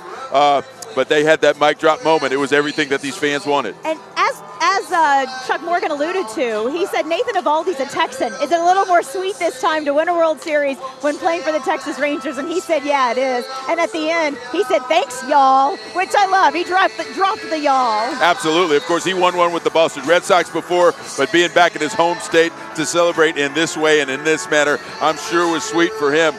And as I look around, Teresa, I see flags, and I see more people than I could ever imagine. And there's that sign. There's a sign behind us. That's exactly what Corey Seager said. What if we didn't win the World Series? I guess we'll never know. I guess we'll never know. Yeah. I guess we'll never know. And that's what I will take from this day. Corey Seager, so confident, and why not? He's only the best baseball player on the planet right about now, and he let fly with that. Incredible stuff. Fantastic stuff. For all these fans who waited and waited, I think about the people who have been on this front row here for some 6, 7, 8 hours. They got what they wanted. They had a blast. Chris Young up there, he got the Let's Go Rangers chant going, and everyone responded, and they let him hear it. That was a cool moment. It rippled through this crowd that is thousands deep, and it just echoed, and I'm sure that those players will remember that moment as well. Absolutely. They're popping champagne up there, and I saw some of them were trying to pour it out on the crowd because, you know, the people who are up there in the front row, that's their families. They are along for this ride the entire time, 162 games. Looks like Chuck Morgan's up at the podium again. Coca-Cola, thank you, and to the Rangers captain, all of you for coming out to the Texas Rangers World Series Championship celebration. And again, thank you for your support of the Texas Rangers opening day in 2024. The World Champion Rangers play the Chicago Cubs right here at Globe Life Field, Thursday, March 28th. Thank you very much, and please drive home safely. All right, there you go. The wrap-up to a fantastic finale, more than half a century in the making. And, man, these Rangers fans loved every minute of it. Absolutely. He talks about opening day. Think about how special opening day is going to be when we see that World Series banner hung for the first time inside Globe Life Field. And now the Rangers get all the things, right? They get all the things. They get the ring. There's going to be a ring ceremony celebration. There's going to be that celebration when they hang that banner. And, of course, remember the Major League Baseball All-Star Game will be at Globe Life Field next year, and Bruce Bochy will be the manager of the American League. Incredible stuff. And you know there's going to be a whole lot of Rangers on that All-Star roster. And why not? I mean, they have set the foundation for this franchise moving forward. It couldn't be brighter. Can't be brighter than it is right now on this wonderful day when you're celebrating a championship. But, Teresa, I can't help but think that there will be days like this again to come. I hope Bruce so. Bochy wouldn't come out and say it. He got a little assist from his granddaughter. Papa, I want more. But we knew what he meant. And he knows that he has the ability to make that happen with the great roster that he has. Absolutely. And I'm just so excited for these fans, myself being one of them. It's been a long ride. It's been a journey. This season was a journey itself. And here we are. And to see them up there excited and feeding off this crowd, I know they feel the energy. We feel it back from them. It's a day none of us will ever forget. No, I agree. And listen, I respect the grind. I respect the way that they went about it and the way that they were able to grab this championship. I do want to hear from Marcus Took and Izzy. You guys, what did this day mean to you guys, and how'd you receive it, and what stands out to you? Oh, man, that's a great question, Joe. So many different aspects today stood out to me, but what I think watching those speeches from the players, and especially from Chuck Morgan, what I noticed most, a little bit of a love letter to the city of Arlington. And even though these are the Texas Rangers and all of North Texas claims them, let's be honest, these are not the Fort Worth Rangers, they're not the Dallas Rangers. Arlington is the city that has called this team home for 5 decades, and time again when there have been whispers that, hey, you know what, maybe the team might move, maybe someone else might build them a stadium. It was leadership here in the city of Arlington and the voters here in the city of Arlington that made it happen so that they could stay here. So as much as this is all of North Texas's celebration today, it was nice to see the folks that call Arlington home get a little love. That's right, and you bring up a good point. Mayor Jim Ross talking about how 51 years ago they were born in Arlington and they were raised here in Arlington, and he said together we are better, and he gave a big thank you to Rangers fans who have always supported this team. Together with the city of Arlington, they helped them build 3 stadiums. They have always supported them in all their endeavors, and the Texas Rangers continue to reciprocate year after year, and it all culminated right now in this moment, in this World Series championship moment. My favorite moment today, though, you know, Joe Trahan talked about the cool moment with the general manager, Chris Young, CY. I really like that moment, too. He got everyone saying, let's go Rangers in a chant. And he said that today is all about you. It is about Texas Rangers fans. And he said, you are the champions. Well, they are. And I imagine maybe those champions, those fans, are like me. Maybe you circled Thursday, March 28th on your calendar, an opening day, perhaps unlike any other, when you get a chance to see the Rangers unveil that World Championship banner against the Cubs, as we heard Chuck Morgan tell the fans. I've been to a few Rangers opening days. They are all special. There's something magical about opening day of a Major League Baseball season. But I don't think any of them will top what we're going to see next year when the Rangers have their home opener. And you know what I mean, my favorite part of today, Mark, and I told you this earlier, is just talking to the people here, talking with the fans and listening to what they all had to say about their own personal story connected to the Texas Rangers. And I loved seeing the translator. That guy has done such a good job with the Texas Rangers translating for a lot of these players. Adolis Garcia, who is from Cuba. They speak English, but they're better in Spanish. And especially in this moment, you want to speak in the language you're most comfortable speaking. And he did an incredible job translating for Adolis.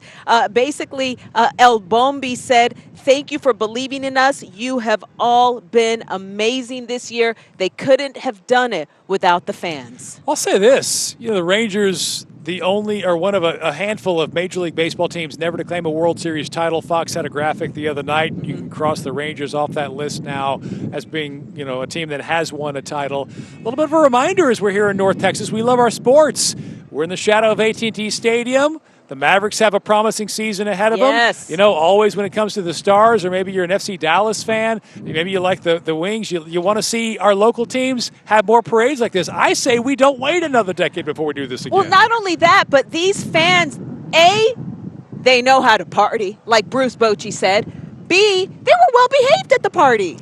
I'm proud of how the Rangers fans showed up today. From our vantage point, at least. I didn't see anything that would have had me at all concerned to have brought my family out here to have enjoyed this celebration. And a huge shout out to the first responders who were out here today. Like you said, we haven't heard of any incidents. They kept this place safe. Arlington Police, Arlington firefighters, and Arlington Fire Department telling us, Joe and Teresa, that we had from 500,000 to 700,000 people here, more than 500,000 people to celebrate your Texas Rangers, Teresa. Hey, that shows that we should have a FIFA World Cup final here, I think. Hey, let's do it in 2026, shall we? I like the way you're thinking. We can handle a crowd, clearly. And the mayor of Arlington is here with us now. Mayor, what a day in your city. How do you feel? Oh, my goodness. I have never seen anything like this in my 63 years of life. What an incredible experience, seeing all these hundreds of thousands of people come together and be so happy. It's just amazing. Mr. Mayor, I have to ask you, in terms of moments, when you watch this postseason, what was your favorite moment? My favorite moment, I guess, was the very last out of the last game. I had chosen not to go to Phoenix. I stayed here at Texas Live in the middle of the arena and watched that game and feeling the energy of the fans here in Arlington. There was nothing compared to it. Unbelievable. So I've got to admit, I was worried when WFAA, we had to start talking about planning moments. We had to start talking about planning. What happens if they win? What happens about this? I was worried because I was worried we were going to jinx this. Were you worried planning a parade in case, are we going to jinx this? You know, I wasn't worried. I was a little bit anxious because there's a lot going on in a short period of time. But this is what we were born to do. This is why we have all these stadiums here. This is what we do. And the Rangers and our city worked wonderful together. And our neighbors. We had a lot of help from our neighbors around here with Fort Worth and Grand Prairie, everybody else. So we're very blessed. You make a good point about this is what you do, but I'm curious, what do you think this means moving forward for the city of Arlington? Well, think about what we have coming up here. Next year we have the All-Star game. We got a Cowboy team that's playing really well right now. And we have the World Cup coming here. I hope this sends a message to everybody out there that we're capable. We do it right, we do it safely, and we have fun at the same time. I also see that you're wearing number 21. Here, turn around real quick. We'll show so the mayor wears 21. I gotta ask, I'm a numbers guy. Why 21, Mr. Mayor? That was the year I was first elected in Arlington. So I was re-elected earlier this year. I'm on my second term now. So I love it. Mr. Mayor, thank you for your time. Thank you. Congratulations on pulling off a very special day. Thank you so much. Let's go Rangers. Absolutely. You did a great job. Thank you for the time, Mr. Mayor. Take care. Thank you, Jim. Yeah. Wow, there you go. There you go. I mean, fantastic. Absolutely. It's a red letter day for him as well. You know, being able to watch it, they pulled it off well. Yeah. You know, you can kind of tell already these people had a great time. They're still all congregated here partying as the music is blasting. Yeah. But we do want you to hear from Rangers manager Bruce Bochy just moments ago at the rally. My granddaughter Maddie she was on the parade. We're done with the parade. She goes, Papa, I'm going to do that again. I'm with her. I want to do this again. Let's go. Thank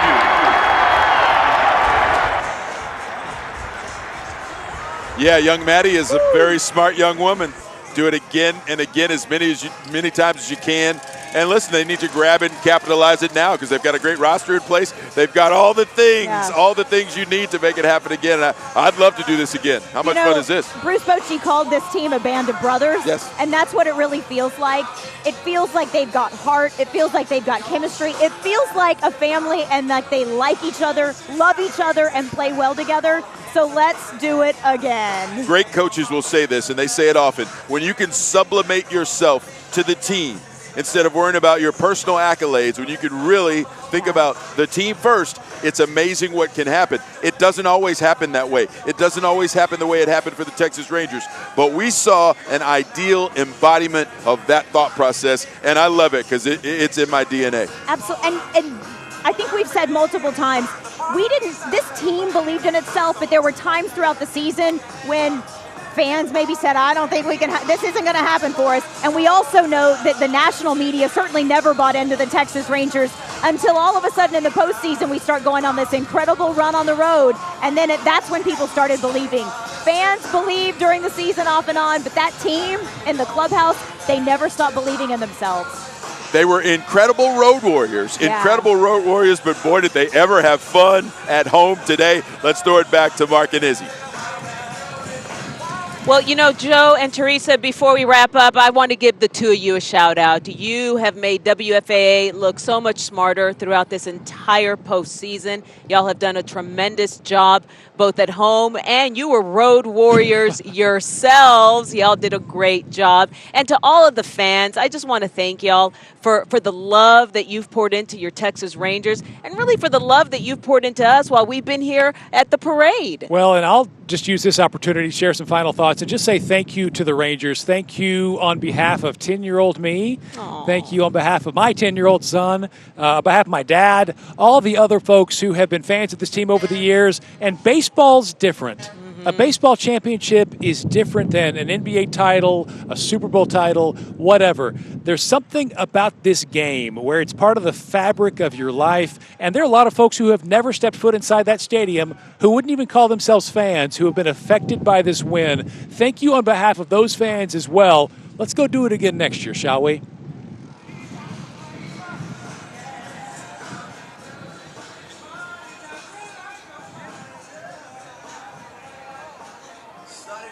That would be great if we do it again next year. Are they on us? All right, great. Thanks, you guys. Great final thoughts there. And I think you hit on a lot of topics because you don't know when it's going to come around this way again. Hold on, sir. Sorry, we're on live TV. Yep, that's how that works. See, it's a camera. You walk in front of it. Sorry. Oopsie. Oops. Yeah, so it's amazing what they have done, you know, with what they could make happen. And I got to go back to Ray Davis. I know. I do. Thank you, And Ray. listen, a lot of times I'm not going to say anti-owner, but I side with players and coaches a lot more because I deal with them a lot more.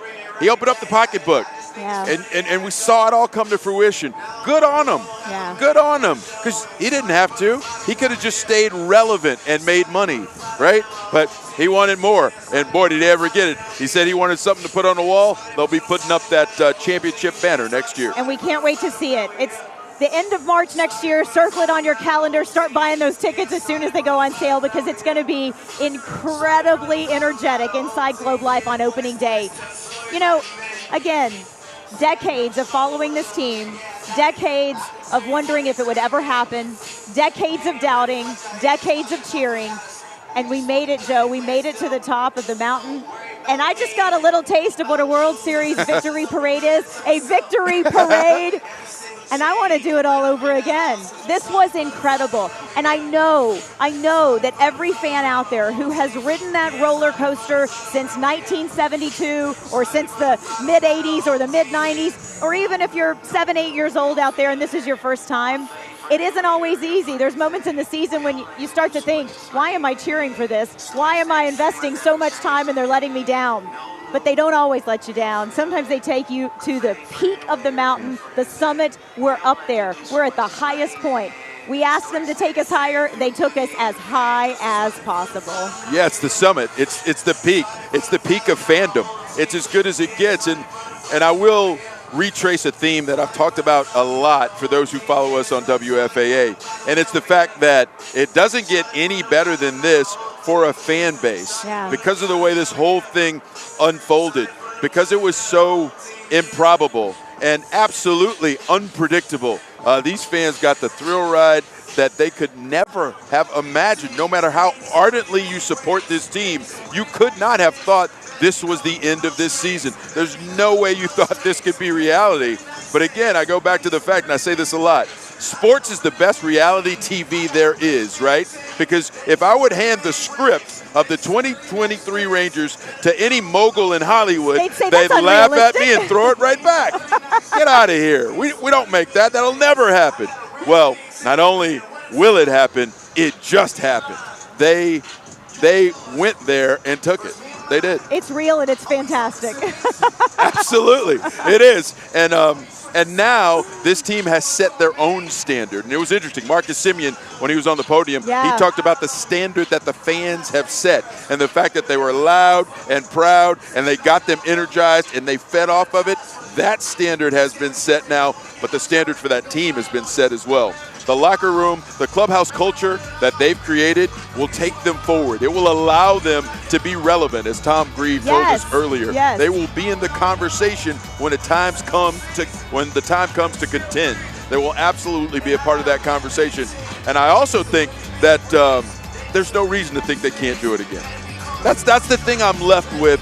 When all is said and done about the 2023 Rangers, pieces there's are there. no reason. There's no reason they can't bring it back.